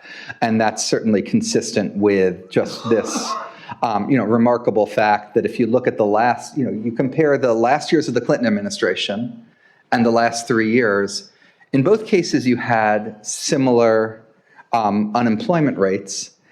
In this expansion, average real wages are growing more slowly than they did in that one. In part, I think, because trend productivity growth is about 1.5 percentage points below what it was in that expansion. You look at wages in the bottom, the reduction in inequality, which is partly due to the hot economy, but also partly due to a lot of states raising their minimum wages, has more than offset the slower overall productivity growth, and meant if you had a choice between the late stage Clinton and the last 3 years, if you were in the bottom 40%, you would have picked the last 3 years over that. And I should say it's not just the last 3 years. This pattern of faster wage growth at the bottom has been true since, I think, about 2014. The last topic I want to talk about is one that links the macroeconomics that I've been talking about with microeconomics and the social safety net at the beginning. And that is that, to date, I think monetary policy has done a spectacular job. I don't know how anyone could complain when the unemployment rate is at 3.5 and inflation is within a rounding error of the Fed's 2% target. But a lot of people are terrified about what happens in the next recession, because you normally cut rates by 6 percentage points. In the next recession, we won't even be able to cut them by 2 percentage points. That leads you to look at fiscal policy. The first thing in fiscal policy is automatic stabilizers. Automatic stabilizers are basically, you can measure in part by the size of your government spending and revenue. Countries that spend more and tax more have larger automatic stabilizers than countries that spend less and tax less. Just taxes go up and down more. Second is the progressivity of your system. For a given level of taxes and spending, the more progressive your system is, the more elastic your revenue and spending will be to the business cycle, and the stronger your automatic stabilizers. If you look at those first two, the United States is quite low for spending and revenue as a share of GDP, and is relatively unprogressive compared to other countries, which is to say we have among the weakest automatic stabilizers. One way to make up for that would be to have larger government spending and revenue as a share of GDP, which I'm all for. Second way would be for a given amount of spending and revenue to be more progressive. I'm all for that. And there's a third way, though, that maybe Greg Mankiw would join me in being for as well, which is to just add more contingency into the current system. The optimal length of unemployment insurance is going to be longer in a recession than it is in a boom. Build automatic triggers in. States need fiscal relief in a recession rather than having Congress pass it in the sort of willy-nilly manner it has, make it automatic. Have tax cuts every time the unemployment rate rises by a certain amount over a certain period of time, and the like. And a lot of those have the feature that if you expand the social safety net, either making it bigger in absolute terms, making it more progressive, or even just making it adjust optimally to the business cycle. So if you're concerned about the trade-off between consumption smoothing in unemployment insurance and moral hazard in unemployment insurance, and some people are more or less concerned, about that trade-off. The optimal trade-off does change, and so just make the programs a little bit more microeconomically optimal, a little bit better at serving their consumption smoothing function. And if we did those types of steps on the social safety net, it would actually help our macroeconomic performance. If it helped our macroeconomic performance, it would help with some of the wage, both level and inequality that I showed before, and it would be part of that 50-year-long reduction in poverty as a result of the social safety net that I showed you. Thank you.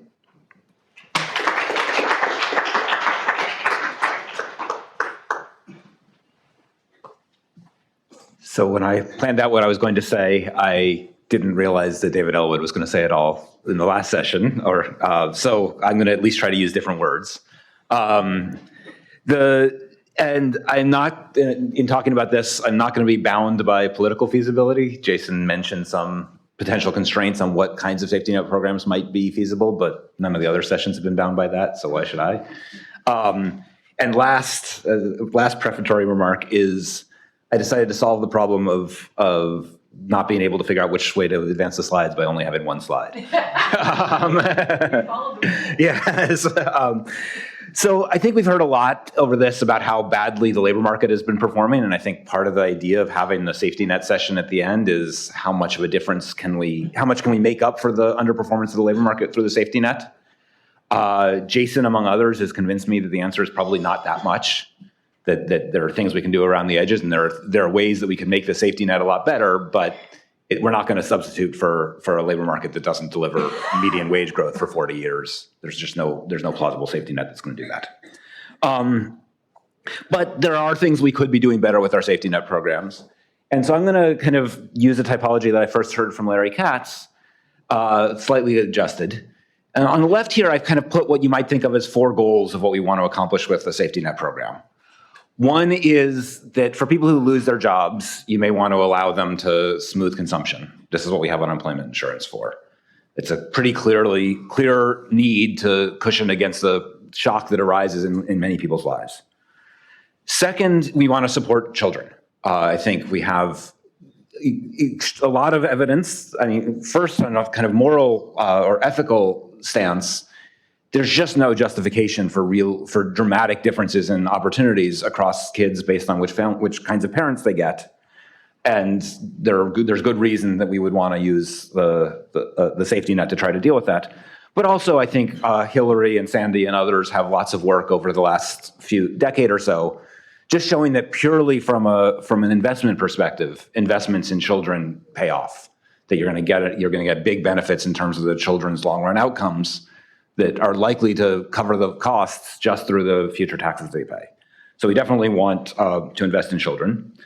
Third is we want to support low-wage workers. That one of the risks that you might think we face beyond from a Rawlsian perspective is we might wind up at the wrong point in income distribution, and we might want the safety net to protect you against that risk. And this part obviously becomes more important as pre-tax inequality goes up. Then there's just more risk that people are facing that you want to protect against. And last, that we want to allow people who don't work or who can't work to survive. That whether you think that's because you are disabled or somehow unable to work, whether you think you have family circumstances that make it very difficult for you to work, or whether the macroeconomy makes it impossible for you to work because you can't find a job. All of those are reasons to think that we would like some way of protecting that. If you think about those as kind of the 4 rough goals, then we've got a bunch of programs. And the programs don't align all that well with those goals. That several of our programs are trying to cover multiple of the goals. Others aren't working that well. So what I've listed here on the right is kind of cash or near cash programs. I could have come up with a parallel list of healthcare programs that have similar issues, but I'll focus on the cash and near cash programs. Start with unemployment insurance. This is a program that's not, I would say, in great shape right now. A number of red states decided that they didn't like President Obama and decided to get back at him by punishing their most vulnerable workers, and they've cut their unemployment insurance programs pretty dramatically. And that's been okay because the unemployment rate is 3.5%, but it's going to be a real problem when a recession comes. In part, this was gamesmanship where they were trying to get the federal government to pick up more of the cost. But in any case, we got now 12, 13, 14 weeks of benefits in many places. It's just not going to work when the labor market gets weak. So I think we need to do some work on that one. Setting unemployment insurance aside, because I do think that's a somewhat different program than the others, our big three other programs are the Earned Income Tax Credit, the Child Tax Credit, and SNAP. Those are all, to first approximation, conditioned on having kids and on working. There are some ways you can get SNAP if you're not working, but roughly these are conditioned on that, which means that they're kind of mixing up a couple of the different goals. Are these programs that are designed to invest in children, or are they designed to reward work, or what? I think that leads to failure to pursue the goals as well as we could if we were clearer about which ones we were trying to pursue. So I'll talk about that. Traditionally, the program we had for people who are out of work was welfare. But traditionally, welfare doesn't exist anymore. Like, we have a program called welfare, but the caseloads are just so low that we should think that this is not really doing much. So roughly, if you don't have kids, you aren't eligible for it. But even if you do have kids, if you're out of work for the long term, you're probably not getting welfare benefits. So I think that needs a lot of work. The other program we have for people who aren't working is SSI and SSDI, disability insurance programs. Those are conditional on disability evaluation. It's not clear that being able to pass an SSDI disability test is the only circumstance under which we want out of work benefits. Because they're meant for people who are permanently disabled, they're very sticky programs. There's lots of evidence that once you get on it, you're just not going to get off because you've had to tell the government that you're permanently disabled. And you might think you'd be able to make it a little bit less sticky if you didn't have to certify that you would never be able to work again to get on them. And again, they don't do a very good job of serving people who just can't find work, not because they're disabled, but because the labor market isn't providing jobs. And there's some debate in the literature about whether they're serving as a backup form of unemployment insurance. But whether they are or not, we don't really want them to be doing that. So let me talk a little bit about how one could try to improve these programs to better meet these goals. I guess I should mention there's one on this list that I haven't mentioned, general relief. That's a first approximation, doesn't exist either unless you're in Los Angeles. There are some county programs that provide welfare benefits to people without children, but most places don't have them, and they're very, very small. Okay, so what could be better? I think on unemployment insurance, the path forward is relatively clear. As Jason mentioned, we need automatic triggers for unemployment insurance extensions in recessions. It doesn't make sense for us to be having to get something through Congress that usually comes 6 months too late and fight over it and have it subject to all of the substantial costs of getting anything through Congress these days. I think we also need to either abandon or strengthen the federalist model of unemployment insurance. The gamesmanship that's happening right now is not healthy. For supporting children, it's really hard to argue that children should only be supported if their parents work, or that children whose parents don't work shouldn't get the investments they need. So I think if you believe that we should be investing in children, then you want a child allowance that's not conditional on parent employment. I think there's a good case that it should reach higher up in the income distribution than, say, the EITC does. Maybe it shouldn't reach quite as high as the child tax credit does, which now phases out at around $400,000 a year of annual income. You don't need to go quite that high, but it should be higher up. I think we probably would want something comparable in generosity to the current child tax credit, so around $2,000 per child would be a good kind of starting place for something like this. Maybe more generous at younger ages where the costs are higher. And of course, you wouldn't want to stop with cash. You also need things like childcare programs, various in-kind programs. Okay, so that's investments in children. If you want to support workers, I think an EITC-like program is the right way to do it, but that shouldn't be conditioned on having children. That non-workers should be eligible for an EITC also, and not just the tiny EITC that currently exists. There's a trade-off about how far up in the income distribution you want that to reach. If you're worried about the stagnation of median wages, that makes you want to kind of go a little bit higher up in the income distribution than the current EITC does. I would be inclined to go a little bit further up, but I don't think you're going to be able to solve the entire stagnation through most of the distribution. through an EITC. It's not going to make up for stagnating median wages. And then the last piece is supporting non-workers. I think the evidence is clear that work requirements end up chasing out more deserving people than they avoid undeserving people. Whether that's a politically viable argument, I don't know, but I think there's a good argument that the work requirements that we have don't really work and aren't really defensible unless we have some kind of a guaranteed job program to go with them. And that was the previous panel, so I won't go into that. You want it to be just barely enough to live on, but not enough to live on well if you were going to try to design an out-of-work program. And then if you had that with an in-work credit program, you'd have to phase out one as the other one phases in. And then that combination ends up meeting each of those goals. You might notice that the combination of the out-of-work and the in-work programs start to look an awful lot like a negative income tax. I don't think that's such a terrible thing. I think it's really hard to argue that the problem that we've had in the last few decades is a shortage of low-scale labor supply.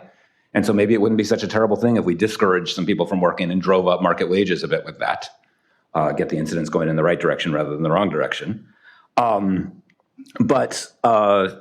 Yeah, so I would be okay with it being an NIT. You then face the natural question is, if we're going to do that, should we go all the way from an NIT to a UBI?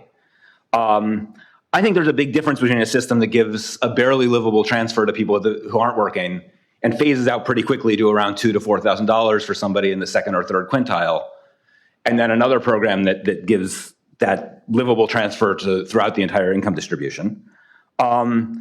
The one that gives it to everybody costs on the order of Social Security plus Medicare plus Medicaid put together. That's not a small investment. By the way, it wouldn't replace those programs because you can't give $12,000 a year to an elderly person and say, buy healthcare with that. So you need those as well. I'm pleased to hear that Greg likes the idea of adding 20% to the marginal tax rate to pay for this. I personally would not have a flat 20% tax. If you wanted to pay for something, I would have a much more progressive tax, and I don't think we're going to get 20%. So if you think that back of the envelope, you might get a 4% tax rate on the top 1%, that gets you about 10% as much revenue in the back of Greg's envelope as his version does. And that would pay for a $1,200 per year UBI. If I had that kind of money to distribute, I wouldn't give it to everybody. I would have it be more progressively distributed. Now, Greg's right that the combination of my NIT plus a tax on the top 1% can be expressed as a UBI with a highly nonlinear tax schedule. But I think the fact that it's a highly nonlinear tax schedule makes it a meaningfully different program. It's a much more progressive program if you do that. Okay, let me, in 1 minute left, just take on the kind of other argument, discuss a little bit the kind of labor market arguments for a UBI. There's some arguments that you hear out there that robots are about to take all the jobs, and so we've got to figure out a way to allow people to live without work. I'm kind of skeptical that robots are going to be fundamentally different than technical change we've already had, or that there will just not be any jobs anymore. I think the issue is about job quality, not job quantity that we face. But if you are really worried that the robots are going to reduce the demand for labor, then the problem we have is we need to reduce labor supply. And that's what a UBI is trying to do. If it's making it possible for people to live without work, it's making it possible for them not to search for work. Again, it's a little hard to argue that we both want to have work requirements and programs to try to discourage labor supply. I think we've got to figure out whether we have too much or too little labor supply and then pursue policies that address that. If you do think we have too much labor supply, the income effect that you get from a UBI is probably not the right way to reduce it. Substitution effects are stronger, and that leads you again to something more like an NIT. So I will stop there. Thank you.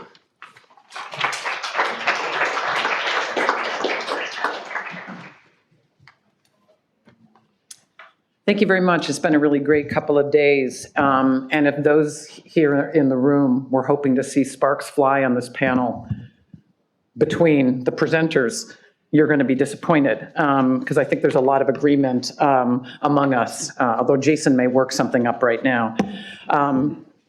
So as was pointed out earlier, what I'm going to do is to try to drill down a little bit onto focusing on the social safety net that's targeted at families with children or children, however you want to think about it.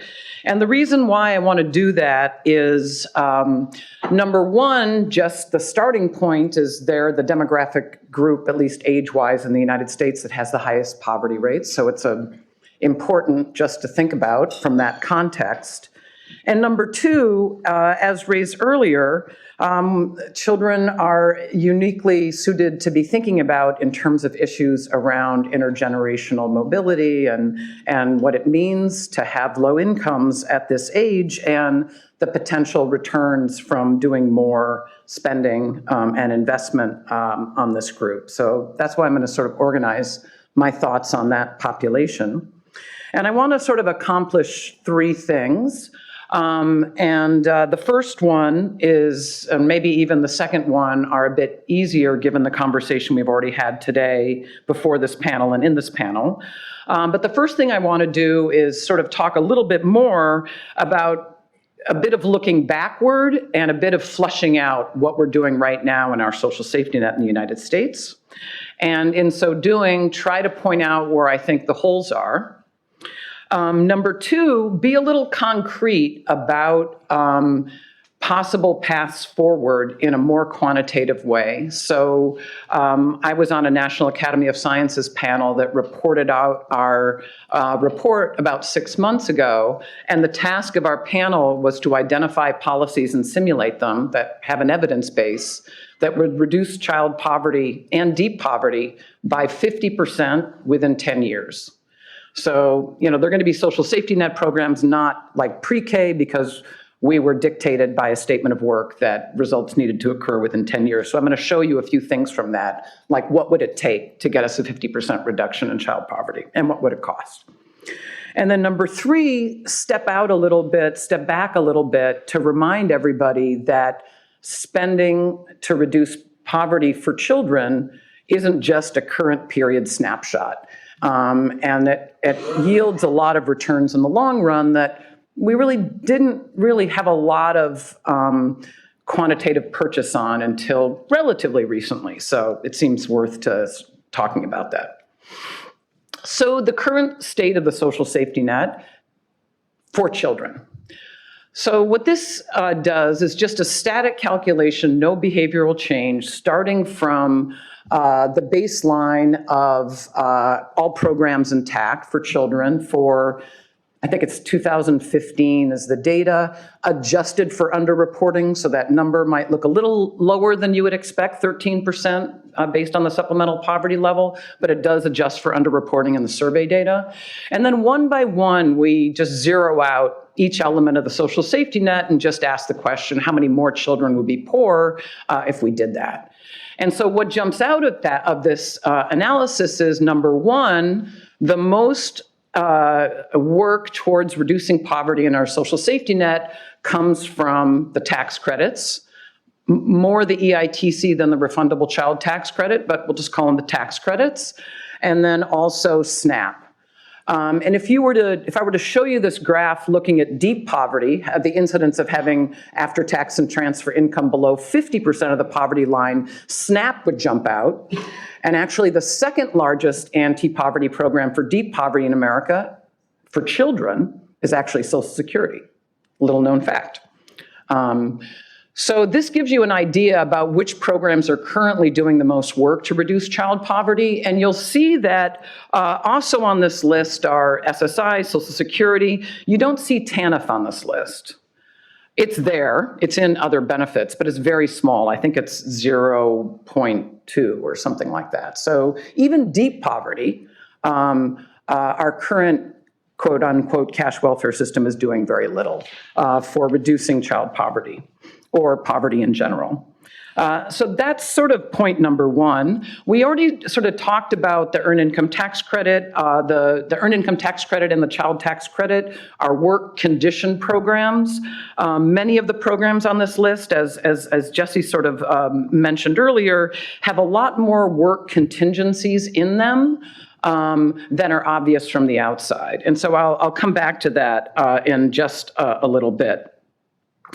The next I guess I don't have, I added a graph, but it's not there. So let me switch to that. So in sort of summing up and taking this baseline period and looking backwards, it's important to point out that over the time period of this graph, which goes back to 1990, and if we take that social safety net and put it in buckets in a couple different ways, two things really jump out. If you look at the graph on the right, you'll see that in 1990, on the first year on this graph, 70% of the social safety net targeted at children went to families that didn't have earnings. And what you see at the end of this period is that that has basically reversed between the share of income that cost of these programs that are going to families with children and the lack of assistance that are going to those with no earnings. Another way, though very related way, to look at it is to say, where in the income distribution are these dollars going? And so the graph on the left does that exercise, though it cuts it off at 200% of poverty. So as Jesse said, the child tax credit extends very high up the income distribution. I'm not counting all those dollars there. I'm at least starting from the operating organization that this is under 200% of poverty, just to understand that dynamic. And what you can see there is that essentially all of the growth in our social safety net over this 25-year period is going to the more advantaged part of the disadvantaged population.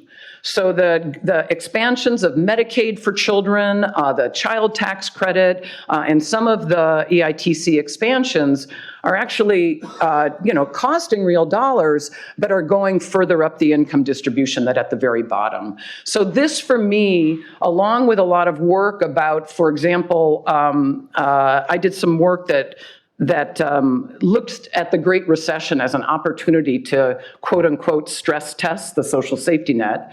And one of the things that jumps out of that is that we did very well at sort of income protection around poverty and levels and above that. So for example, in Jason's graph that he showed us at the very beginning, where we had this huge increase in market income poverty in the Great Recession, though we didn't pay a lot of attention to it, it was quite flat on the supplemental poverty measure through the Great Recession. Like, that's an incredible success that our social safety net provided that protection. But if you kind of dig a little deeper and look further down the distribution, there was more vulnerability and more of a sort of response of deep poverty and below than we would have predicted from previous cycles. So there's clearly less protection at the bottom. Almost no matter what way you go at it, whether just in simple descriptive graphs of where the dollars are here, or looking at sort of behavioral responses to shocks across the distribution, you very quickly conclude that we're spending more, but it's moved up the distribution. Part of that is targeting at work, and part of that is a bit more than that. So then next, just to illustrate, it's just an illustration, what could we do to reduce child poverty by half, starting with the system we have right now? These calculations that I'll just very quickly describe do have dynamic adjustments in them. So we, read the literature and made adjustments for labor supply that we thought were the best evidence suggested in order to simulate a change in policy and encompass impacts that would work directly through the payment or indirectly through changes in employment and earnings.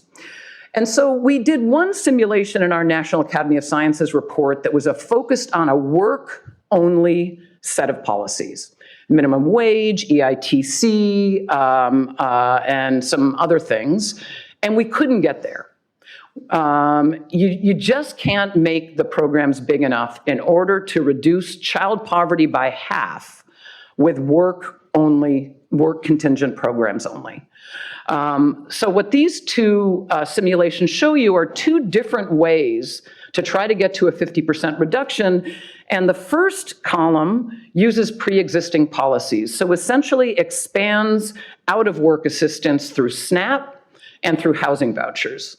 And the one on the right brings in a child allowance. And so think of a child allowance as being an extension of the current child tax credit, which gives $2,000 per child up until about $400,000 a year, as Jesse pointed out, but does not go to the very bottom of the distribution. So think of the child tax credit or a child allowance as basically extending that child tax credit, expanding it a little bit, but going all the way down to zero earnings. And that Canada implemented a child allowance a couple of years ago, the Canadian Child Benefit, that's on track to reduce child poverty in Canada by half. It's about 6,000 Canadian dollars per year, is paid through the Social Security system on a monthly basis. So it's sort of complementary to the lump sum benefits that many people really appreciate and like about the Earned Income Tax Credit. So that's the simulation on the right. And then what both simulations share is an expansion of the Earned Income Tax Credit. Also, something we haven't talked a lot about in these 2 days is actually using the child and dependent care tax credit, which now is very tilted towards people like us in the room in our income category, and basically making that a refundable tax credit, but again, focused on, is in a way to get more child tax benefits. That also has very large earnings as well as direct impacts.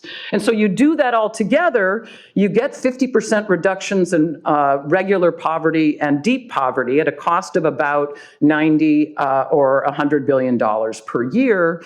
And it also delivers, as it turns out, net employment. Because the gains from the EITC and the expansion of the child and dependent tax care credit outweighs the negative employment effects embodied in ordinary out-of-work programs like SNAP and housing vouchers, or also the more moderate version of that in a child allowance.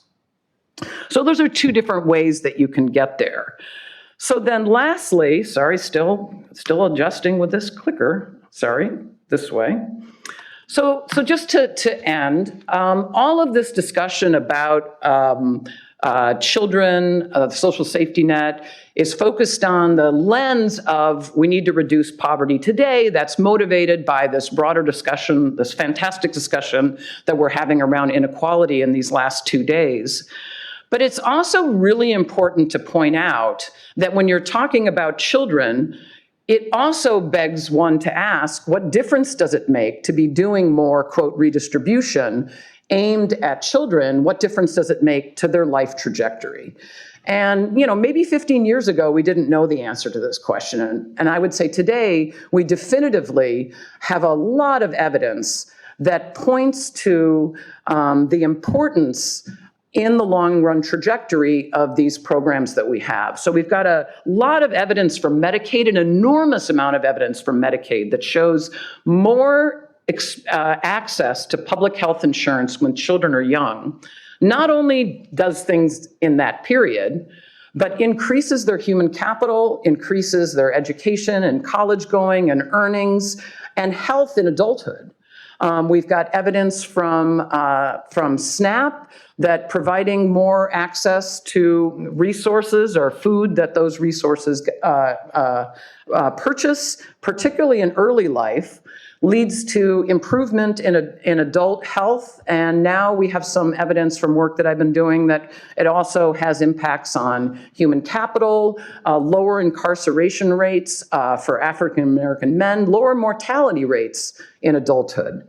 Also evidence about the long-run effects of the Earned Income Tax Credit and cash welfare. And the fabulous recent paper by Hendren and Sprung-Kieser sort of takes this evidence that I just spoke of, along with about 100 other things, and uses one unifying model to try to demonstrate the sort of long-run benefits to these investments. But I want to just end with one cautionary note that I think in the real world, a real challenge with this is that when we implement these programs, the costs are super salient and they appear today. And the benefits take quasi-experimental research and a lot of time to wait for them. And I think that challenge makes the conversation around talking about the investment aspects of these programs more difficult in practice. Thank you.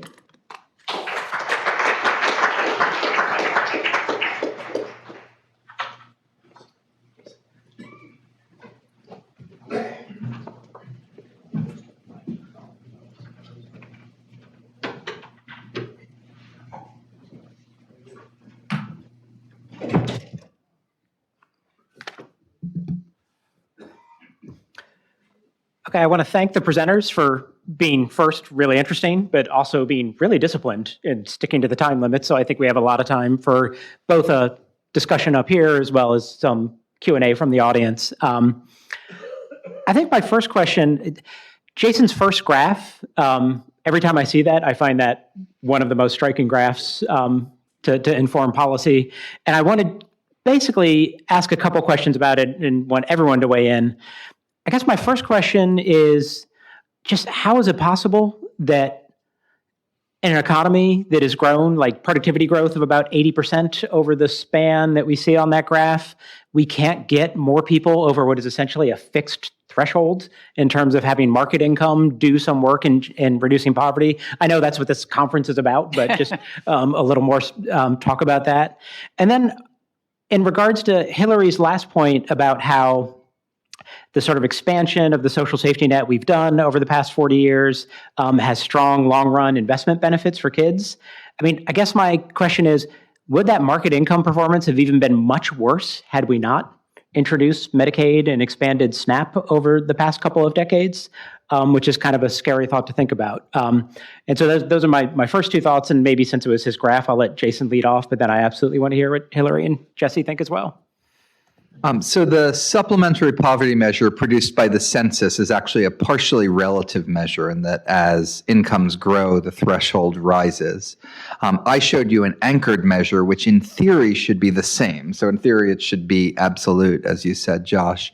I think the fact that we probably have some bias in our measure of inflation means you might want to interpret that as sort of somewhere between absolute poverty being the same over this period and relative poverty, partially relative poverty being the same in this period. I think that's is a huge problem in our economy. There's a lot of different causes of it. I think a lot of it just comes straight out of, a slowdown in the increase in educational attainment that Claudia Gold and Larry Katz and so many others have documented. I think institutions matter. If you look at something like the 90-10 wage ratio for women, that looks an awful lot like the minimum wage looks over that period. So I think different parts of it reflect different parts of the distribution. This part, I don't, if it's 50 years from now and we're holding another conference and market poverty is the same, but we've made further progress on tax and transfers, I'd find that like pretty depressing and almost pretty implausible that we'd be able to do that. But the thing is, at this part of the distribution, you actually can do a lot with taxes and transfers. If you look at the sum total of Obama tax and transfer policies, including the Affordable Care Act, they were a 21% increase in the after-tax income of the bottom quintile. And it wasn't that expensive to do a 21% increase in the after-tax income of the bottom quintile because their income was quite low. You look at the sum total of our policies for the middle quintile, it was a 2% increase in their after-tax income. And to do things for the third quintile, relative to their income at least, costs about, I think, 3 or 4 times as much because their average incomes are 3 or 4 times as high. So I think there's a lot we can do with the social safety net to change the pre-tax distribution at the bottom in quite a meaningful way. I think it's a tool that works much less well or gets much more costly as you move up the income spectrum. So I guess I'll add a few things. The first is that if we look at the graph of Jason's here, I originally had something in my slide deck, but then pulled it out that shows a similar calculation just for children, just to kind of make the point about how much our social safety net is doing. And it looks very much like this, although a bit bigger. And I think it would be important to point out how much less we're doing for the rest of the population because of the things we've talked about the fact that so much of our expansions have been targeted at families with children. And so I think that just to echo some things that were mentioned earlier, there's a lot more we could do to realize the system that we have now that would create even bigger effects here, because a lot of that is kind of missing an important level of heterogeneity. The other thing is that, you say, Josh, like, would that black line look worse if we hadn't done what we did, in the 60s and 70s and early 80s? And I think the answer is yes. And you might say, well, that's crazy. But if you think of the graph we saw earlier today, I guess in David Elwood's talk, that showed how the percentiles of the earnings distribution have evolved, the 20th percentile is way down. And so that fact alone should actually be pushing market income poverty up. So, I think that there is more going on than meets the eye in the positive side. That is, in fact, there are some really important successes that we have that have sort of, maybe we weren't even aware at the time of what that potential was. And I can't just draw on that graph to know how, what would the black dash line look without those earlier investments. But I think to a kind of rough approximation and a back of the envelope calculation, you could convince yourself pretty quickly that you would expect that to be going upwards more than it has. So. And by the way, something I should have said before, I said directly because that's just a mechanical calculation. You take someone's income, you add or subtract their taxes and transfers, doesn't give you the incentives. Your first thought might be, oh, we've expanded the social safety net a lot. Income didn't go up. Why don't we expect that the expansion of the social safety net caused it? The answer is if you do the decomposition, the social safety net has gone up, especially for women with children. That's a group that's seen a big increase in its labor force participation rate. The group that's withdrawn from the workforce is principally men aged 25 to 54.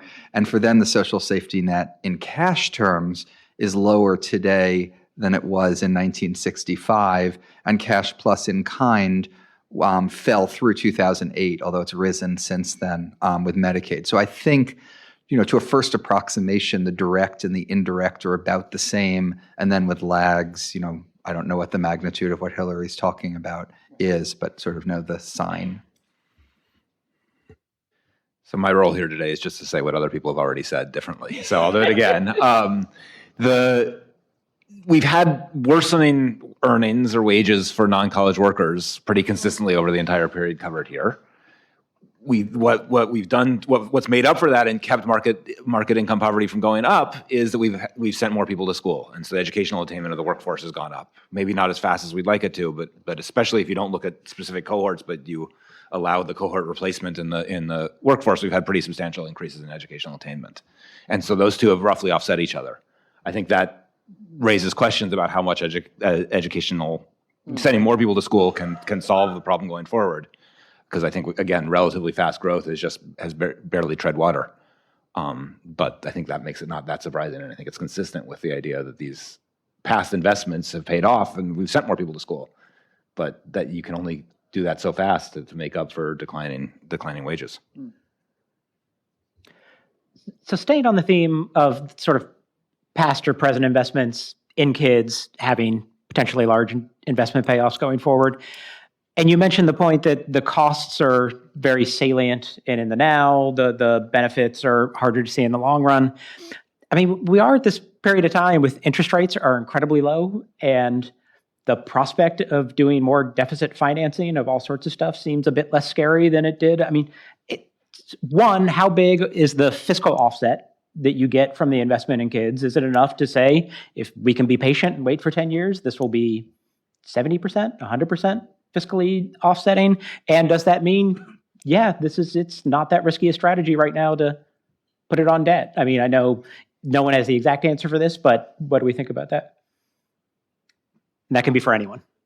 I won't answer the debt question, but I'll take the investment piece. I mean, I think if you think about targeting, it's not uniformly the case. It's across all of these different interventions, but it seems more often than not that the investments yield more when targeted at younger ages, maybe particularly in the years before school.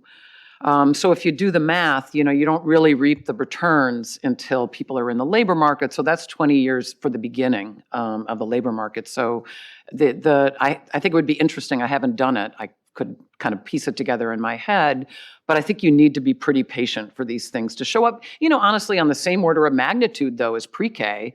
And I just think what's interesting about that is that from the maybe it's because of Heckman, maybe it's before that, but people have just sort of internalized the fact that an investment in early childhood education pays off. And so there's no longer well, we got to pay it up front and we need to be patient for the returns because we've just accepted that paradigm. Although it's still not happening across all states and everything else, but I just think that this is a new way of thinking. And as someone who's spent their whole career thinking about these programs, I didn't really think about it until about 10 years ago. So I don't know what that means. But I do think it does require some patience, but it doesn't seem to me to be out of line with the patience that we just accept for other things. On the debt question more broadly, Larry Summers and I wrote a piece in Foreign Affairs earlier this year about how terrible a wealth tax, about the budget deficit. And our argument, similar to Olivier's presidential address, is there is less reason to be concerned now, given where interest rates are. In fact, there'd be some reason to be concerned about excessive deficit reduction if it lowered interest rates and reduced the scope for conventional monetary policy. We did say, though, that we thought there should be some fiscal anchor, some way to sort of decide what you could do and couldn't do. And to us, the idea that you would pay for things was reasonable. Pay for them taking into account, I've actually for over a decade been on the record in favor of dynamic scoring and in favor of dynamic scoring for everything and in favor of dynamic scoring only if it's done by Wendy Edelberg, who's from CBO, not by whoever happens to like a given idea. So, this standard for me would say I think there is a lot of room for investment with low interest rates, with a deficit and debt that's not a problem. But I want to be quite rigorous in understanding, how it paid for itself, with others judging that. And the last thing I'd say, which I don't know the answer to, is what we really care about is things that have really long-run effects. What we're better at modeling, and the only thing we look at when we do fiscal policy in the United States, is the effects over the next 10 years. So is there some way to think about and model and have budget rules that let you sort of accrue gains that take place over a long period of time? This might help certain pro-growth tax policies, and it might help certain, pro-children safety net policies. I think thinking, is there some way to take a longer look in our budget window to accommodate what the benefits of these have would be worth doing. So I do want to leave some time for Q&A from the audience, but I want to get in one more question, just because I think all of you mentioned, maybe not, UI, unemployment insurance, and how not ready for the next recession our current unemployment insurance system is, and just want a couple thoughts from each of you on what you would do to strengthen UI, both to make it a better automatic stabilizer, but then is there anything we can do to help it even, in relatively good times? Yeah, I'll just stop there. So if you could talk about UI, I think it's really important. Sure. So the easy version is rather than having optional extensions of unemployment benefits whenever a recession hits, we ought to build triggers in. That there's just no reason. We know that we're going to do this every time, but we're going to do it several months late, and it will tie up Congress for 2 months, and it's just not a good use of anybody's time to do it that way. And so we ought to make that automatic. It ought to be fully federally funded, which the main extensions have been, but the existing automatically triggered program is not. The harder problem is how do we solve the kind of gamesmanship between the states and the federal government? We can't be having states cut their benefits down to fractions of what they ought to be, and just because the feds will pick up the slack. And that's harder, but I think we have to just mandate that to get the money, you have to have 26 weeks. Let me, I'm going to answer the question, but I'm going to start by broadening it a little bit. And that is in sort of stepping back on this issue about our social safety net as an automatic stabilizer, sort of broaden that a little bit. One thing becomes really clear that I think unintended consequence of the kind of shift of the social safety net from out of work to in work is that, we just don't have the cushion. And I was partly kind of referring to that when I was talking about the deep poverty argument. But, if you think about the EITC, it's kind of an interesting case. If you look at it on net, it's very neutral, approximately, to the business cycle. But if you sort of break it apart at the spending on two-parent families and the spending on one-parent families, the two-parent family is actually a nice automatic stabilizer, because people lose one earner and they drop into the EITC eligibility, and it provides a cushion. But single earners, they drop out, and there's no stabilizing. SNAP was incredibly effective as an automatic stabilizer in the Great Recession. It's an entitlement, it's there, you get it. States really facilitated it in many contexts.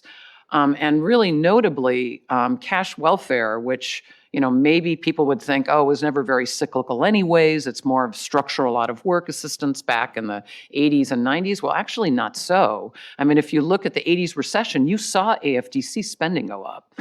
And if you look at TANF in the Great Recession, even at its smaller form, it's just like a scatter plot of random dots. If you look at how big was the state's unemployment shock and how much did TANF adjust, there's just no relationship. So there's nothing happening there in that regard. So just sort of worth kind of broadening that.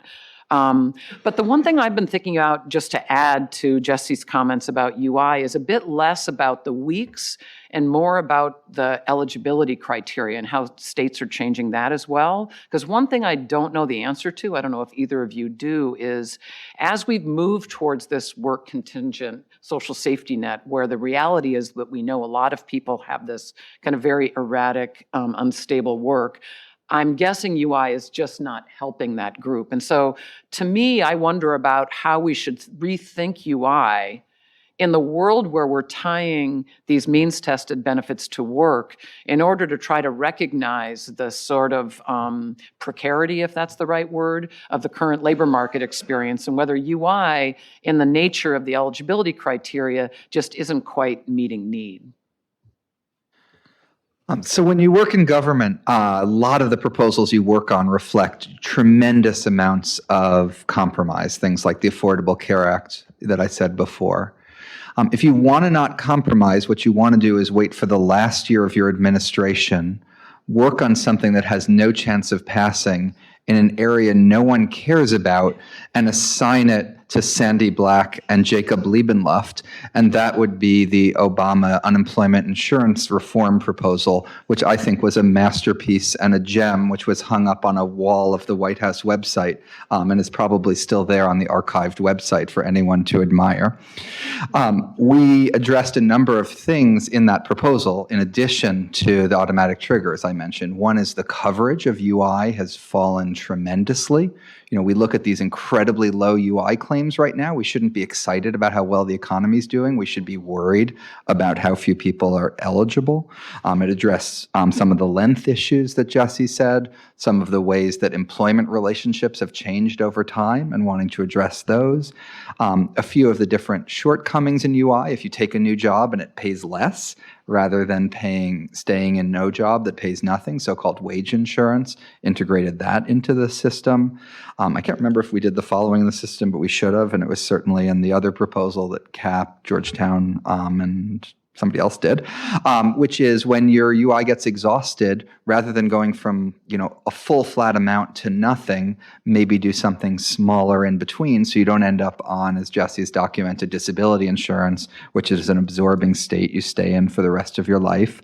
And then finally integrating more job search and employment assistance, and some of that can even be on the enforcement side, that some period you reevaluate them in a tough way. If they're not looking for a job, which they're supposed to be doing, they stop getting their UI, and in the process encourage them harder and help to match them with jobs. So I think there's a really huge opportunity within UI to do a bunch of very good reforms that would help the labor market, and you just need to take the thing down off our website and do it. So I think we have some time for audience Q&A if people want to start there. Just Two quick questions. One question for Hillary. Are there any estimates of the rates of take-up for the various policies aimed in particular at child poverty? And the second one is for Jesse. There is no general equivalence between NIT and universal basic income, because universal basic income could be funded by from other sources than the personal income tax, carbon tax, VAT, whatever. But if you take one that's funded by a personal income tax, and you assume that it's individual and NIT also individual rather than household-based, then surely you can, if you have the same minimum guarantee and you say you have the same break-even point, the two schemes are equivalent in economically speaking, same income effect, same substitution effect. And so if there is any difference, coming back to Greg's presentation, it's just because of the illusion that an NIT scheme is cheaper, because it simply looks cheaper, but in terms of net taxes or next benefit for every taxpayer, whatever the level, it is the same. So there may be a political advantage of defending NIT to the extent that this illusion is widespread in society. People may be willing to buy to accept what looks cheaper. And that's exactly the reason why Thomas Piketty, in the course of the last presidential election, tried to present Benoît Hamon's proposal of universal basic income as a negative income tax, but of course without calling it a negative income tax, because in France, calling it a negative income tax would be sufficient to demolish the proposal forever, both because it's negative, because it's taxation, it sounds like taxation, and because it's associated with Milton Friedman, so proposed by a socialist candidate that wouldn't be on. But so that may be a political advantage, but it sounded as if you were saying that there was also an economic advantage of going for a negative income tax rather than a universal basic income, assuming universal basic income is funded also by a personal income tax. I think Hillary and I just agreed that, well, I'll go first on this. So I think one of the points, I didn't mean to say that they can't be made equivalent to each other. But one of the points that Hillary and I made in our paper about UBI is that the revenue side of however you're going to pay for a UBI, a lot of the questions about that are first order. You can't just say, let's implement a UBI and we'll figure out later how to pay for it. The first order economic effects of a UBI will come from the revenue side. To take the kind of NIT proposal I was talking about and make it into an equivalent UBI implies a very, very nonlinear, very progressive tax schedule. So what I was talking about is a tax rate on the 1% plus a phase out of the UBI, then you wind up with a curve that kind of is flat, jumps up a lot, is flat, and then jumps up a lot again. Again, I'm fine with that. That's a perfectly legitimate tax schedule, but it's a very different thing than Greg's UBI plus a flat tax. And again, how you're going to pay for it is first order. Now, maybe we have a carbon tax source of revenue. Again, we could then argue about whether the right way to spend the money from that is from a demo grant, is with a UBI. But again, the only point is what kind of tax schedule you need to turn an NIT into a UBI is going to be quite different, I think, than the kind of flat tax that Greg outlined. We actually know a fair amount about take-up of these programs, and they're actually quite high. So for the two biggest ones for kids, the EITC is in the 80s, low 80s, and SNAP, which used to be quite a bit lower, is now up nationally at about 80%. So the take-up rate's pretty high.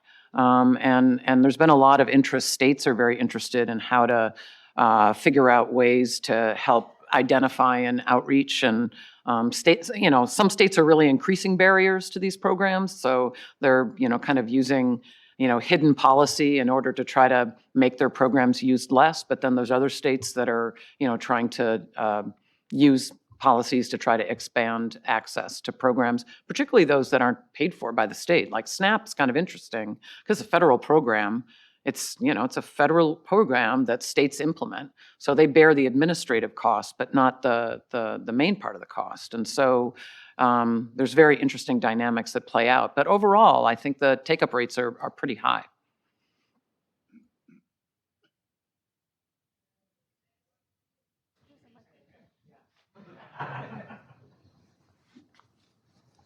this is for Hillary and Jason. I'm just curious, Jesse suggested the negative income tax kind of instead of TANF. I assume it was instead of TANF.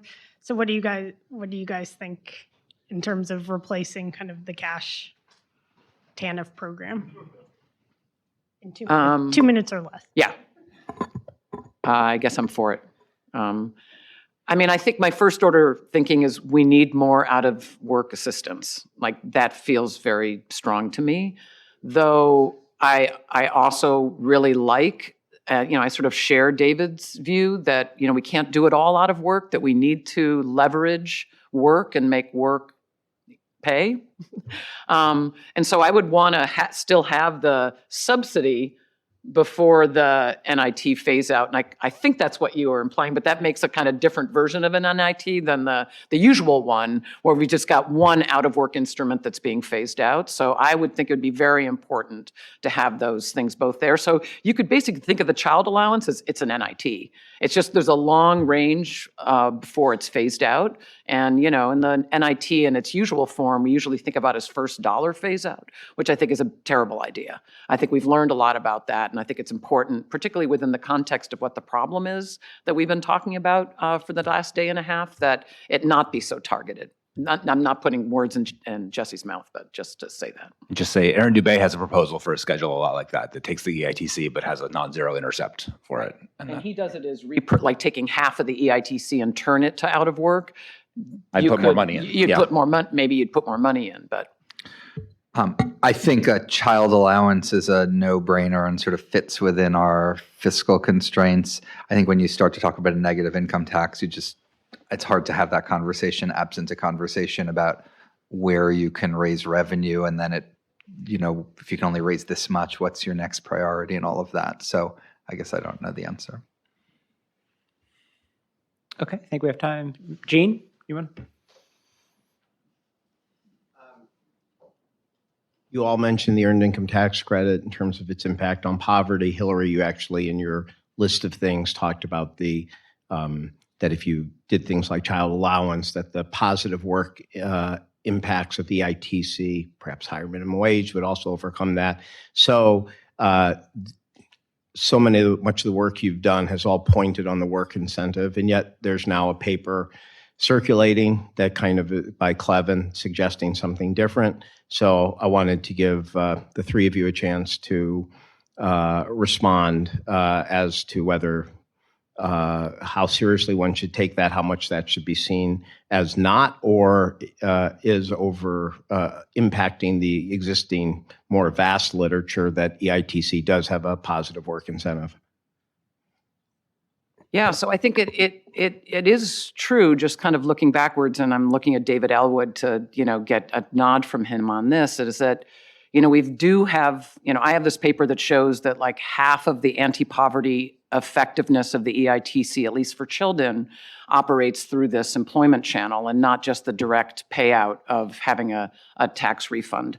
And so I guess it seems to me that has been a big part of what's created bipartisan support for the earned income tax credit over the decades. And I think the research has been very, very consistent, using a lot of different approaches, analyzing different tax reforms that shows that an expanded EITC leads to increases in employment. And, relatively consistent set of findings, at least for lower educated single mothers, which are the majority of the EITC recipients. So, I mean, I think that one paper, we need to put it in the context of the broader literature. And I think the period that I know well, because I've worked with the data and analyzed it extensively, is the Clinton era, 1993 expansion. Sperling era. So sorry. Expansion really does hold up. And I think, there were a lot of things that happened at one time, and a lot of papers have really tried to interrogate that. And it's not an experiment. So there's regressions you can run that absorb more or less information in the data. But I'm fairly convinced that the 93 expansion led to an increase in employment.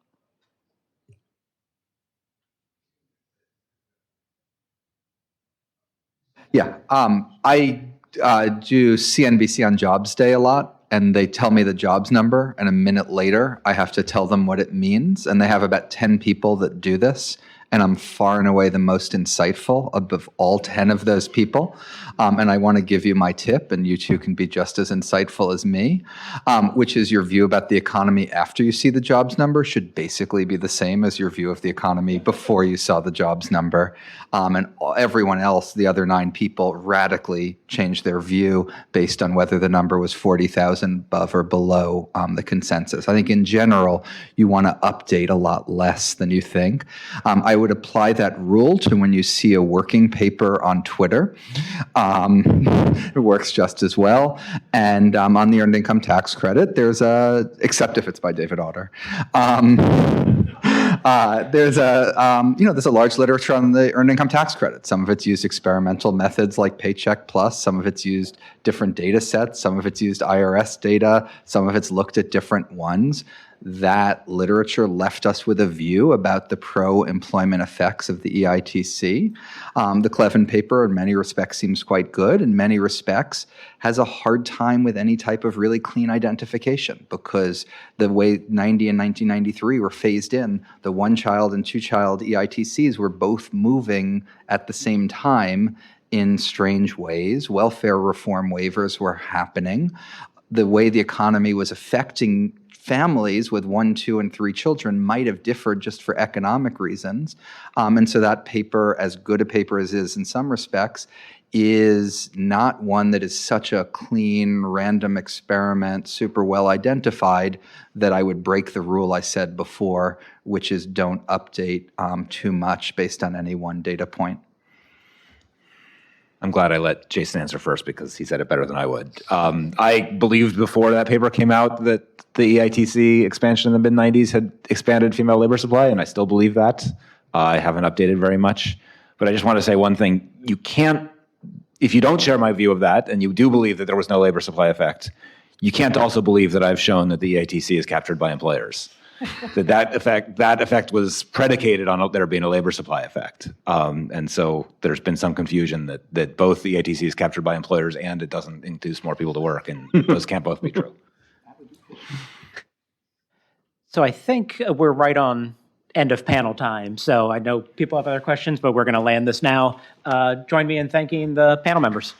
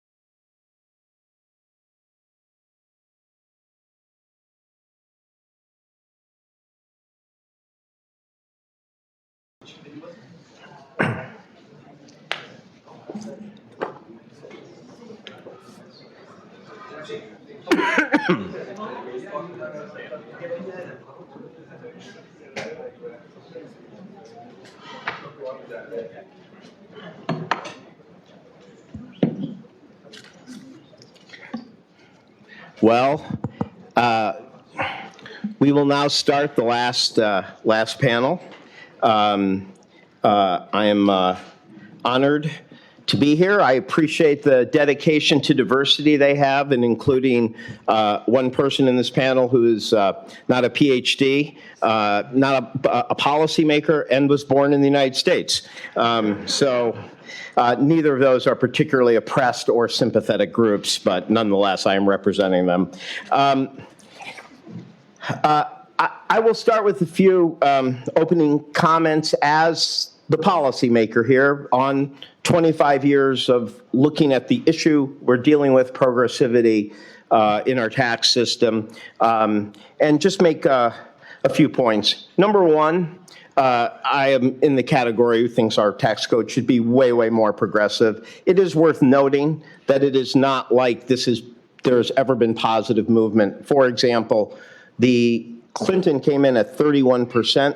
It went to 39.6% with Medicaid, Medicare counting up. It was almost 43%. So we have seen moments of like a 40% tax increase in the top couple of percent. We saw that. We saw a return to that kind of level under President Obama, even higher. Secondly, as we've seen, there's been dramatic increases, however you classify it, in the earned income tax credit that's had very large impacts. We've also seen a lot of negative things happen in terms of progressivity, 21% corporate tax rate that nobody that I know was really asking for, the reduction in capital gains dividend. So this is one thing. Secondly, one thing I think we've seen recently is more of a focus on the top 1/10 of 1%. There's been much more focus on the top couple of percent. Now you're seeing much more of a focus from AOC on 10 million to Senator Warren on wealth over $50 million. So we're seeing much more of a focus at the very, very top. Next, I think these things are relevant on the revenue estimates when you're a policymaker. The top 1/10% actually raises more money than when we looked at those proposals in 93. So as the revenue goes higher, so does the political attractiveness or worth fighting for actually going at that target. One of the reasons capital gains becomes difficult is the Joint Tax Committee and the Treasury models don't tend to give you additional revenue after a certain amount, something I personally highly question and would love to see people love to see people take on. The next thing I think is the wealth tax. I join Gabriel on this panel on being a supporter, and actually a very strong supporter. I think that just a few points. Number one, it goes some of the things Stephanie talks about in terms of clarity. Much of the reason why sometimes progressive taxes are less popular is because those who oppose them diffuse and make people think it hits everyone. When you have something like the Warren tax, it hits only people 50 million and above. It is very clear, it is communicated well, and the public can therefore make a choice on what the proposal is, not how it is phased up. Secondly, it's analogous to people in the annual property tax. Because they have that every year. That's their main source of wealth. And so the idea that you would look annually at the main source of wealth for people in the top 1/10 of 1% is easy to understand. I am somebody who supports this mostly for what it can do. I look today and I see the benefits of increasing quality, free, higher education, of quality, free, lower, pre-K, et cetera. And I am reminded that under any of the estimates, but certainly the estimates that David Kamen and Batchelor came up with as a neutral I would say, between Gabriel and the Summers debate. But even by that, you could fund all of those things. Looking at our discussion today, how is that not only right morally, but pro-growth? Finally, I'd just say that I cannot buy into the defeatist view on the enforcement side.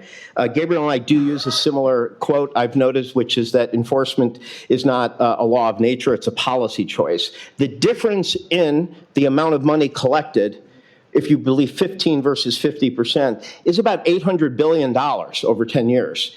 There's quite an incentive to spend, I don't know, 10 million more a year if $800 billion is at stake. And there is a difference between something having negative unintended consequences and therefore being a bad idea and something being a complex idea. Many things are complex. We work through complexity all the time. So we do have to distinguish between, is something going to actually have a negative unintended consequence, in which case it's a bad policy, or whether it's just highly complex, which just means that it may not be perfectly administered, but doesn't make an argument whether it's worth going forward. And the last thing I will say, as I'm already breaking being slightly over, but I think I just want to point out that those of us who care about this should be looking at the tax side on the wealth inequality from the bottom as well. This is something I have cared about. We did the USA account in the Clinton administration. Our tax code is upside down. Those of us who give $1 to our pensions today will get about a 40% deduction if you're in the top 1%, and if you're cleaning up after us, you will get no incentive. This is true with housing too. We have an upside down system for wealth creation through our tax code. So we should be thinking, looking at particularly the black homeownership, I think, crisis right now, pension crisis, not as important as perhaps expanding Social Security benefits, but we should all be doing more to ask what people can do to build wealth at the bottom. So with that, I am going to go to our illustrious panel, having cheated and taken my opportunity to give the policymakers' view. We have a great panel here. We have Stephanie Stanchava, who is professor of economics at Harvard, currently associate editor at the American Economic Review. I will not go on, as people have all the list. She will go first, and then Gabriel Zuckman from the University of California, Berkeley, who has certainly been in the middle of both academically and publicly on the issue of a wealth tax, will go second. And then Wojtek Kopczak, professor at Department of Economics at Columbia, will be our third speaker. And then hopefully we will, as we have in the past, had time for questions above, but also questions from the floor as we close out this really outstanding day. Let me say to Dani, Olivier, as we started, this has been just an extraordinary conference that has been worth sitting and listening to for 2 full days, and I'm confident our last panel will not disappoint. So thank you.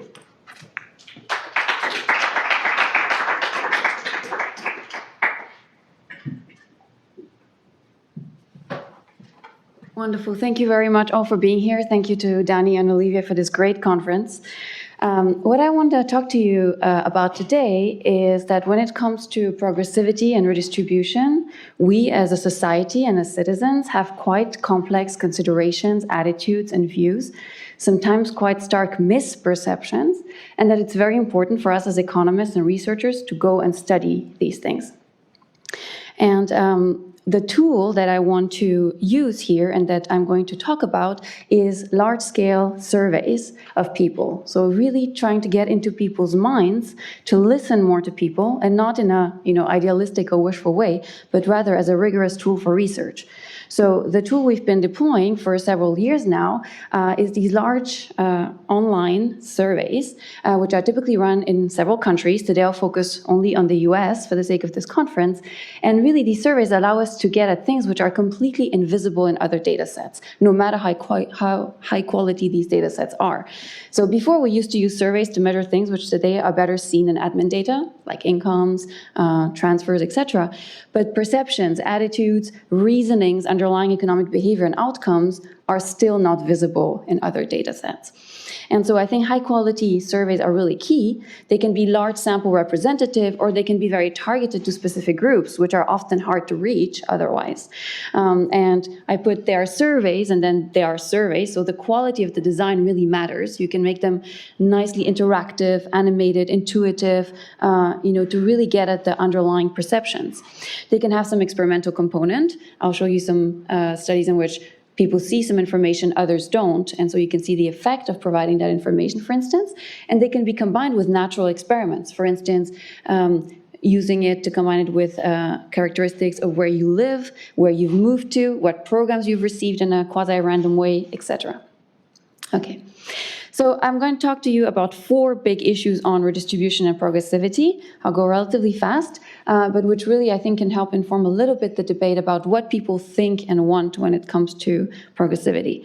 So the first big element is this idea of the belief in the American dream, a very salient topic in the policy debate, and that really shapes our views on redistribution. So if I want to summarize the model in literally one verbal slide, it would be this. The more social mobility you think there is, the more equal opportunity you believe there are, then the less you perceive a need for redistribution, and the more you can, tolerate unequal outcomes, the more fairly they're perceived. The problem, or the big issue, is that it's not more social mobility per se, but rather more perceived social mobility. So the reality is not always in line with the perceptions of mobility. So this thing has been established, and it's true that making people more positive about social mobility reduces support for redistribution, but the actual underlying perceptions are not necessarily accurate. So we did this study in several countries. I will show you for the US here. We elicit people's perceptions of mobility, and we do it through this ladder design. So the left ladder is the parents' income distribution, classified from the richest 100 families to the 100 poorest. And then on the right is the children's ladder when they grow up. And if you take 100 kids from the poorest families, we ask respondents to allocate them to each of the quintiles once they grow up. Okay, and from this you can see what people think about mobility. And what do we find? Well, the first thing to see is that people who are more pessimistic about mobility or more optimistic have very different views on redistribution. So on these graphs, on the x-axis, on the left graph, you have pessimism, which is the perceived probability of a kid staying stuck in the bottom quintile. So the more you move to the right, the more pessimistic the respondent is. On the y-axis, you have their desired preferred top tax rate. Okay, and you can see that people who are more pessimistic about mobility would like to have a higher top tax rate. On the right graph, it's the perceived, if you want, American dream. It's the probability of moving from the bottom to the very top. And here you can see that people who are more optimistic about this chance want a lower top tax rate. You can see the exact mirror image if you look at, instead of the top tax rate, at the bottom 50% tax rate. It's exactly the mirror image. So the more pessimistic you are about mobility, the more redistribution you want, and vice versa. But here is the perception versus reality. So on this graph, it's about this probability of staying stuck in the bottom, okay, of staying in a poor environment if you're born in a poor environment. The x-axis is the reality, how many kids out of 100 will truly remain in the bottom quintile, and the y-axis is the average perception for these 5 countries here. So you can see that in the US, people are relatively accurate on average. In Europe, people are too pessimistic in the sense that they believe many more people will remain stuck in poverty than is actually the case. What about the American dream idea, moving from rags to riches? So that's here. So now again, on the x-axis, you have the actual probability of a kid moving from the bottom to the top. And on the y-axis, you have the average perception. So here the image is very different. European countries are almost accurate, pretty accurate on average. And notice that they have a higher mobility on average than the US. The US is really overly optimistic. So this is true, by the way, if you look at people at different income levels, different education levels. It very strongly varies by political affiliation. So people towards the right of the political spectrum are much more optimistic about mobility than people to the left. But the US really has a salient idea about the American dream, which is currently not true, perhaps was true in the past, but not today. Okay. The variation in geography is very stark too. So if you look at this map about actual social mobility by state, darker colors mean more mobility, more kids, that's the number of kids out of 100 that will make it from the bottom to the top quintile. You can compare this to the map of perceptions from our surveys. This is the map of perceptions. So let me put them next to each other for clarity. And you can immediately see that perceptions are unambiguously more optimistic everywhere, but especially in the lowest mobility regions. So in fact, if you take the ratio of the perception to reality, you can see that in the southeast, perceptions are almost double the reality in terms of the chances of moving. Okay. Second big issue is who benefits from redistribution. And here I want to talk to you about this notion that generosity doesn't travel very well across national, ethnic, and religious lines. And people are much more averse to redistributing to people who are more different from them. And if they think it's going to benefit people who are not like them. And so I'm going to talk to you about redistribution in immigrants. So simply making people think about immigrants in an experimental way by inverting the order in which you ask them questions about immigrants versus questions about redistribution and progressivity makes people more averse to redistribution. And even to the point where they want to donate less private money to charity, real money out of the pocket. So clearly, there's something about wanting to not redistribute towards immigrant or, other groups different from us. But perceptions about immigrants are actually quite wrong. So to start with, for instance, if you ask people about the perceived share of immigrants in a country, let's focus on the left graph. Each row is one country. There's 6 here, US, UK, Sweden, Italy, Germany, and France. The blue is the reality. So for instance, in the US, there's 10% legal immigrants. If you add illegals, it would be around 13.5%. The red is the average perception. So people really starkly overestimate the share of immigrants. If you're worried about outliers, because we do worry that the distribution is skewed, the median is almost the mean. So the median respondent is very off. On the right, you can see how this varies by characteristics of people. And I'm not going to go into great detail, but left and right-wing respondents are very similar in their overestimation of immigrant share. However, they have a very different perceived composition of those immigrants. So let's look at that. So one stark feature as well is the perceived share of Muslim immigrants among 100 immigrants. And here again, the blue on the left shows you the reality per country, and the red is the perceived average share of Muslim immigrants. And you can see that in all countries, people really overestimate the share of Muslim immigrants. And here, if you focus on the right graph, very bottom, you can see that right-wing respondents much more overestimate the share of Muslim immigrants than do left-wing respondents. When it comes to poverty, you can plot the perceived share of the poor, defined as living below the poverty line, but it works for other cutoffs too, the perceived share of the poor that people think are immigrants. And so who's going to benefit from redistribution? You can see that people really starkly overestimate the share of the poor that are immigrants relative to reality. And finally, if you want to test directly whether people are more biased against immigrants, you can ask, consider John and Mohammed. They both, make the same income, live in the same state, have the same family situation. Does Mohammed pay more taxes, less taxes, equal taxes than John? And same for transfers. Does he get more transfers, same transfers, less transfers than John? And this is the share of respondents per country that say definitely Mohammed pays less taxes than John and gets more transfers. Okay, so this is clearly not true given the information we give purely in the survey, and so it does reflect a bias. And here you can also see a very stark gap between left-wing and right-wing respondents in that answer. Okay, what about if we provide news about inequality and how things actually look like in the US? Does that change people's demand for redistribution? The answer is no, but it does reduce trust in government and actually makes people really skeptical about the government's benevolence or ability to do things.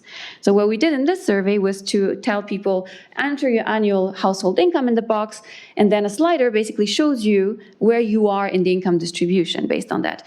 Then you can actually move around the slider and explore the whole income distribution, see how many households make less than a given amount. We can also look at this dynamically over time. Based on the income you entered, we can tell people if growth had been equally spread since the 80s, where would you be today? And in fact, if you do this, most people except the top realize that they would have been better off. And so for most people, it's negative news here. And what we see is that this does not change demand for redistribution, or barely. However, it makes people think that the government cannot be trusted, that the government is not doing things right. So this was a bit of a negative message, that pessimistic news about inequality is not pushing for more redistribution, but rather, reduces trust in the government. And I'll end on a completely new study which I've been running, which is about the misunderstandings and views on tax policy. In fact, it's also about health insurance and trade. Results I won't show you today. It's about trying to understand how we reason about economic policies when we don't put on our economist hat, but rather our citizen's hat. And just a few things that I would like to point out. So everyone thinks that the top tax bracket kicks in at much lower income levels. So most people think the top income bracket starts at around 200,000, which is far off from reality.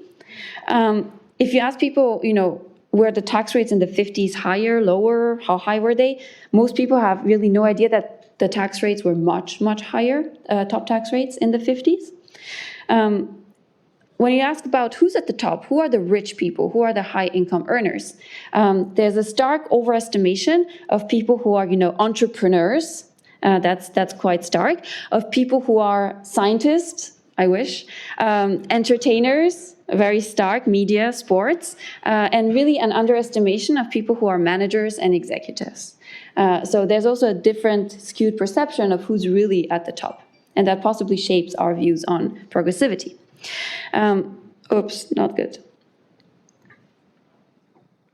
Okay. So another thing you can do is to very quickly ask people, instead of priming them about one question or the other, just say, what should be the goal of a good income tax system? Write.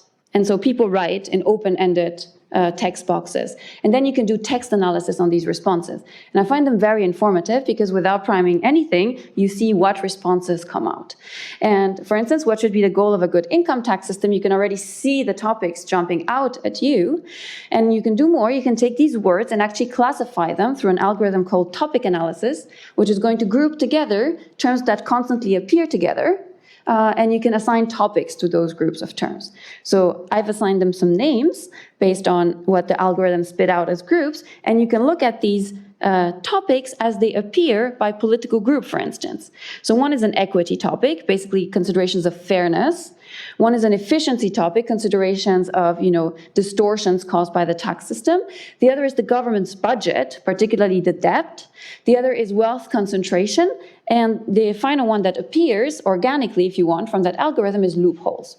And you can plot the topics representation ranging from Clinton liberals, that's the dark blue, all the way to Trump conservatives, that's the red. And you can very clearly see debt considerations, government budget considerations are much more rising to the right, wealth concentrations are much more rising to the left, loopholes are also slightly more prevalent on the left, efficiency is slightly more prevalent to the right. And I'll just end with the estate tax, which is the closest we have to the wealth tax. So it's very unpopular and it's very misunderstood. So most people think that many more households pay the estate tax or will pay the estate tax than is actually the case. The reality is less than 1 in 1,000 households, but people think it's 364 on average out of 1,000. So the exemption threshold, clearly the reforms have not caught up in the popular mind because it's believed to be 4.6 million, which is much lower than it is now. And just informing people about who actually pays the estate tax, namely how high the threshold is and how few estates are above that threshold, already increases support for it quite dramatically. And so let's just ask, what are the main shortcomings that people think about when they think about the wealth tax? It's very clear what the main shortcomings is. That's double taxation. Without priming in any way, that's the word that appears most often in big here on the screen when people are asked to think about the shortcomings of the estate tax. And I'll just end with this topic analysis of the wealth tax. It's again pretty skewed politically. So wealth concentration is the main consideration that comes up for people on the left. And double taxation is the main consideration that comes together with government debt and budget when you talk about to people on the right. So I think there's a lot to be learned from such surveys. There's plenty more information in the paper that I cannot show here, but I think it's critical to really get into our minds as citizens, into people's minds, and try to see what those reasoning, perceptions, and attitudes are. Thank you.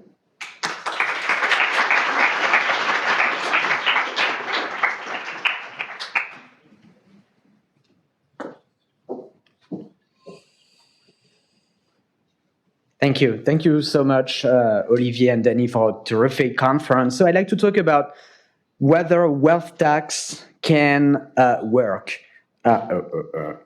Yes, there is a demand for progressive wealth taxation. So you look at opinion polls, for instance, and what you see is that 60, 70% of the electorate in the US, according to these opinion polls, is in favor of a tax such as the tax that was proposed by Senator Elizabeth Warren, tax of 2% above $50 million, 3% above $1 billion.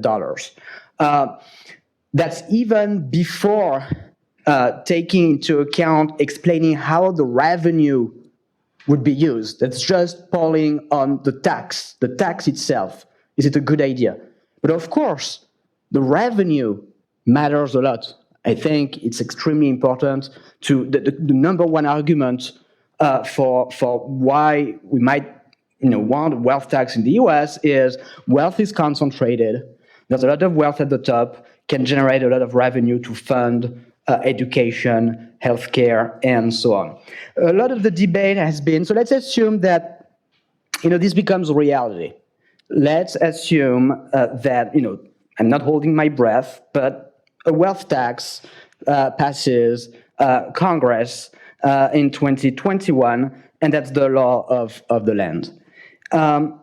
Question is, will it work? And more importantly, how can we make it work?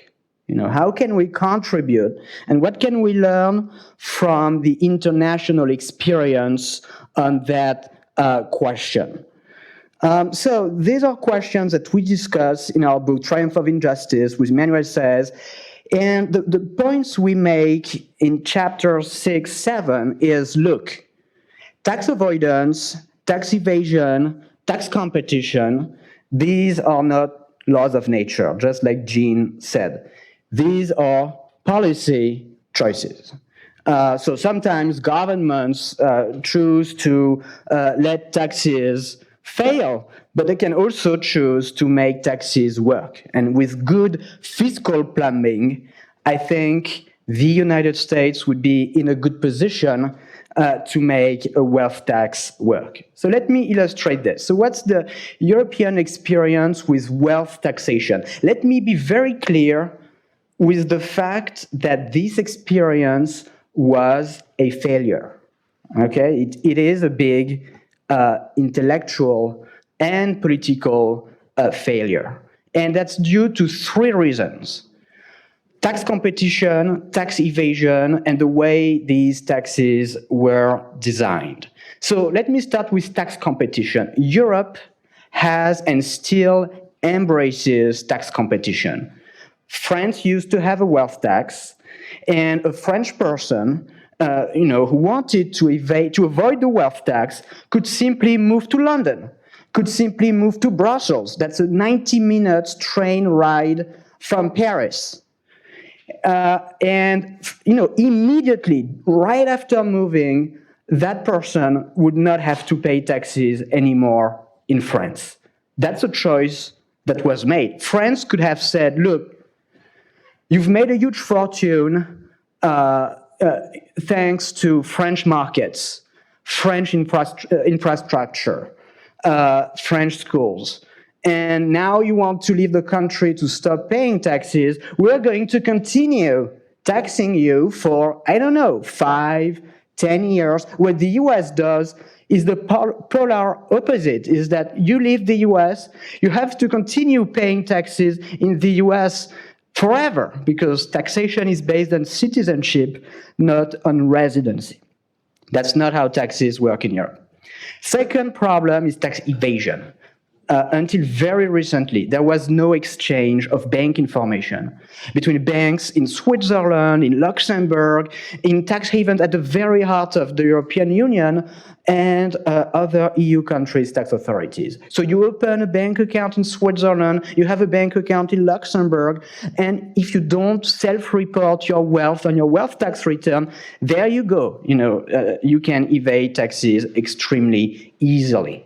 Third is the way that these taxes used to work, and in some countries still work. These wealth taxes started very low in the wealth distribution, typically around $1 million in net wealth, which over time generated lobbying from taxpayers who said, look, I just have a house or a small business. I'm not liquid enough to pay for the wealth tax, so you should exempt main homes, you should exempt small businesses, you should put a cap to how much the wealth tax can be as a fraction of taxable income, which led to base erosion. Okay? The US context today is very different. The US is in a much better position today to make a wealth tax work. First of all, the US taxes expatriates. You're a US citizen, you move abroad, you have to continue paying taxes in the US with credits to offset foreign taxes paid. But if foreign countries don't have wealth taxes, you would have to pay the US wealth tax. The only way to avoid the a potential US wealth tax would be by renouncing US citizenship, which is a very extreme move. And in both the Warren and the Sanders wealth tax plans, there is a stiff exit tax for citizenship renunciation. The idea being always the same. You've built a $100 billion fortune thanks to US markets. In particular, and U.S. infrastructure. Now you want to leave the country, in the Warren wealth tax, you have to pay 40%, $40 billion in exit tax. Second, the U.S. receives information from foreign banks. That's a major achievement, tax policy change during the Obama administration, the Foreign Tax Compliance Act, the Foreign Account Tax Compliance Act, FATCA, that was passed in 2010. This is a law that mandates foreign financial institutions to automatically report to the IRS about the holdings of U.S. citizens under the threat of stiff economic sanctions. And under the threat, virtually all tax havens and foreign financial institutions have agreed to cooperate. I'm not saying it's working perfectly, in particular because IRS budgets have declined so much that these FATCA reports are not used in a systematic manner, but with more budget for the IRS, these FATCA reports could be matched automatically to income and wealth tax returns, making it very hard for wealthy people to hide assets abroad. And the last difference is the very high exemption thresholds in the current wealth tax proposals: $50 million in the Warren wealth tax, $30 million in $32 million in the Sanders wealth tax. It's obvious for everybody that someone who has more than $50 million, let's say someone who has $100 million, will always be able to pay $1 million tax, which would be the tax bill for that person under a Warren tax. And so it makes these taxes much less vulnerable to the type of lobbying that eventually undermined the tax base in Europe. Now, to make the tax work in the US, there are a number of important points that will need to be taken into account. It's very important, that's another lesson from the European experience, to tax all assets at their market values. Now you're going to tell me some assets don't have market values, and my answer is going to be create a market. That's how you create market values. So concretely, you own shares in a big unlisted company.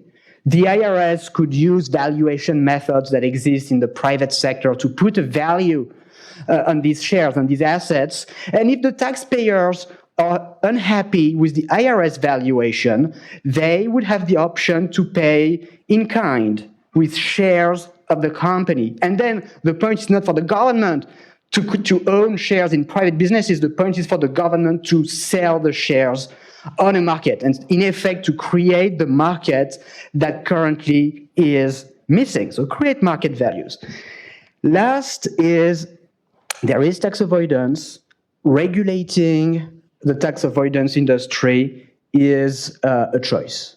Okay, and much more could be done. You could create a public protection bureau, for instance. That's a proposal we make in the book that would make sure that any new tax dodging product is automatically reported to that agency, and any tax avoidance scheme that violates the economic substance doctrine is automatically outlawed. And the big picture idea that underpins all of that is an idea that actually is in work by Wojciech and George Slemrod in a very good 2001 paper. It's the idea that, look, too often public economists tend to think as elasticities as immutable parameters. But that's wrong. These are policy choices. You can reduce elasticities with proper enforcement, with good tax design. All right. Is it worth all the trouble? Look, there are many ways to collect more revenue from the very wealthy. There are many ways, but the wealth tax is the most direct and powerful way to tax the very, very rich. And when I say that, I don't want to say that we shouldn't close loopholes, we shouldn't have a more progressive income tax, we shouldn't fix the corporate tax. We should do all of these things.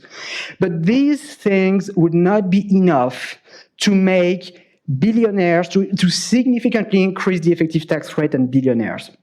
Why is that the case? You take the case of Warren Buffett. According to Forbes magazine, he's worth $80 billion. His true economic income is something like 6% of his wealth, around $5 billion. His taxable income, what he reports on his tax return, we know that because he makes that public, is of the order of $10 to $20 million. What's the reason for this? He's the main shareholder of Berkshire Hathaway. He instructs Berkshire Hathaway not to pay dividends, 0 dividend payments. And then his only taxable income is when he sells a few shares each year, and he pays a little bit of capital gains taxes on that. So if he realizes $10 million in capital gains in a given year, the capital gains tax rate is 20%, he pays $2 million, his effective tax rate out of his true economic income is $2 million divided by $5 billion. This is 0%. You can increase the top marginal income tax rate to 99.9%. It will still be 0%. Okay, that's very important to understand. So I'm not saying again that we should not, it would not be a good idea to increase the progressivity of the income tax. It would, but it would not address problems such as the one I just described. Corporate income tax can address some of that problem because corporate profits, that's income that's taxed, whether it's distributed as dividends or not. But it's a too crude an instrument because it's a flat tax rate, 21% today, could increase to 50%. Would still be a flat tax rate. And if you want some progressivity, taxes based on ability to pay, you want a progressive system. So this is just an illustration of how the Warren wealth tax, for instance, would change tax progressivity at the top end. So today, when you distribute 100% of tax revenue in the US across the population, taking into account all taxes at all levels of government, you get a very mildly progressive tax system that becomes regressive at the very top, with the top 400 richest Americans paying about 23% of their income in taxes for the reason that I mentioned. With the Warren wealth tax, you double that to 46%. And let me just finish with this. I'm very struck by the following fact, which which is the similarity in many ways between the debate we're having these days and the debate during the Gilded Age and before 1913. Before 1913, you have a rising inequality. You have a very unfair tax system. The only federal tax is the tariff, highly regressive. That's the context in which there's a growing demand for progressive income taxation. And then you read, many contemporaries, including distinguished economists, before 1913, and what do they say? Progressive income taxation, it will never work. It's impossible. How are you going to measure income? It's a European idea, imported by European professors. Seligman, who was professor at Columbia University, was one of the main proponents of progressive income taxation. On the right, you had things like it's going to invade privacy, it's confiscatory, it's going to harm growth and job creation. But many very serious people genuinely believed that it would never work. And of course, it was unconstitutional. And the Constitution changed in 1913, and the top marginal income tax rate increased to above 90% in the middle of the 20th century. And I think that everybody today agrees that the federal income tax is a huge success. So what I'm saying is the history of taxation is full of U-turns, and if collectively, if governments want to make taxes work, if there's a demand for redistribution and more progressive taxation in the population, that's something that can be done. Thank you very much.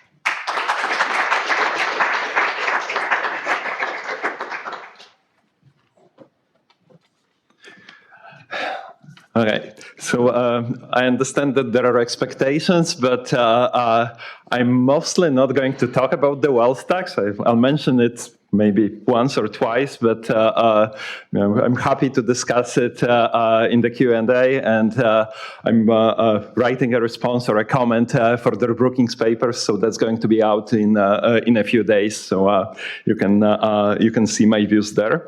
I also just slightly commenting on something that was there. The paper that was cited is my second paper that I wrote. It's amazing. You should read it. I subscribe to every sentence in that paper still. And I don't think it gets you all the way there. Right. So even though I'm not going to talk about the wealth tax, I can still criticize some things. So probably 1/3 of my presentation will be comments on things that were shown before today, and then I will talk about where I see the sort of where progressivity should be, or the discussion of redistribution should be going in my view. All right. So. People talk a lot about facts about inequality, and graphs were showing up here. I'm not going to sort of go into a lot of details about any of this, but I would like to just stress that this is an active research area.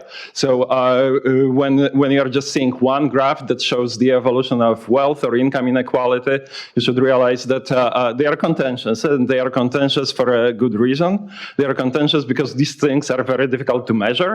You don't know a lot of the information that's behind these things, and you have to make assumptions. So this is a graph that Emmanuel showed yesterday on wealth inequality. It sort of shows that different methods sort of seem to line up. This is a graph from a new paper by Smith, Zidar, and Zwick that revisits their capitalization methodology, that makes a little bit different choices about the unit of observation. And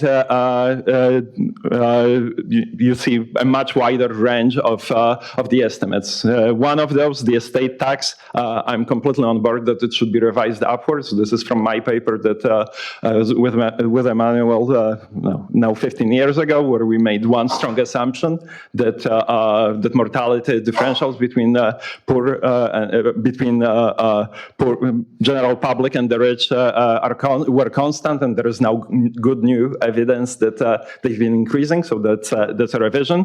But these are papers that are sort of manipulating or changing assumptions that are really hard to know. Like, what is the rate of return on the types of assets that rich people hold? Is it the same as the rate of return for everyone else? Like, we have some evidence, we have some guesses, but it's hard to know.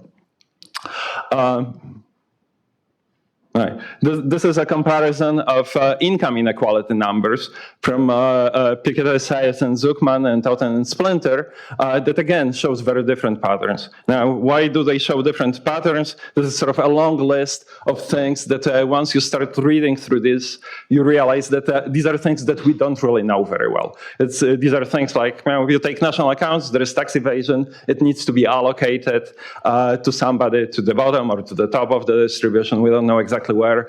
We have to rely on some evidence to do that. There is a lot of money sitting in retirement accounts. They are not linked to individual tax returns, or at least that's not how we are observing them. We have to allocate them. We have to make some decisions on these. So all of these things, you can make guesses, but there are different sets of researchers that make different guesses or sort of use the best information that they can think of. And what I'm struck with all of this, especially when it's presented as a fact, is that that's not how we do things elsewhere. We estimate things, we put standard errors on those things, we talk about confidence intervals, we talk about error bands, model uncertainty, things like this. None of this is done in this particular context. I think it should be done. When you see a number or a series that's based on a huge set of assumptions, and you can tweak those assumptions and the tweaks, I'm not subscribing to any, we could talk about details of this. Like there are things I dislike about one paper, there are things I dislike about the other paper. But when that gap is of the order of 6 percentage points, that tells you that there is a lot of room for subjectivity and for error, and even if you try to do your best. The same applies to various measures of progressivity. So Gabriel showed one picture about progressivity. This is a comparison of the evolution of the top 0.01% tax rate according to two of their papers. One is a QJE paper from a year ago. Another one is what's in the book. The evolution of these two things is different, and it's quite dramatically different. Maybe that doesn't strike you on this graph, but these are one of these measures drops by 18 percentage points, the other one drops by 4 percentage points, and that's sort of playing with assumptions. There's no underlying, no major updates of the data. So there are definitely sort of, don't think about these things as facts. There is definitely a lot of evidence that something has been happening. So in particular, if you go back to these graphs, both of them show increasing inequality. Everything here shows an increase in inequality. So I don't think the debate is about whether there was an increase in inequality. And I think there is a much less, even less debate when you start to thinking about things like wage stagnation and what's been happening at the bottom of the distribution. There are contentious issues there as well, but those things are not necessarily, we know more or less what's been happening, but the errors that you can make at the very top of the distribution are large because there are a lot of things that we don't know. So I start with that. And there are a lot of other problems that I'll signal to. So one is once you start thinking about international comparisons, this is from my paper with Untitled Chapter and Kjetil Tale and Martin Jacob in Norway. If you look at the income tax returns, this is, let's take the red line, one of the red lines. This is sort of what you would get as income inequality in Norway. This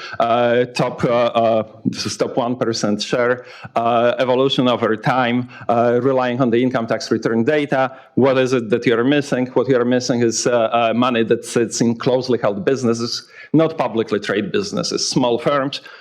We can see through the firms. Once you add that, that's the picture of the inequality. The big bump in the middle, or the big break point in the middle is a reform that changed the incentives. that basically encourage firms to retain a lot of earnings. So once you have things like this, you have to start thinking seriously. When I compare countries with different regimes, countries with different levels of tax rates, how do I think about these comparisons? This literature yet awaits the sort of serious considerations of that type. You can impute things. This is the blue line is the imputation that we've done there. That sort of follows kind of the types of imputations that were done elsewhere. It gets you some way there to the black line, but it doesn't get you all the way there. So you are going to make errors. All right. So that's my criticism part. Let's get back to the topic of progressivity. So I take the discussion and I subscribe to the discussion over the last 2 days, and I subscribe to most of to many of the things, not everything, that was said. There are a lot of worthwhile spending priorities. I was thinking about spending on children. Something will have to be probably done with healthcare. There's social security crisis. There is Medicare. There are a lot of other things that you can think about, and you need to raise money. Like, how do you raise money? One way to think about how to raise money is to think about taxes that don't exist. The other one is to look at what other countries that raise more money do. So that's the comparison of the United States, Canada, and OECD average. US collects less revenue. Other countries collect more revenue. Where is the big difference? I highlighted one thing that's important because that's a tax that the US doesn't have, and that takes you almost there in terms of explaining the difference in the amount of revenue that's collected, and that's a value-added tax. So on average, in OECD countries, it collects 7%. In Denmark, it collects 9.4%. In New Zealand, it collects 9.4%. These are percentages of GDP. So these are taxes that can collect and do collect a lot of revenue and go a long way toward explaining the difference. So knowing that, my first instinct is, if the US is going to raise a lot more revenue to pay for things, like what should we be thinking about? Well, that's a place where we should be thinking about. That's where the really serious money is located. Okay, you can go through other components. So here is a comparison. Red and black boxes are individual income and corporate taxation. US collects a bit less than other countries in corporate taxes. Slightly misleading because the US has a very large, unusually large share of pass-through businesses. So it taxes a lot of businesses through individual income tax returns. But sort of looking at this, maybe, let's compare it to Canada, for example. Maybe there is room for more progressivity, and especially after 2017, there may be room for more progressivity. So I'll talk a little bit about that as well. Where else do other countries collect revenue? Very regressive payroll social security taxes. That's another big chunk of revenue. This is wealth and estate and gift and inheritance taxes. Like you have to squint. There are blue and red things somewhere at the bottom of these graphs. They are almost not there. As a source of revenue, it doesn't exist. Now, that doesn't mean that they may not be important for progressivity. They may be very important for progressivity. I actually think the estate tax is hugely important for progressivity, but they are not big sources of revenue anywhere. All right, so what would I do? So other countries finance their spending through taxes that are, they have income taxation, they have corporate taxation, but the bulk of revenue comes from regressive taxes. Now, why do we think about them as progressive? Because they spend revenue progressively. So that's the big difference. So if you want to be like Denmark or you want to be like European countries in terms of sort of overall taxation and spending patterns, which I think is not a bad idea to kind of look to them as examples, because these are countries that implemented that model definitely better than the US. That's what you have to think about. Now, so what would I do on in terms of like what policies would I suggest for the U.S.? So one. Okay, so I'm not advising any campaign, which I think still entitles me to make proposals that are not completely realistic. So VAT would be on the top of my list. I don't know if it's going to happen. It's not going to happen tomorrow. It's not going to happen next year, but we should be talking about VAT. There will be a time when we will need VAT. There are simpler things and kind of immediate things that could be done, and a lot of them are on the income tax side. The most obvious, and I'm repeating some things that were said today, are related to capital gains taxation. So number one, the most absurd piece of US policy that there's actually a paper by a lawyer that documents how it came about by accident a long time ago, 100 years ago, when the US started taxing capital gains, is the step up between basis at death. You die with capital gains, that's forgiven. That makes absolutely no sense. There is no economic rationale that I can think of that would have that type of a policy. So that should go. Like that's immediate. Like there is no reason why you wouldn't touch that. You can do much more on capital gains. Effectively,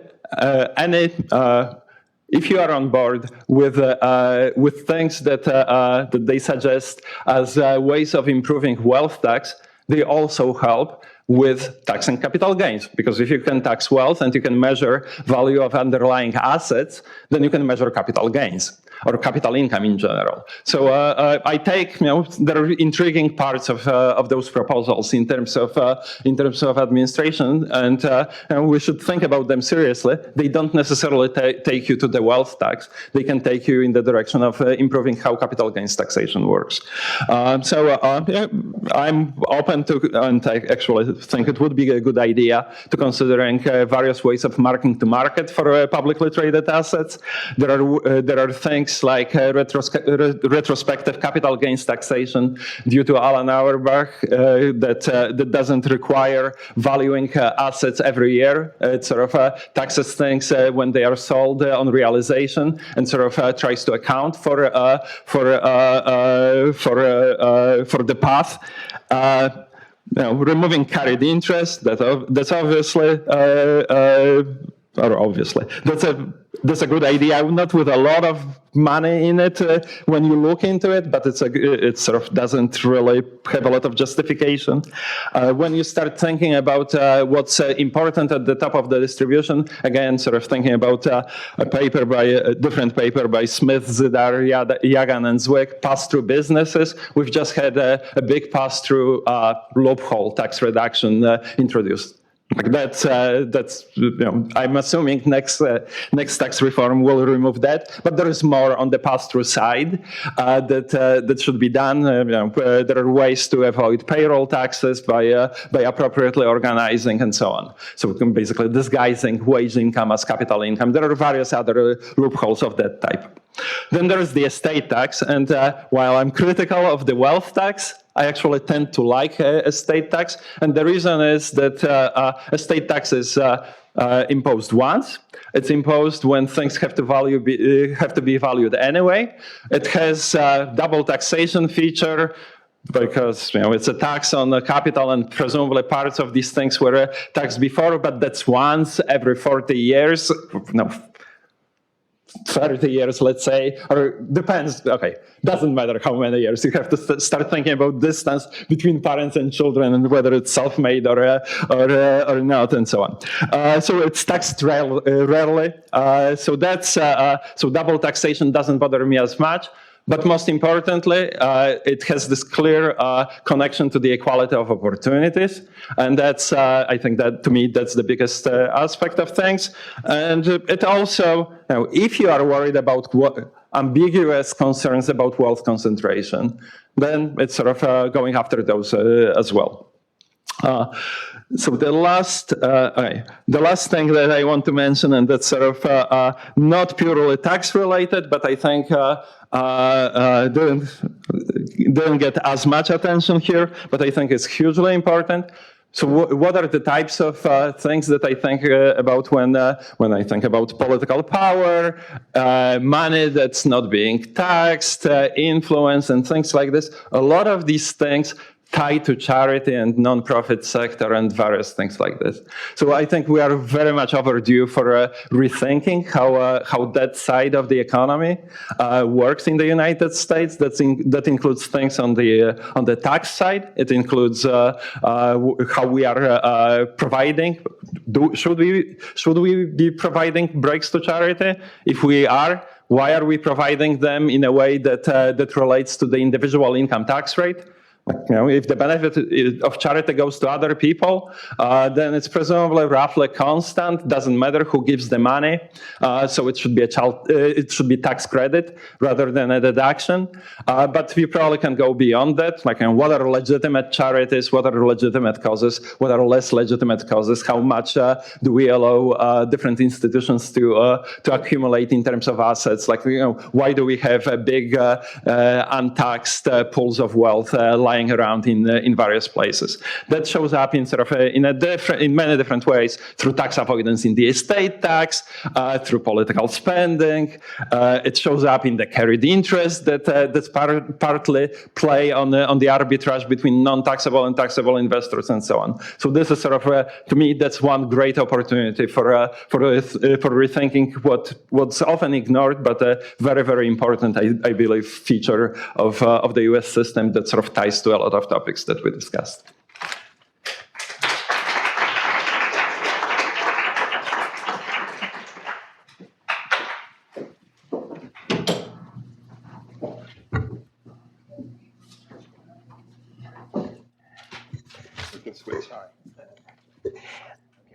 So while they're figuring their seats out, Stephanie, I think Olivier was saying to me, and I think probably other people were wondering too, not based on your own personal preferences, but on your own research. If the new president said, just as a social scientist, if you wanted to successfully communicate to the American public how you were going to make taxes most progressive in a way that reflected your research, what advice would you give them? Would you have a specific measure or type of measure that you would recommend, not your preferences, but just what your research dictates?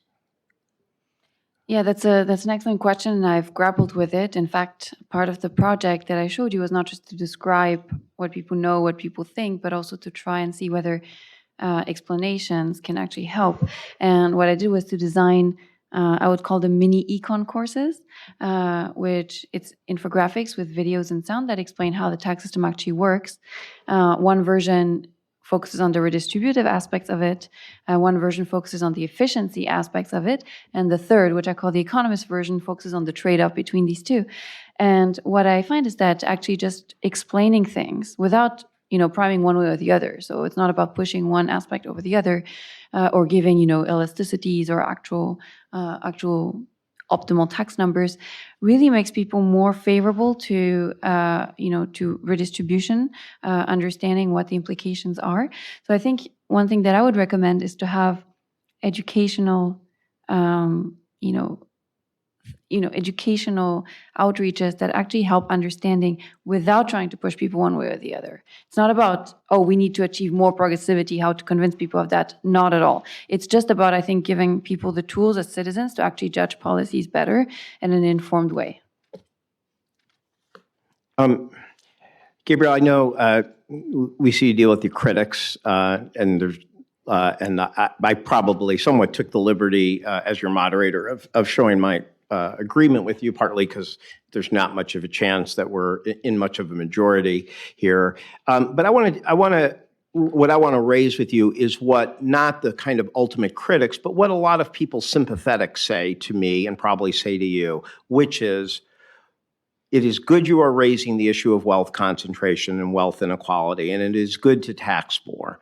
But why do I create a brand new system that brings all these complexities when you could have get rid of stepped-up basis and do mark-to-market capital gains, and increase high state tax, and as Vice President Biden's recommended, and a couple of other candidates, simply level out the ordinary income and capital gains dividends, at least for the top 1%. Why not do that? And what would be the disadvantage? And would those be compared to the wealth tax for you a 5 out of 10, a 4 out of 10, an 8 out of 10? I think both are important.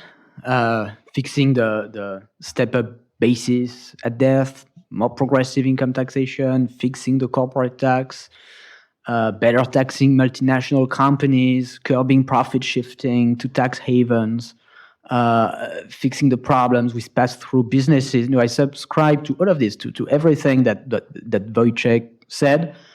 Now, if you run the numbers, and we developed a website, taxjusticenow.org, where you can run the numbers. You do these tax changes, and the website shows how much revenue this generates, and how it changes tax progressivity, that is, how it changes effective tax rates across the distribution. And you can, collect a sizable amount of tax revenue by doing all the things I've just mentioned, but you are not collecting as much revenue as you could do, in particular because of the problem that I mentioned of how to tax the income of billionaires like Warren Buffett. None of these proposals addresses that. And you might say, look, with the estate tax, eventually very wealthy people will pay, if we close the step-up basis loophole,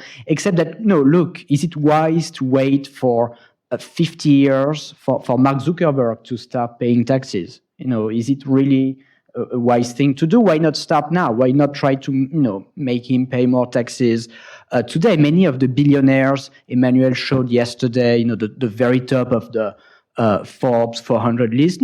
Some of them, many of them are relatively young and still have 30, 40 years to live. So the estate tax is not enough, and the wealth tax, given how much wealth there is, and of course, there are various estimates, and it's perfectly legitimate to have a debate about that, and there is some uncertainty on the scoring, but, everybody agrees that there is quite a lot of wealth concentration in the US. There's a lot of tax revenue, and it increases tax progressivity more strongly, more powerfully than other measures. You made the case for the estate tax. Let me press you on that. I've obviously spent a decent amount of my life on that issue, and not always successfully, as you can see. But you've had a system in place.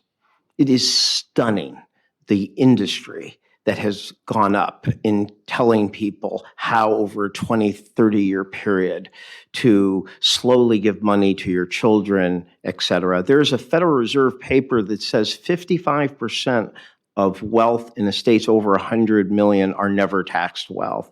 So I guess my question is, and that I want to ask you, is your view, or what would you say to the view of that actually from an avoidance perspective, giving people that long to plan and to devise is going to always lead to more evasion than a year by year? And yes, it's tough to do valuations, but every city and state does it in the property tax every year, year by year. So is there any merit to this idea that perhaps we've tried the at death notion, and that year by year might have any benefits for preventing avoidance?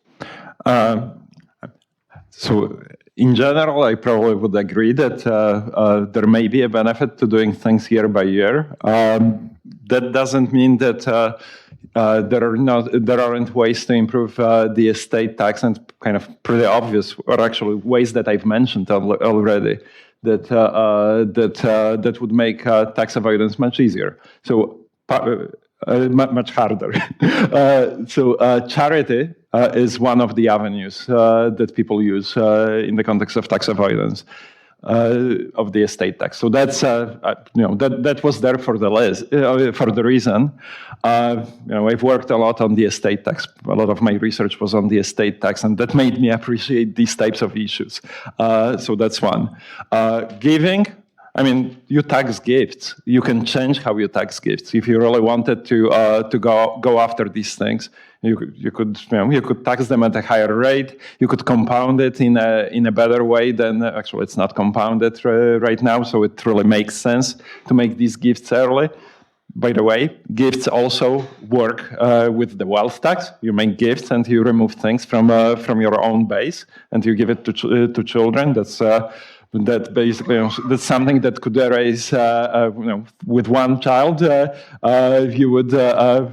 can double. It corresponds effectively to doubling the exemption. You can split your wealth base, and the big one of the big problems in valuing assets in the estate is valuation, and the notion that you cannot do it very well in the context of a tax that's paid once in your lifetime, and you are going to be able to do it every year, effectively for 100 times as many taxpayers year after year. I just don't see how that works, knowing how big these valuation problems are. And in the news a few days ago, we had WeWork, and the private valuation of this thing made no sense. These are the types of problems that you have to deal with. I'm going to ask one question to three of you, for whoever wants to answer, and then I will go to the audience. But I think if I were doing a critique, if I was asked to do a single critique of the tax discussion that we've had, not just us, but just throughout the session, is that there's been a significant focus on the marginal tax rate as opposed to the effective tax rate. So we talk about the corporate tax rate, and yet the thing that's often outrageous to people is the effective tax rate that people have. When you look even at the top 1%, you have, there are doctors and people who are in the top 1% who are definitely paying marginal tax rates of 50% in New York, California, and other states. And yet, you have the top 400 perhaps paying half that or even lower that. Should we be having this conversation a little bit more, perhaps as we tried to do in the Obama administration, the Buffett tax? What do you actually pay? And so just any comment you have as to whether we should be focusing more on effective tax rates, even in our public conversation, and how would we do that? Can I? Yeah. What I think would be great. I mean, what we do in the book and on the website is precisely we try to estimate effective average tax rates by income groups. And, we did our best given the data that exists, the methods that we developed, but clearly we could have more data, we could have better methods in the future. And I think ultimately this is the type of statistics that we want government agencies to publish. And of course, there is some of that already today, but not for all taxes at all levels of government. And so more broadly speaking, I think everything that we are trying to do is to create distributional national accounts, distribute total national income, total taxes, total government transfers.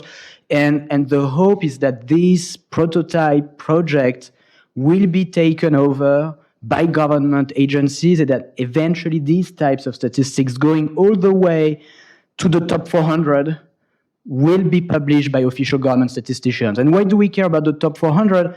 Look, you have a number of tax proposals out there. Look at the Sanders wealth tax or even the Warren wealth tax that specifically target the top 400. So it's extremely important to know how much they pay today. And we have some rough estimates, but it would be much better if this was part of the official toolkit of government statistics. I agree that we should definitely try to look at more and better measure of taxes. And the other thing which I think could really improve the debate is to make a distinction between efficiency arguments and equity or fairness arguments. they're constantly mixed, and it makes it hard to actually discuss things properly, because what are efficiency arguments? It's about what would be the economic effects of a tax. What are their economic costs? How much will people evade it, stop working, move abroad, create less businesses, etc. These things, in principle, we could agree on, especially with better and better data. There will still be disagreement, of course, because not all methods are the same. We don't have perfect data, but it's kind of a statistical, empirical question. And then there's the equity arguments, which are, social judgments, which are really up to anyone, and we have to aggregate them as a society. But it's hard to, mix those two together, because it's hard to make progress when one person brings in an equity argument without saying it's an equity argument. And sometimes efficiency arguments are also disguised as equity arguments. So I think separating those two would be a major improvement, I think, in the debate. We care both about average and marginal tax rates. For revenue, progressivity measurement, we care about average. For thinking about incentives, we care about marginal tax rates. Behavioral responses are not zero, so we have to think about marginal incentives. Do we have any questions, or have you been worn out or feel like there's literally nothing you can do to compete with the evening panel when my colleague Larry was here? Is that Ted back there?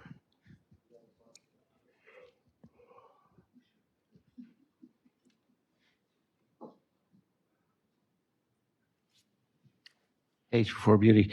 Ted Truman from the Peterson Institute. So I was interested, so Stephanie just came close to my question, right? Seems to me, this is a panel on progressivity, which is, in some sense, argues to the equity point. I mean, that's right. So I'd like to hear the other two panelists about this question. So you can think about just making things look fairer, right? Which is basically progressivity is a fairness perception question. And then there's the efficiency question, whether some of these things actually have several senses of efficiency, or whether these things are bad economic policy in terms of their substantive and the substantive impact of the tax changes that you favor. And there must be some tension between those. Certainly in a political economy sense, there's some tension between them. So if you had to choose between being perceived to be fairer in the system and to perceived to be more efficient in the system, and you can't choose both, which would is unfair. That's like the kid who wants two desserts. I'd be interested in your reactions. It's a trade-off. We are short on time, so if you don't feel like you have to answer, just one of you wants to answer, that's fine. There is a trade-off between efficiency and equity, and there is probably a trade-off between perceived efficiency and perceived equity.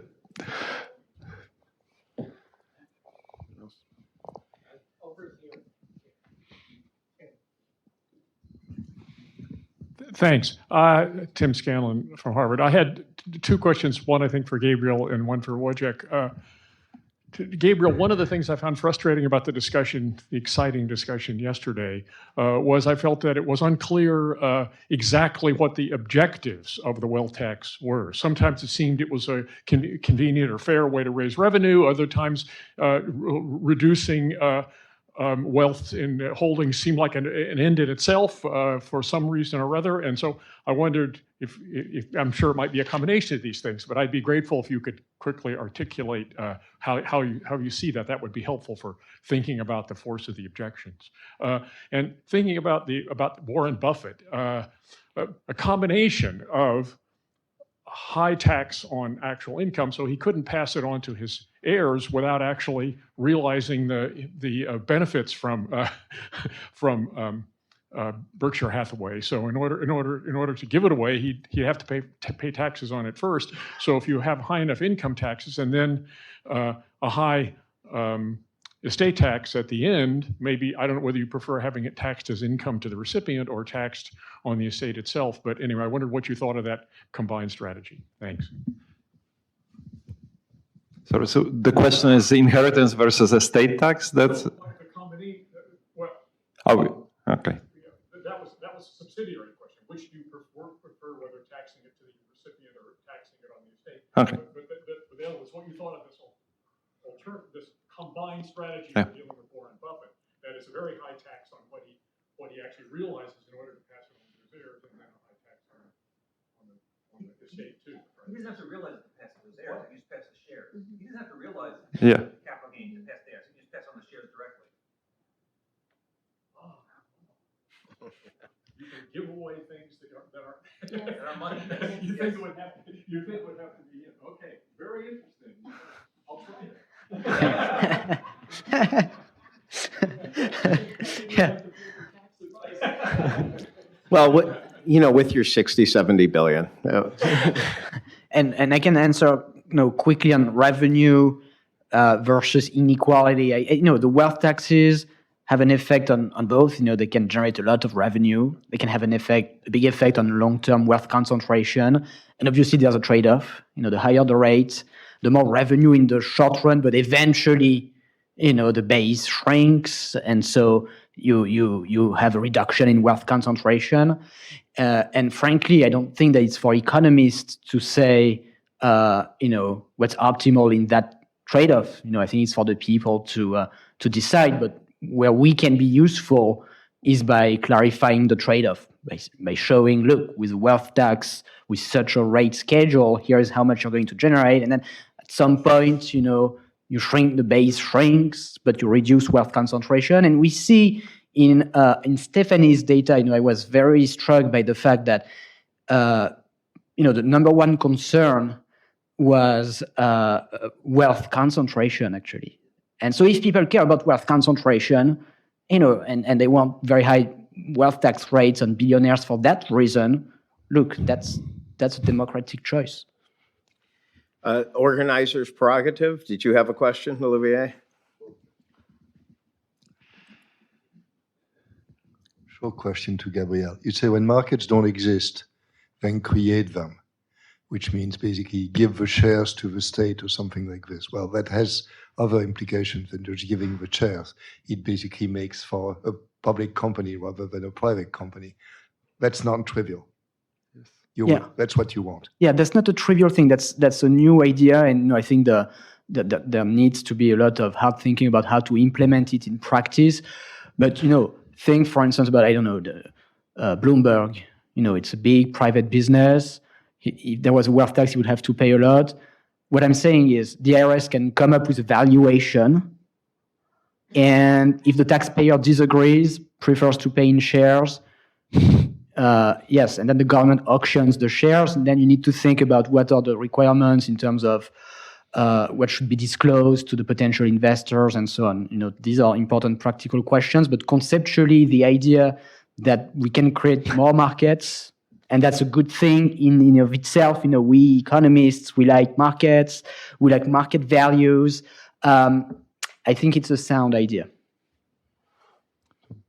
I'm very intrigued by that idea. I said it before. I don't see how it could be realistically implemented.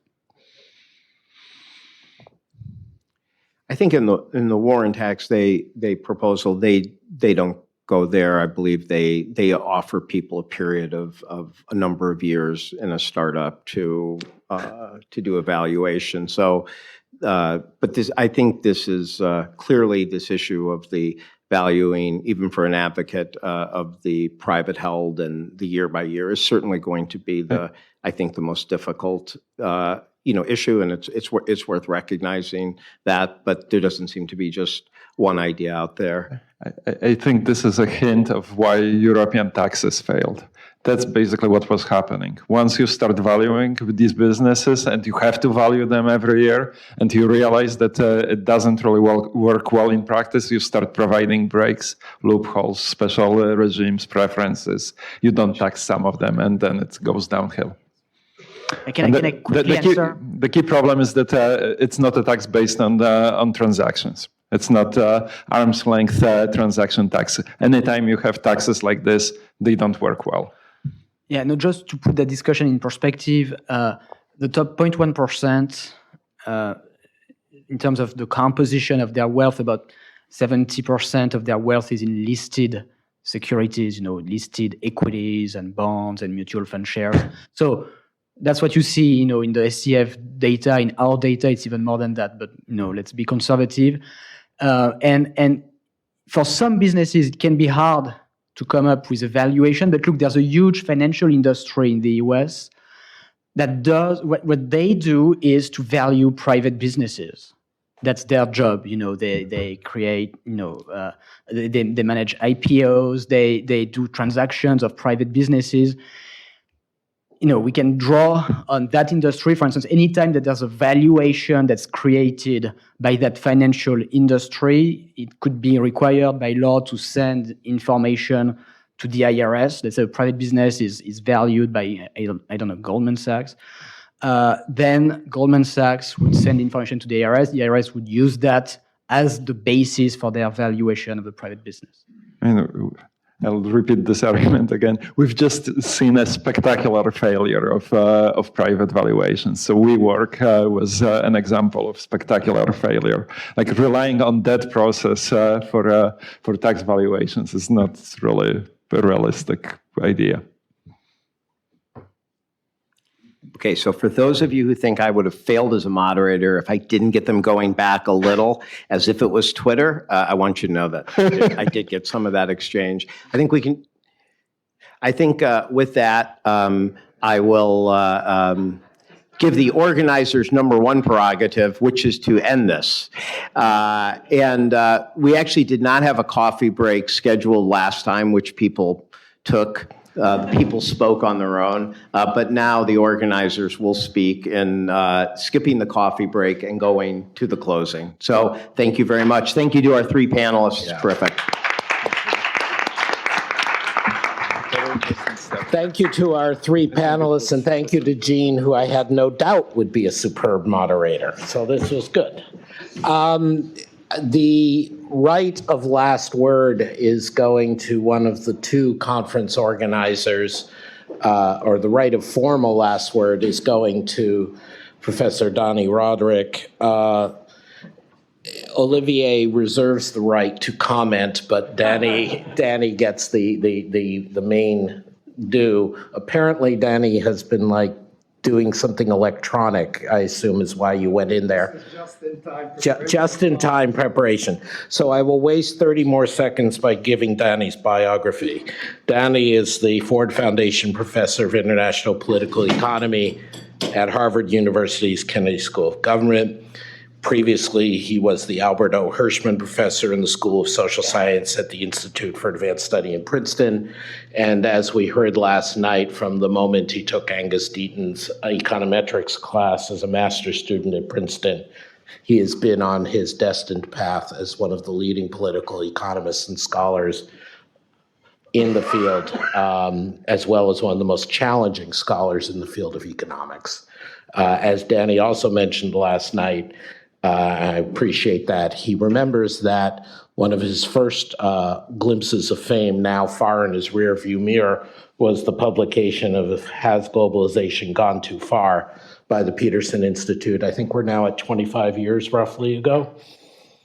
And we've been debating that question ever since. Dani, I don't know if you want to speak from up there or speak from here. It may be easier to speak from here. I'm hoping that we just got the thumbs up. Okay, great. So it should work. Thank you. Thanks a lot, Adam, and once again, thanks a lot for making this happen. A lot of people have told me how much they enjoyed and the panels. So thanks to everybody. I hope you all came for the excitement and the fireworks, but that you stayed for the enlightenment and the various areas of agreement that emerged. Let me just, there's no way I could possibly summarize or synthesize, and it's clear that we're not walking out of here with a long joint statement that each one of us is going to sign as an agreed piece of paper. But still, I think there are some areas of agreement that, and that really, to me, shows up in the form of what we might say the dogs that didn't bark, the things that we actually did not debate much or talk much about. Nobody claimed inequality was unimportant. That was just taken for granted. And maybe this is not surprising today, but it certainly it would have been surprising perhaps 10 or 15 years ago. Nobody said we should focus only on poverty or that our focus should be just on growth, because growth trickles down, and that's what the priority of economists should be. Again, it's sort of different from what at least some of the perspectives maybe it's because of the people we invited, but I think we try to be open to all persuasions. Similarly, I would say that I didn't hear anybody propose the deinstitutionalization of labor markets or deregulation as remedies to inequality. Again, I think it's something that would have come up in an earlier period. And nobody asked, how are we going to pay for it? So we heard a lot about very valuable social programs.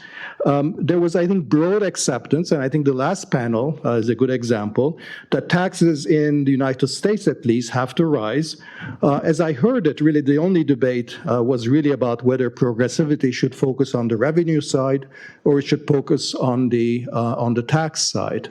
And I think this question about the possible progressivity of the revenue side was first was raised by Peter Diamond in his comments in the first section, and of course came back with Wojciech in the final session.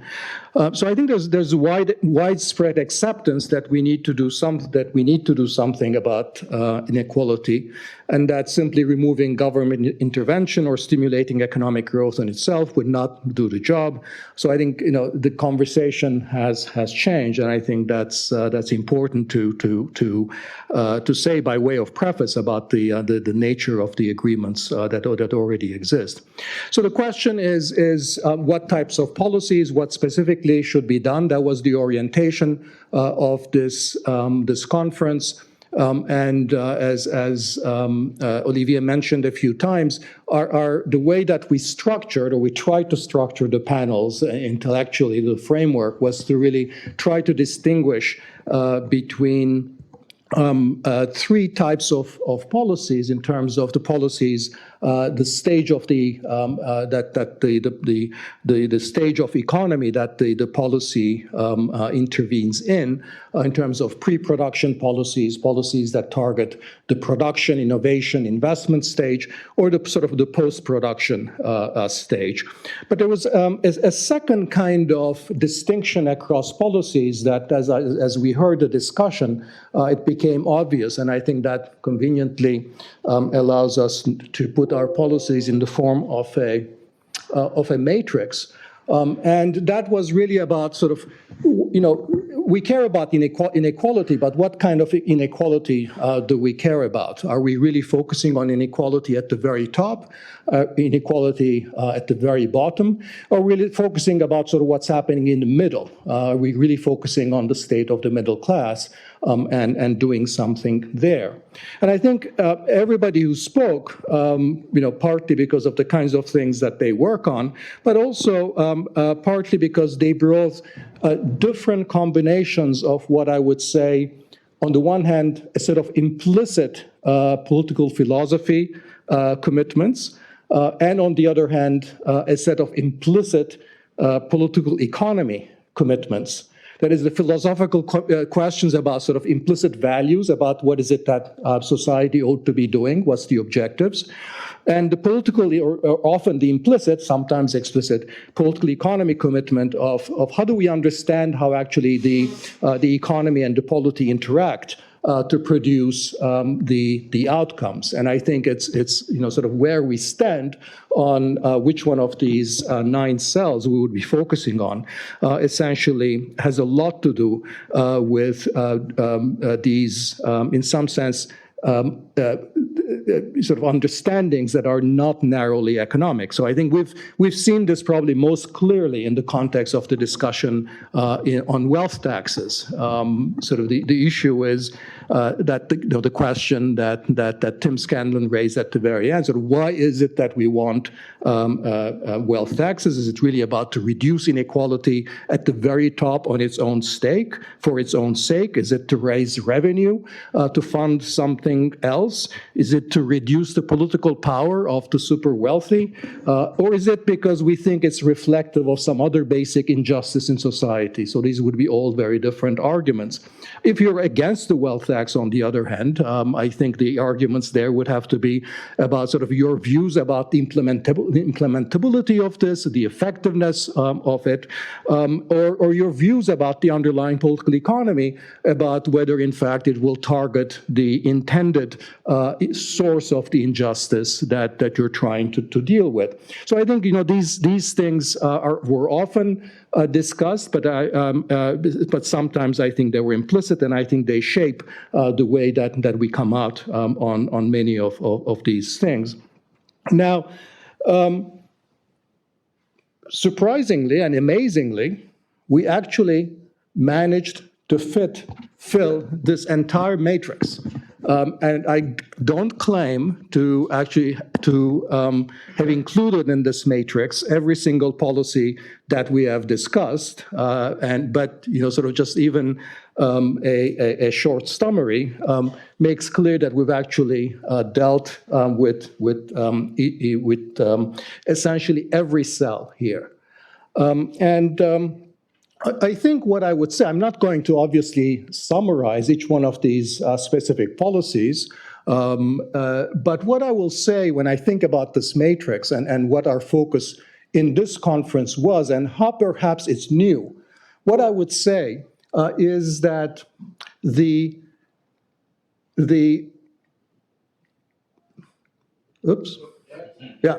I think compared to sort of a lot of discussions, including very recent discussions on inequality, I would say that what was really new and in many ways sort of substantively contributed to the discussion on policy was that to a much greater extent we were focusing on these production stage policies, really about without diminishing the importance of improving the endowments with which individuals come to markets, without diminishing the importance of social programs or transfers or redistribution post-production. I think there was there was actually a lot of richness in our discussion about how we can reshape the environment of innovation, production, investment, which after all is the environment which shapes fundamentally the inequality outcomes. And I think that is a significant contribution that was made here by our speakers and of this conference as a whole. So you can take two messages from the fact that we managed this to fill this table. One is that we're all over the map. We have no clue. The other is that we have a lot of good ideas. And I'm, of course, inclined to take much more the second. And I think the variation amongst us, amongst the participants in this discussion in terms of the policy preferences and where we come out in terms of which one of these boxes or cells we want to emphasize, as I said, depends on the one hand our values and our implicit models of political economy that we join this debate with. I think, but also I want to stress in my last few minutes two other things that has to do with how we think about the role of evidence, what we think about the degree of urgency of this problem of inequality, and how deep-rooted we think the problem is. So two related distinctions here, I think two cleavages or dividing lines amongst the participants in this debate. The first of this, I would say, is the scope of the ambition that we bring to this debate, how ambitious we are. Do we only pursue policies for which there is good evidence, or are we willing to be bolder and are willing to experiment? You'll remember Franklin D. Roosevelt's famous statement about how this was a time for bold, persistent experimentation. Should that be our guide, or should we be, the term that sticks with me was, when David Deming was talking about higher education policies, he said that, we should be small c conservatives. That is that we basically move on the basis of the evidence that we have, and that's largely going to be, by the very nature of the evidence, is going to be around the margins of what is it that we have, rather than bold, persistent experimentation moving into domains on which we actually have significantly less evidence. So I think that matters a lot in terms of how we move forward in a lot of these areas. It's sort of in terms of, for example, one issue that we discussed this morning, the nature of direction, the nature and direction of technological change and the extent to which it's biased against labor. And if that direction of technological change is endogenous, do we try to influence that simply by fixing the incentives at the margin in terms of taxes on labor and subsidies to capital? Or do we envisage something that's much more ambitious and work directly with firms to influence the innovation path directly? In terms of labor laws, are we thinking about marginal changes or much more fundamental restructuring of them? Is the smoothing of business cycle and job and the strengthening of social safety nets adequate to provide support at the bottom of the labor markets, or do we want to move to something more radical like the job guarantee system that was discussed?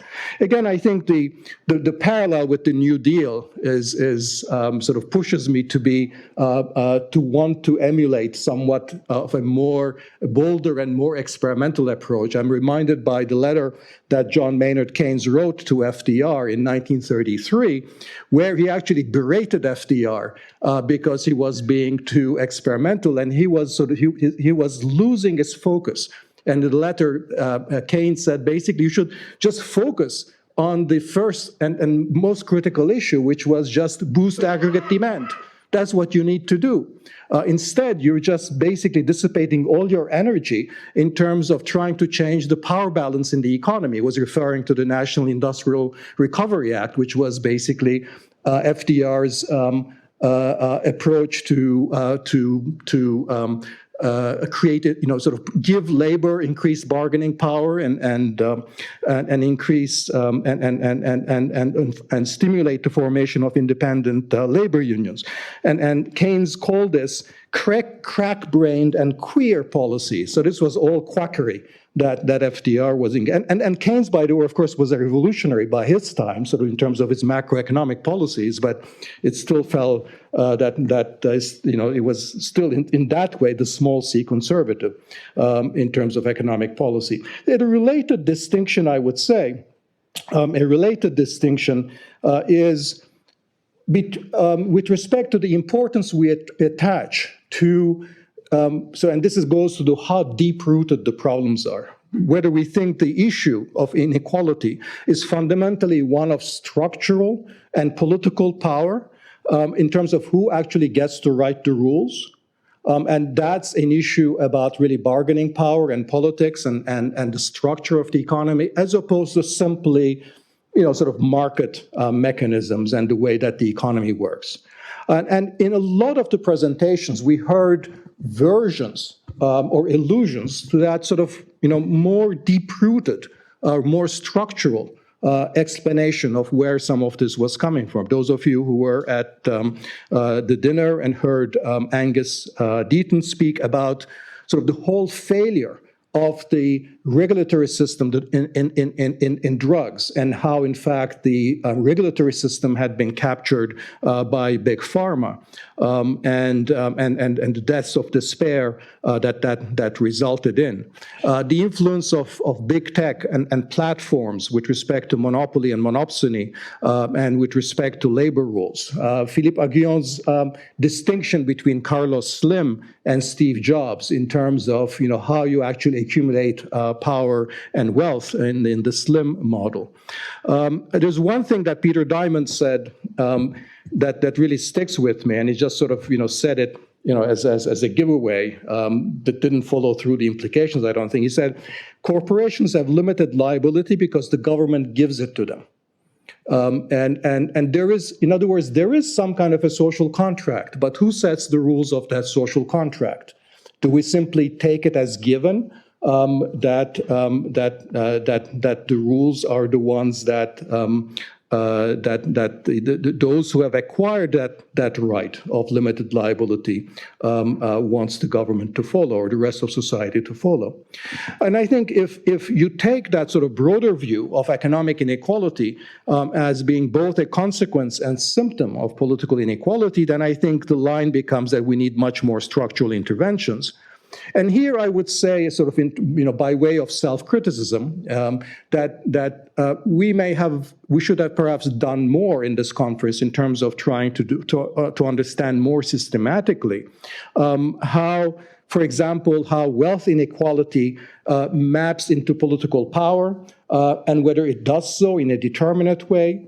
And how exactly we might need to intervene structurally to fix rules of competition, redress bargaining power in labor markets. We actually did talk a little bit about that, but also to fixing the political rules of the game. Potential political reforms in the areas of campaign finance, lobbying, ease of voting. If you think that political inequality is at the source of these things, those are also things that have to be part of our analysis. And it would be important to know what the key levers there are. So the bottom line is that I come out much more optimistic. As I was actually writing this final slide, Olivier was looking over my shoulder and he says, no, you can say we. So I'm going to say, Olivier and I come out much more optimistic from this conference about our chances of doing something and about the economics profession's capacity to contribute. I don't think there is any shortage of policy ideas, and I think that gives me a lot of hope that economists will be in the vanguard of policy reform in inequality, rather than necessarily just played the role of naysayer. So I've come out of this actually very excited and very enthusiastic. And again, I want to thank everybody who participated. It's been an extraordinarily rich discussion that I've learned a lot from, and many of you have told me that you've benefited. And once again, thanks a lot to our host, the Peterson Institute, and I'll just turn it over to Adam to close it.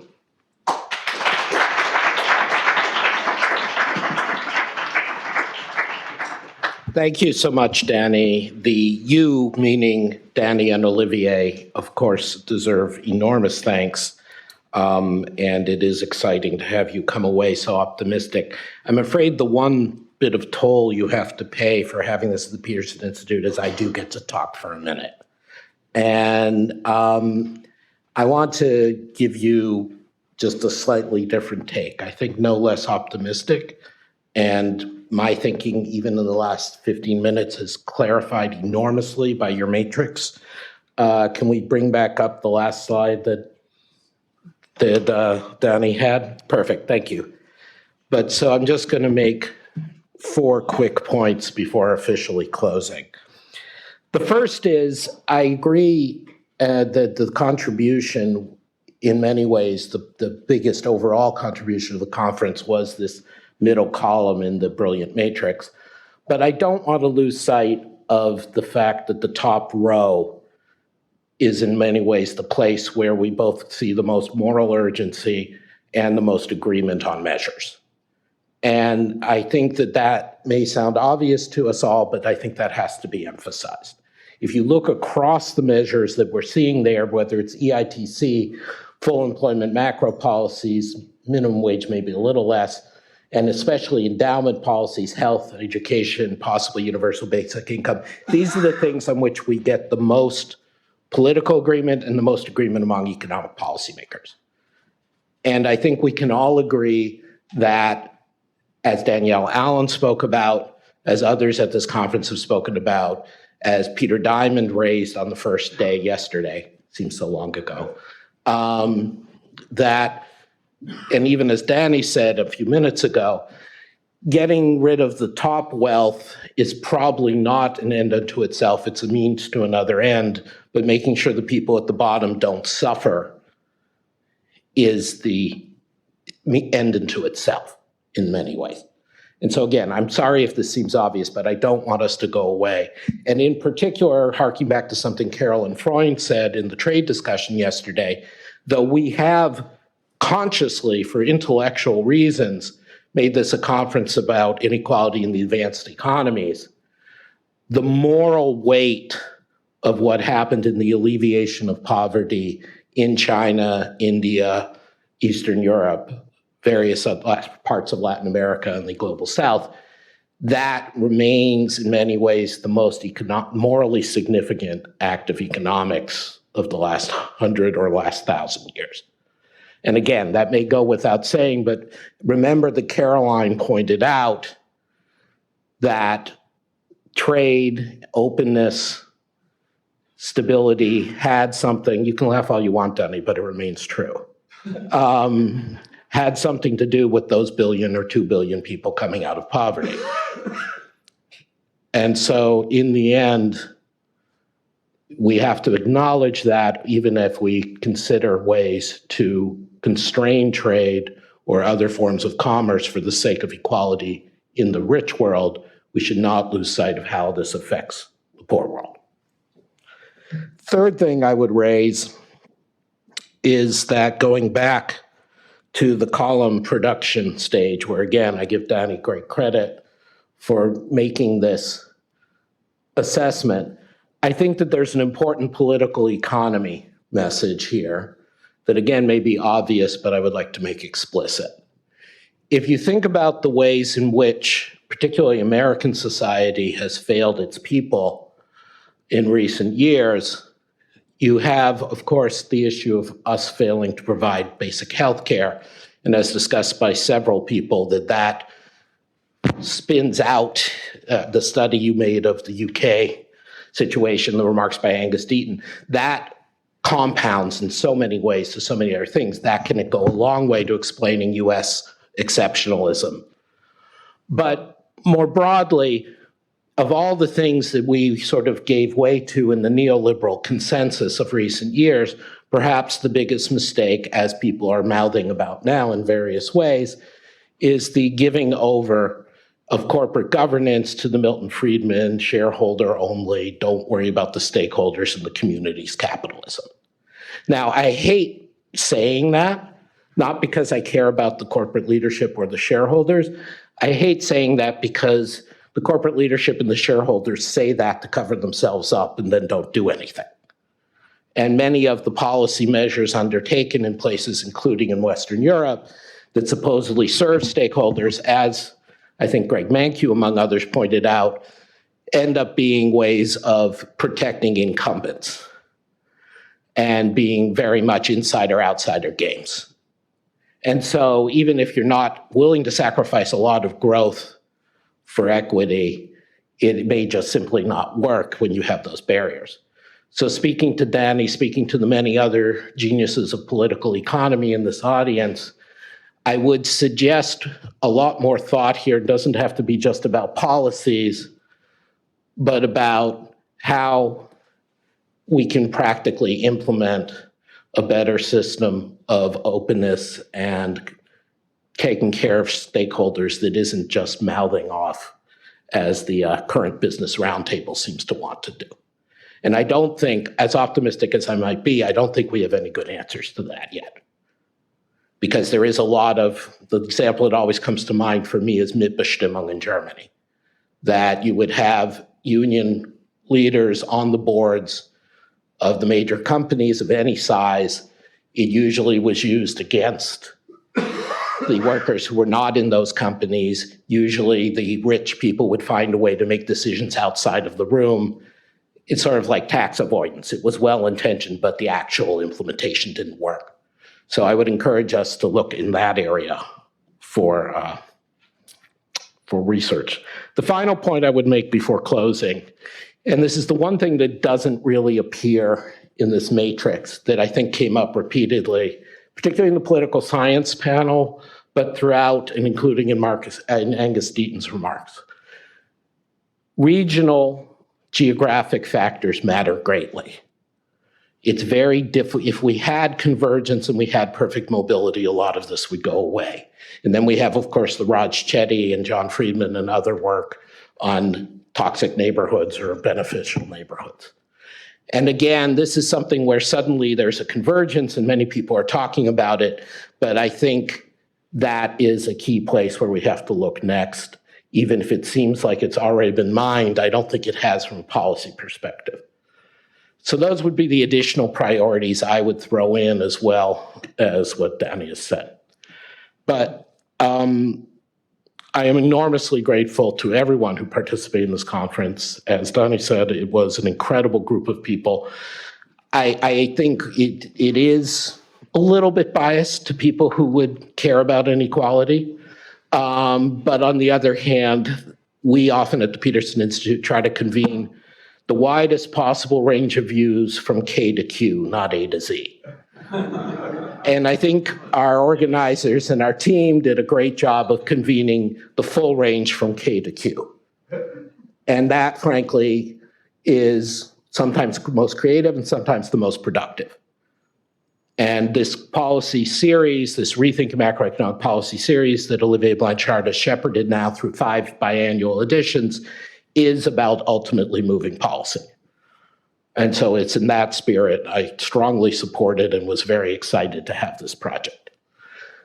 Finally, it's my job and my privilege to work with great people at the Peterson Institute, and I want to thank those beyond Olivier who made this conference work so well. Amber Colazzo in the front office, who did so much to support Olivier and myself, and by stealth, Dani. The meetings team led by Yvonne Priestley, including Jessica Parada, Tricia Benedicto, Renee Duncan. The hardworking AV team, despite the reverse Polish control panel, including Matt Panzanari and Jeremy Tripp. The people working behind the scenes, Jose, and then especially our social media team, which has done the best and will continue to work with the material you all have given us to get hashtag Inequality 2019 and combating inequality out there and make the best use of each of you to be heard in the best way. Melina Kolb, Anjali Bhatt, our terrific Twitter social media leader, William Millican, our graphic designer, Michelle Heller, our press person, Helen Hildebrand, our web mistress, again, Jeremy Tripp. You may or may not remember all these names, but they've done a great job, and I'm very grateful to them. Unless Olivier really wants the last word, this meeting is adjourned.